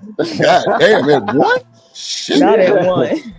Hey, in his smoking jacket with his fake pipe and whatever. I'm saying, wait, we got to get a DNA test. I don't mean no harm. I don't mean no harm. Your baby. I only want you. See, that's what I'm saying. No, like that's what I was asking Mo Love. Like, it didn't make you think about this shit. They do everything alike. My son talks like him, walks like him, does everything the same. Everything is like his daddy. He just don't have his color. What up, Omni?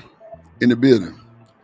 Yeah, that's crazy word. That's crazy. Yeah, that's wild. Because you never know at the end of the day, no matter how close you are to a person, you never know their doubts. You never know the insecurities in their heart and their mind. So let's avoid all of that.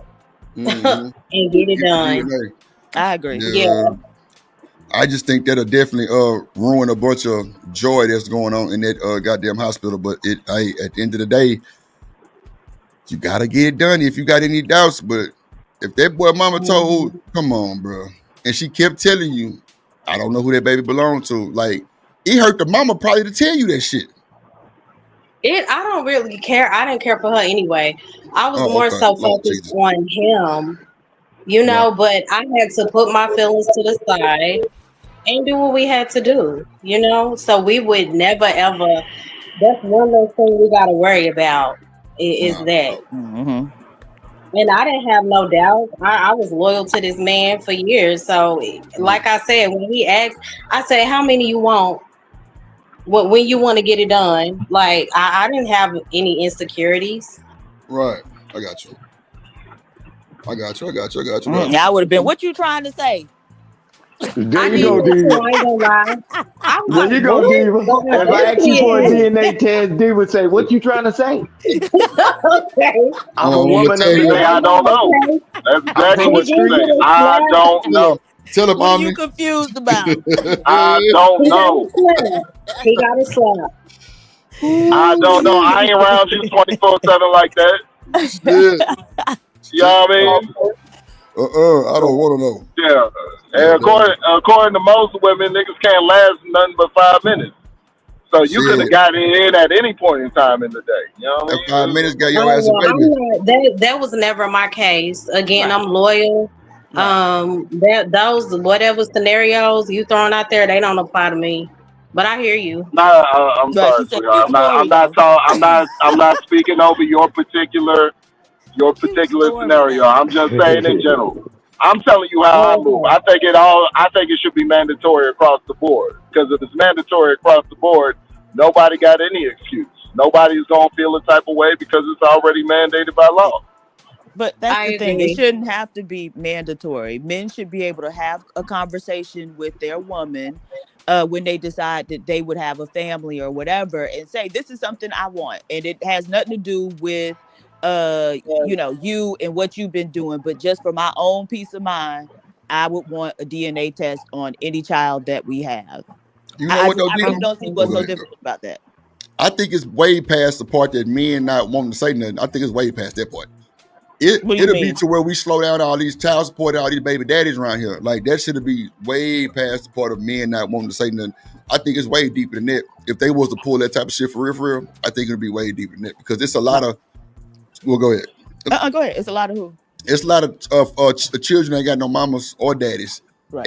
And that right there will stop a lot of bullshit of even having to worry about that shit. You know what I'm saying? Plus, I think if they did that, it wouldn't be so harsh on the relationship also.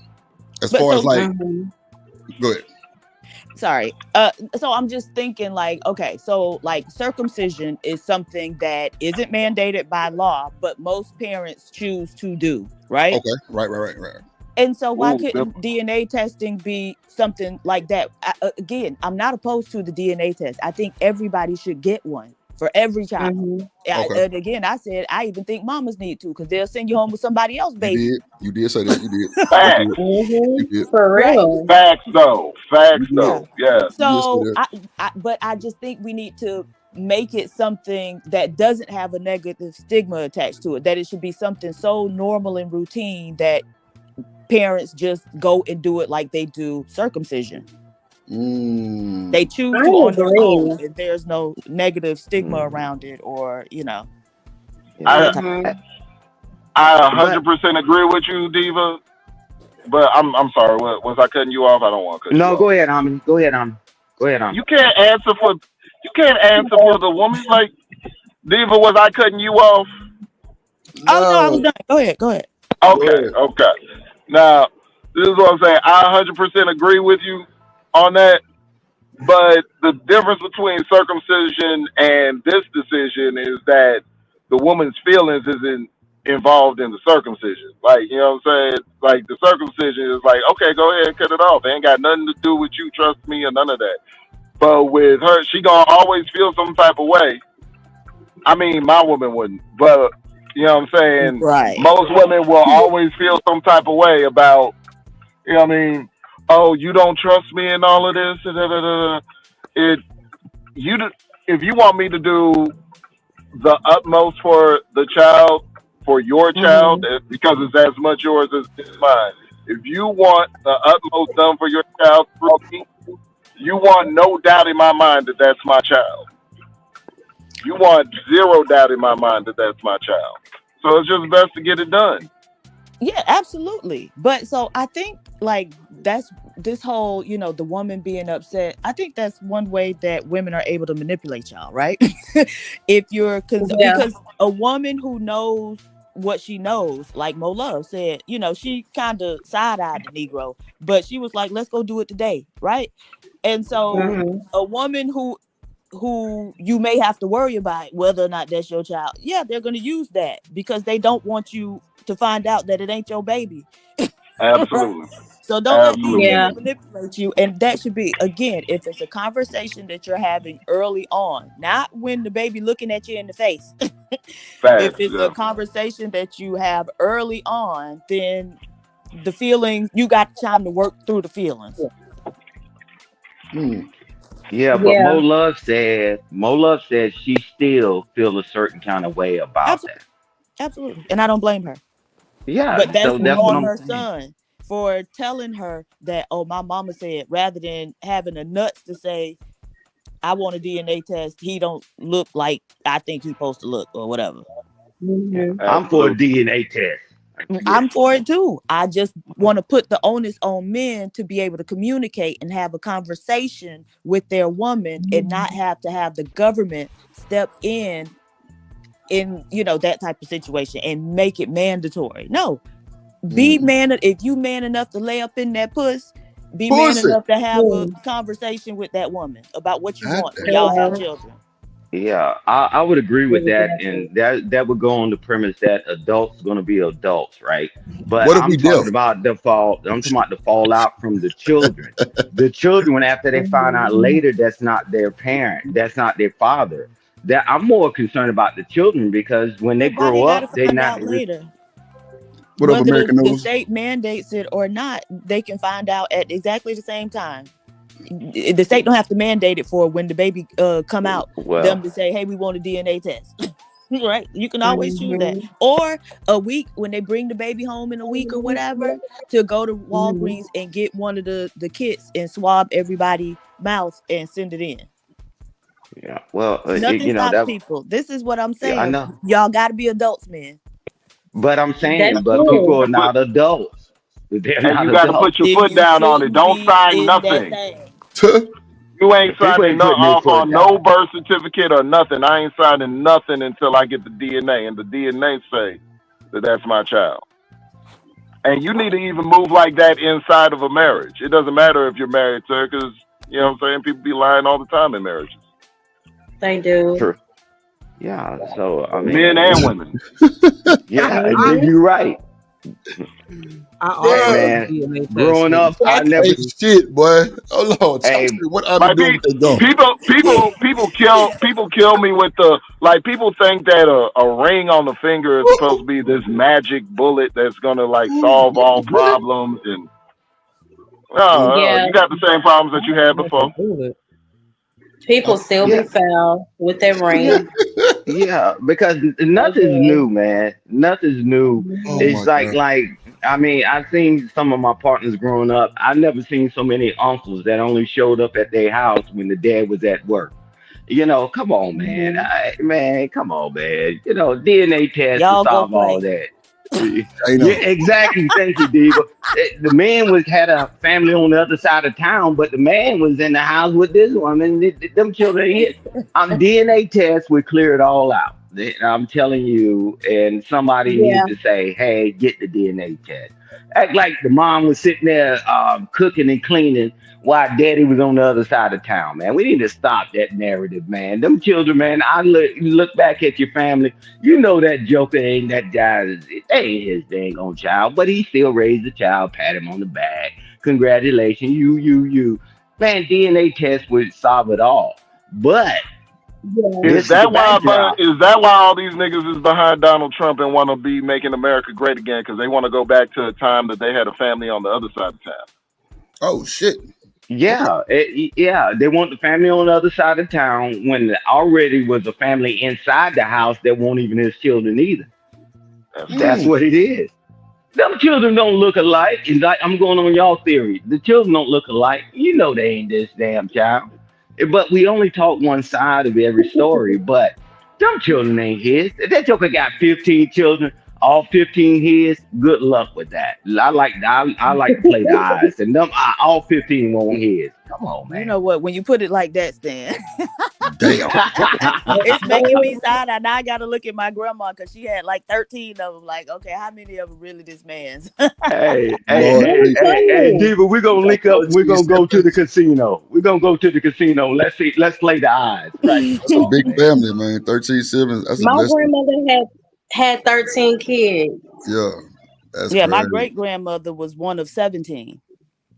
Wow. I wonder why they were having all them babies back then. Mister They had to go worked to the work. land. Because They worked the need to work the land. land. they did. Drip, your granddaddy, I say this all the time, your granddaddy didn't have an Xbox. They only had your grandmama box. That was it.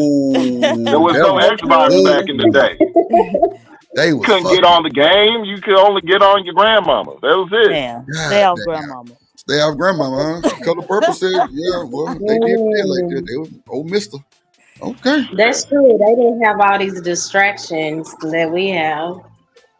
Ain't no distractions. What? There wasn't no Lifetime channel. There wasn't no, you know what I'm saying? There was no soap operas as the world turned and all of this. The only entertainment they had was each other.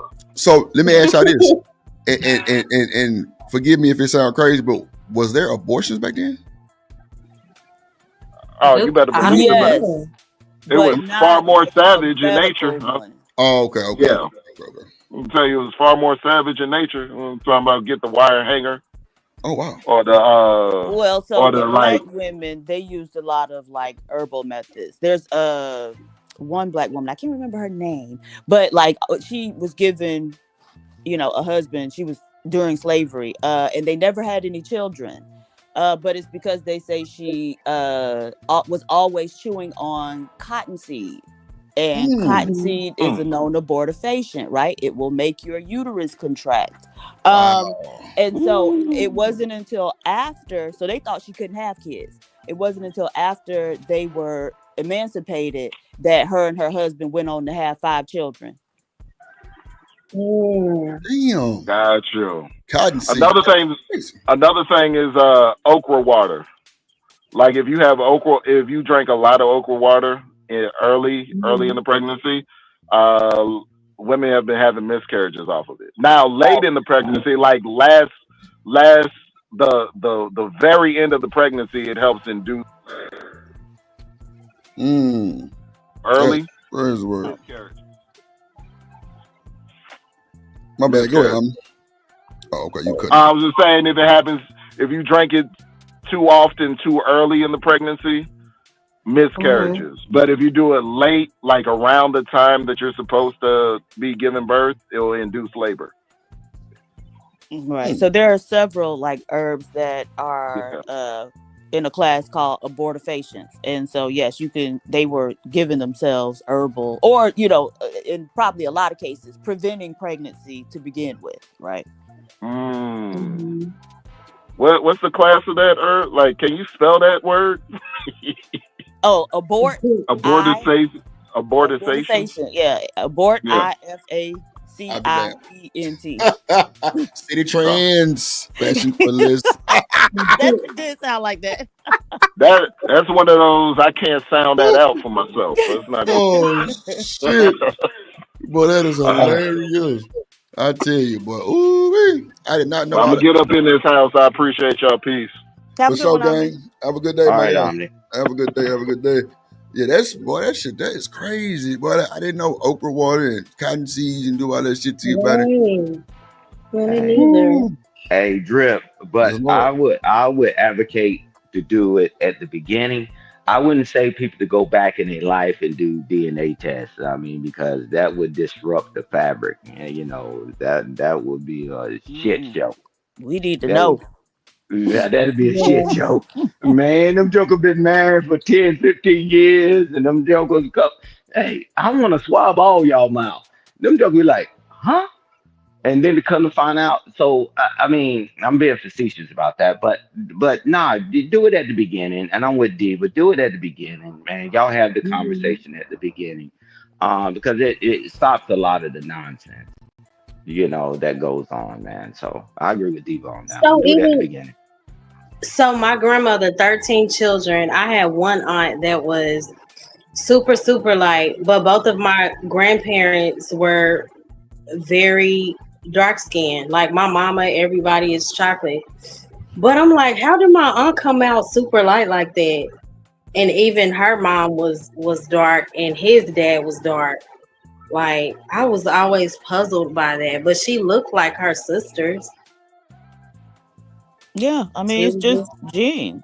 my great grandmother, we did Ancestry.com, and so we were able to find records from a lot of her siblings and her parents and grandparents. And so her parents are each listed as mulattoes. But the children run the gamut, right? So my great grandmother looked like a little, I guess, so mulatto could have meant back in those days that you were like Native American or whatever. And so she looks like a little Native lady. However, her sister, whom we also knew, was a dark-skinned woman. You would never think that she had mixed race parents or non-black parents, whatever. And then they have a brother who looks like a white man. Now, trickle on down to us. You know, I have a cousin. She's dark. Her husband is dark, but their baby is like really, really light, like yellow. He ain't cute either. But yeah. Damn. I'm sorry. I was like, who baby is this? Nevertheless, but that's their baby, right? So it can take back from, previous generations even. Right. I got a friend who's got red hair and blue eyes, and it's because his grandfather is Irish. Okay. And he's super light. Now his brothers and sisters are black because he's a Panamanian, but his brother and sister are black. Everybody's black, but he's super light with blue eyes and red hair. Yeah, traits skip generations all the time. Yeah, but the DNA don't skip. Ooh. hey, I'm standing on DNA. Hey, Drip, the perfect example I can give you on your test strip is that the movie Life, when that guy, the warden, comes up there with the baby holding up against all them guys and trying to figure out who the father is. I'm that baby's pappy. I'm that baby's pappy. You keep holding them babies up. DNA wins every time. So in your through. Talking about skipping generations, my foot. DNA. Y'all can tell me what you want to tell me. You can make it my player piano. DNA test. DNA test. Not your my player funky piano. Yes. Nah, man. People lie. Make a jazz. Hey, man, because why do you think they got lie detector tests? And because people going to tell you the truth, and everybody say, I'm just great and wonderful. You might be telling the truth. We got stop signs for a reason, and people still run them, right? But, hey, and I'm with Diva. I'm on the fence on it now, Diva. You made me think again, should the government make it mandatory for you to do the right thing? I agree with you, Diva. I'm on the fence, but yeah. Okay, so Plum said, Stan, DNA can be so dormant, it skips. I'm trying to understand that. Yeah, me too, because that's the most accurate thing we have. I mean, come on, I don't know, man. And nothing's going to be 100%, but goddamn, we got to at least get out the gutter. I think one of the things we're finding out now is that gene expression is impacted by multiple genes, right? And so that's why we have a lot of these differences or anomalies that we would, that we would think of. So anomaly. The Democrat side of the family is okay. I got you. Dark. Yeah, but I feel like I definitely agree with Diva though. Like all in all, you should, if it's important to you, you should be able to, before you even start having sex with this person, sit down and have that conversation where it's like, hey, listen, it's important for me to know and have confirmation that, my child is my child. And so with every baby, whether we married or not, I'm going to want to do a test. It don't got nothing to do with you or, me accusing you of anything. That's just something that's important to me. And if she got a problem with it, then maybe y'all need to reassess. But I don't see an issue with having that conversation. I feel you. Well, you can't force a person to have a DNA test. You can't, but you could choose whether or not that's you know, who you want to be with, like that's up to you to stay with them and not do it then. Yeah, but shit, the baby already here now. Yeah. Okay, but you could go do it yourself, right? It's your baby, right? And so go to Walgreens, get a kit, and send it off. Hey, but that's what he did too. But this is the hole in the story. In most states, they don't care if you sign that birth certificate, you on the hook. In most states, that's not true, right? Because even if you sign a birth certificate, you still have to go through the process of legitimization. If you're not married to that person, if the couple isn't married, right? So just signing a birth certificate, and a lot of men find this out when they start going to child support court, right? They still have to go through the legitimization process, which is a legal process to be that child's father legally. Right. Yeah. Well, these states have different rules, so I'm not going to speak for the whole U.S., right? But I was listening to something the other day, and they told the guy, he went and got his child, and they said, "Hey, guy," and the guy was really trying to help him, the judge or whatever. He was trying to help him. He said, "Hey, man, she has custody. And you have the responsibility of taking care of the child." But the guy wouldn't shut up long enough for the guy to do what you said, Diva. Go to court. And, and it's like certain states, I'm telling you, people don't really understand the federalism, right? But what happens, the state has rights. I could go and I can carry my gun in North Carolina a certain way, but if I go somewhere else, I got to do it a different way because each state has certain laws. But it's all important in knowing what your state laws are, and that will help people along the way much better than somebody trying to put a blanket on this is what happens with everybody, right? Because my experience, it was because the location I was in and the situation I was in, right? So I'm with you on that, Diva. You need to know your laws. Chuck said the problem is when they wait too long, years after signing the birth certificate. Yeah, for sure. If that's something you're gonna do, I think you need to go ahead and do that like within the first couple years at the latest. Like, unless you just didn't know.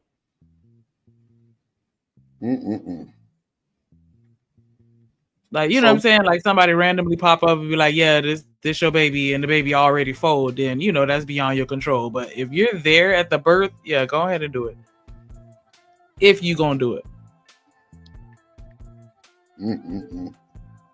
Yeah, women. Y'all need to start making a checklist and checking it twice. We're gonna find out if you're naughty or nice. Yeah. That's what I said. Yep. Don't ruin Christmas.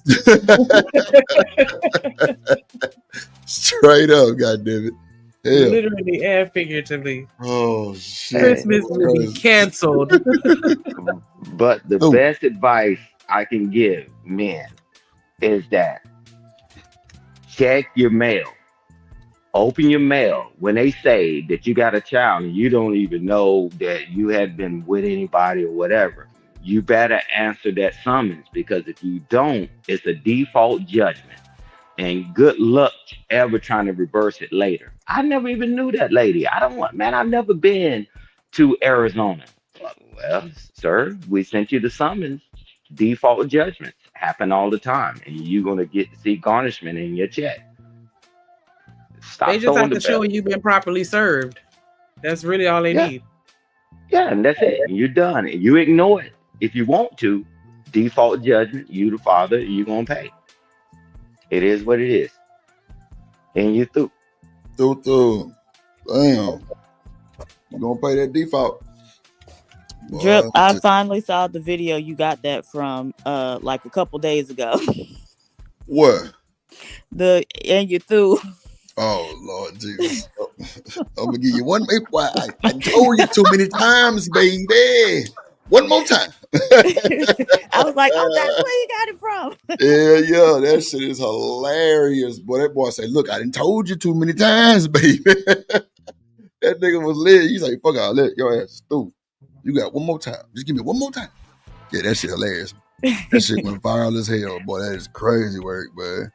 Man, look, man, we finna get our ass out here. We've been streaming almost 6 hours, man. We dug in. It's Friday. We'll be live later on today, tonight. Shout out to everybody watching. We finna give our final thoughts. Shout out to everybody simulcasting too. We got like 5 simulcasts going on right now. Appreciate that.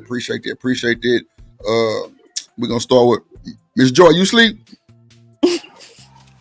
We're out of there. Okay, all right. Ain't no problem with that. We're gonna drop Miss Joy down. So, well, I'm gonna wait till the stream in. Well, no, I can go drop it down right now. That's cool. Let's see. Mo Love, you want to get your final thoughts? Yes, it was a great show. I am surprised you didn't talk about Yella Beezy.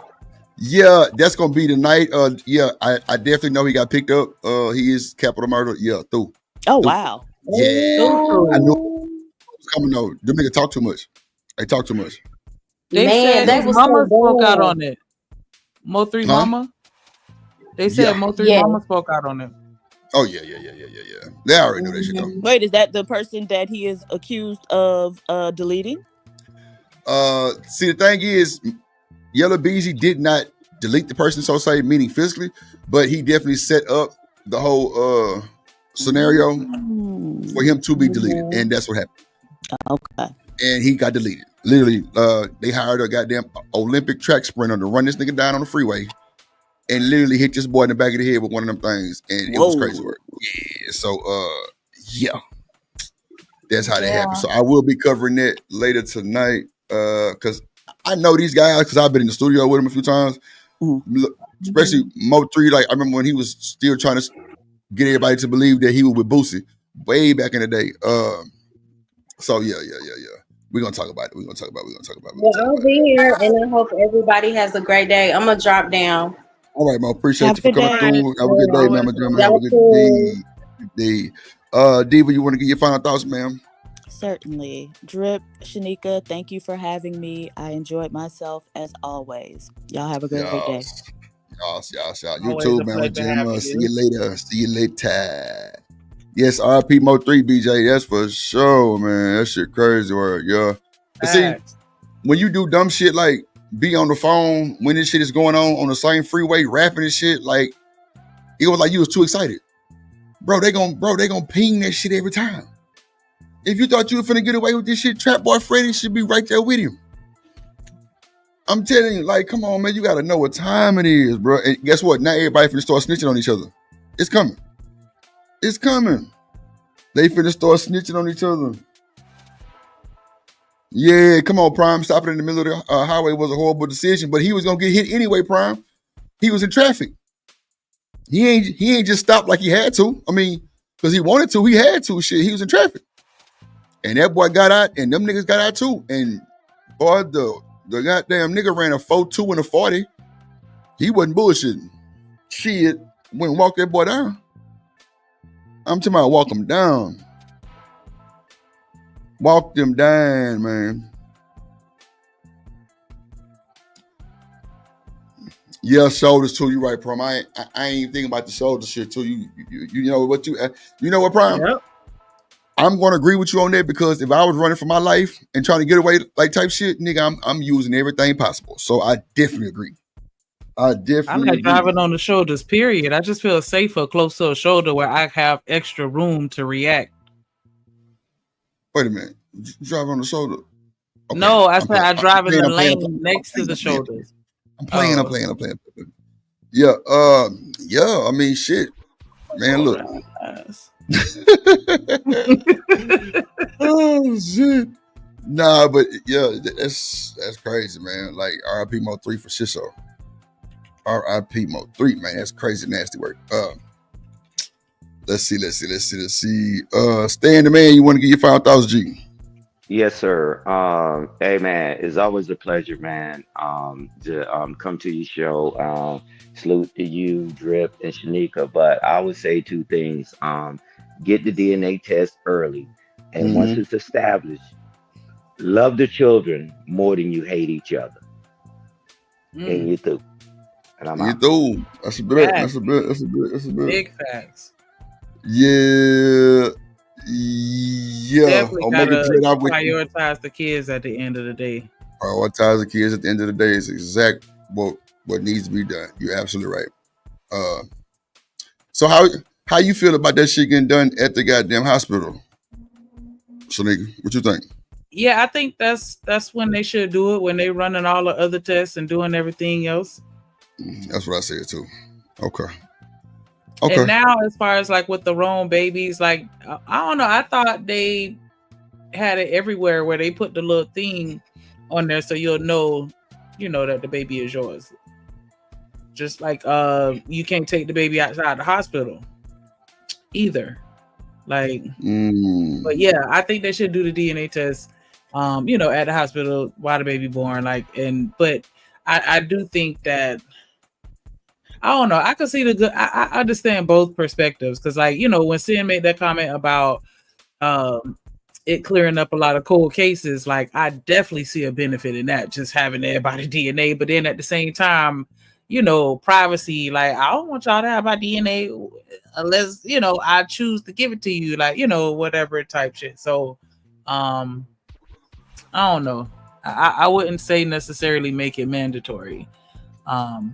But I wouldn't be mad if they did. So I'll say that much. Because I offered it. I made it easy. I was like, yeah, you want that? Because it's nothing. Like, you know what I'm saying? Like, I think it was Diva that was saying that. Like, if you know what you're doing, you know what you're doing. It shouldn't be a problem. But I can see how, it can be taken as a you don't trust me type deal too. But I also know how family members are. And sometimes for me, it's easier to shut them up. Like, bomb, here you go. So it ain't no question, no concern, like anything else. All right, we good. That's true too. I'm with you on that. Yeah, I just did it. I'm with you on that. Okay, shout out to Shanika, man, with the good close out. You know what I'm saying? That was shit. Sometimes, man, we need everybody decisions to kind of figure out what can be done to make it, something that's feasible, or something that don't cause a whole uproar or shit like that. You know what I'm saying? But the fact that people do this type of shit, that's what has to be done. I'm surprised they ain't actually been done it. Really cool. Money, okay, makes sense. Well, like you said, who gonna pay for it? They blow it everywhere else. They blow it everywhere else. I think they should tack it on the bill for the parents. That's what I'm saying. And the insurance. Let them pay for it. If you're gonna make it mandatory that they pay for their own baby. Like, leave me out of it. Yeah, Omega, I'm with you on that too, gang. Sheesh. Us, we shortly. Nah, that's a bit, man. I mean, I think it should be implemented for the simple fact of all these bullshit cases going on. You know what I'm saying? That shit can be definitely stopped. It's just the fact that it still don't solve the problem though, because you get the DNA test and they say it's not yours, but then okay, well, who is it then? That still don't answer that question.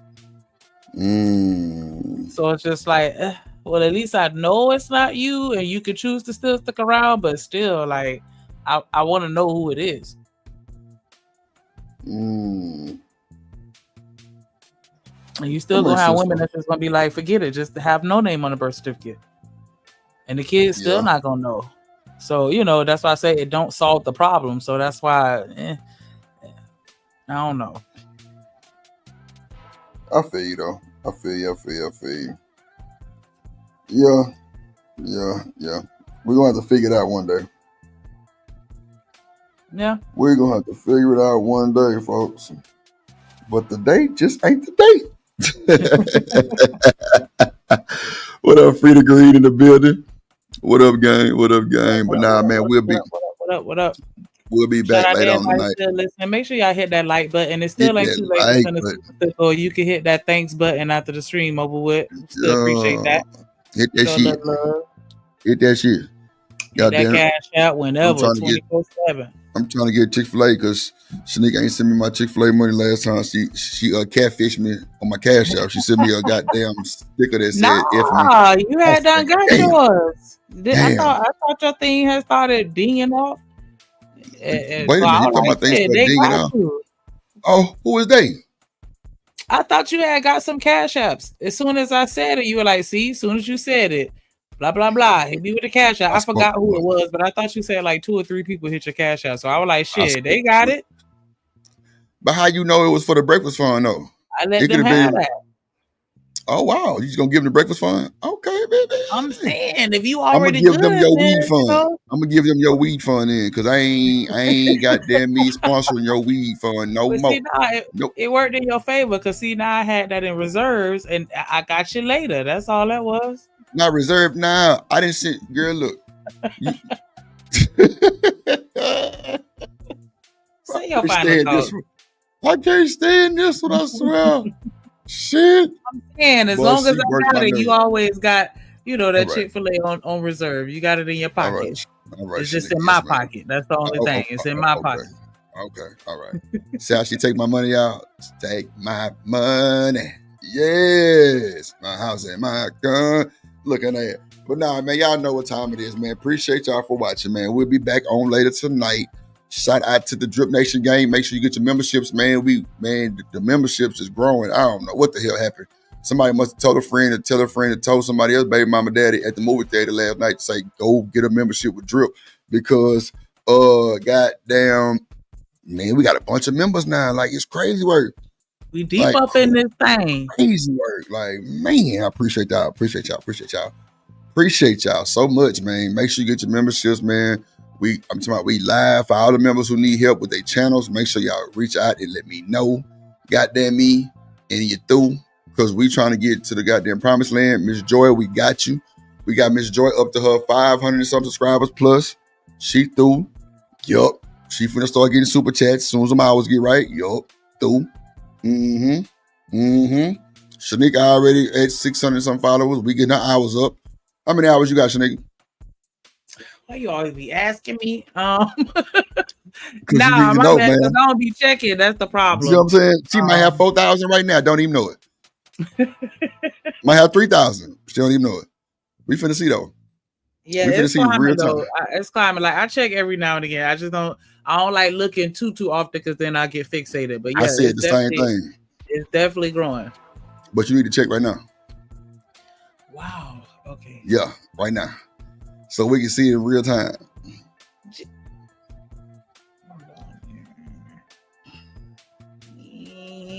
Yeah. Mo Love say Miss Joy got her subscribers up and went to bed. Yep. All right. She through. That is insane work. Shout out to Miss Joy. She knows she through. Through. Raising Canaan coming on. I'm finna go watch it. After I go to the store, give me some papers first. I did it though. I smoked one blunt. Yep. Proud of myself. Yep. Just waiting on Shanika to check her hours. Take it forever. I'm trying to do it on my phone because it's showing me I got 300 in the last 28 days. Come on, 300 in the last 28 days. Come on, y'all. What we talking about? We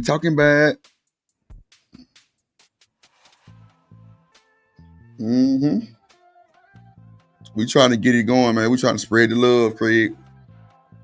Oh, show your love. I'm halfway there. Come on. How many hours did you start off with? Before you start doing it? Okay, there you go right there. And she halfway there. To what? 3,000 or 4,000? To the 4. Look, so she got 2,000 so much. I was trying to tell you, stop playing. 22, 27. You can definitely simulcast with Drip Nation as much as we go on to 5, 6, 7, 8 hours. Every day, you will be monetized in 3 months. That's a fact. Watch my plug page go through the roof. Watch. And when I get monetized, I'm going to have another party on the plug page. I'm going to be like, damn, Drip monetized already? Yup. The fuck? Yeah, duh. Yes, and yes. Through. So. Make sure y'all subscribe to the content plug. Yep. Turn on the notification bell. I'm telling you. Lit. You get gems and ASMR all in one. And software. And get through. Get your software, ASMR, or drip working and talking at the same time, mumbling and shit. Like, you know what I'm saying? And I got my see, I don't know what I did, but I actually messed up my goddamn Stream Deck the other day when I was playing all them damn voices and shit. So I got to get my shit back playing through the stream. I don't know what happened, but that's all right. I was doing a bit much that day, but we're gonna get it back going, man. We're gonna have more entertaining things. Actually, Real order quick. me another. Well, go ahead. Can you do me just one favor? What? Can you turn on a deep voice? I don't know, man. Something happened. It's gonna take me like 5-10 minutes to actually run all that shit again. Like, I'm gonna get it straight to where you just a perv. I'm gonna get it straight to what it's like, so I can turn it off and turn it on, and not have to worry about like going back to. Damn, she ain't heard the shit. Turn the deep voice on. Hey, fuck your voice. Turn the deep voice on. Boy, I tell you, boy, the fucking coonery is real. The coonery is real, bro. Oh, my mom and them. That's all right, nigga. I got you, man. I got you, girl. I got you. I'm gonna get it right today, goddammit. Yes. So when you say drip, I'm like, yes. Turn that shit on, yes. What's going on, Demon? In the building. Straight up. But nah, man, we finna get up out of here.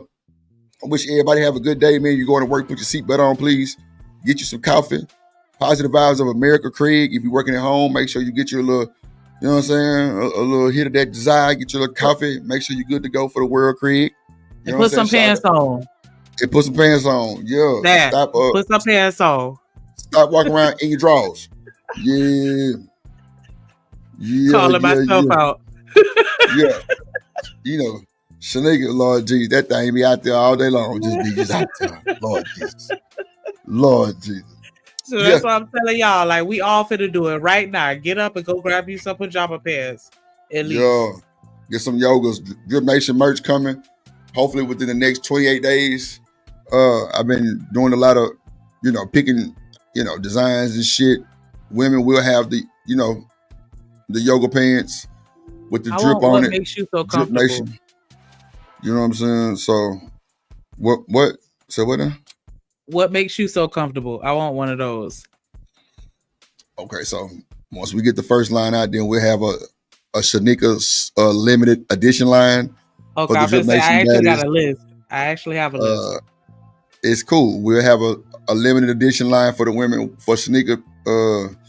It's gonna have an egg on her shirt. It's an egg head. You know what I'm saying? For sure. All kind of shit going on. So yeah, it's definitely gonna come out. Females, ladies, women of the world, Craig. We will have y'all taken care of. Crop tops, hoodies, shirts, the whole nine. My moderators, I'm gonna have a separate line for y'all. It's gonna say Drip Nation Mod Gang. You know what I'm saying? And you're through. Yes, sir. Front and back for them guys, for sure. And for the girls.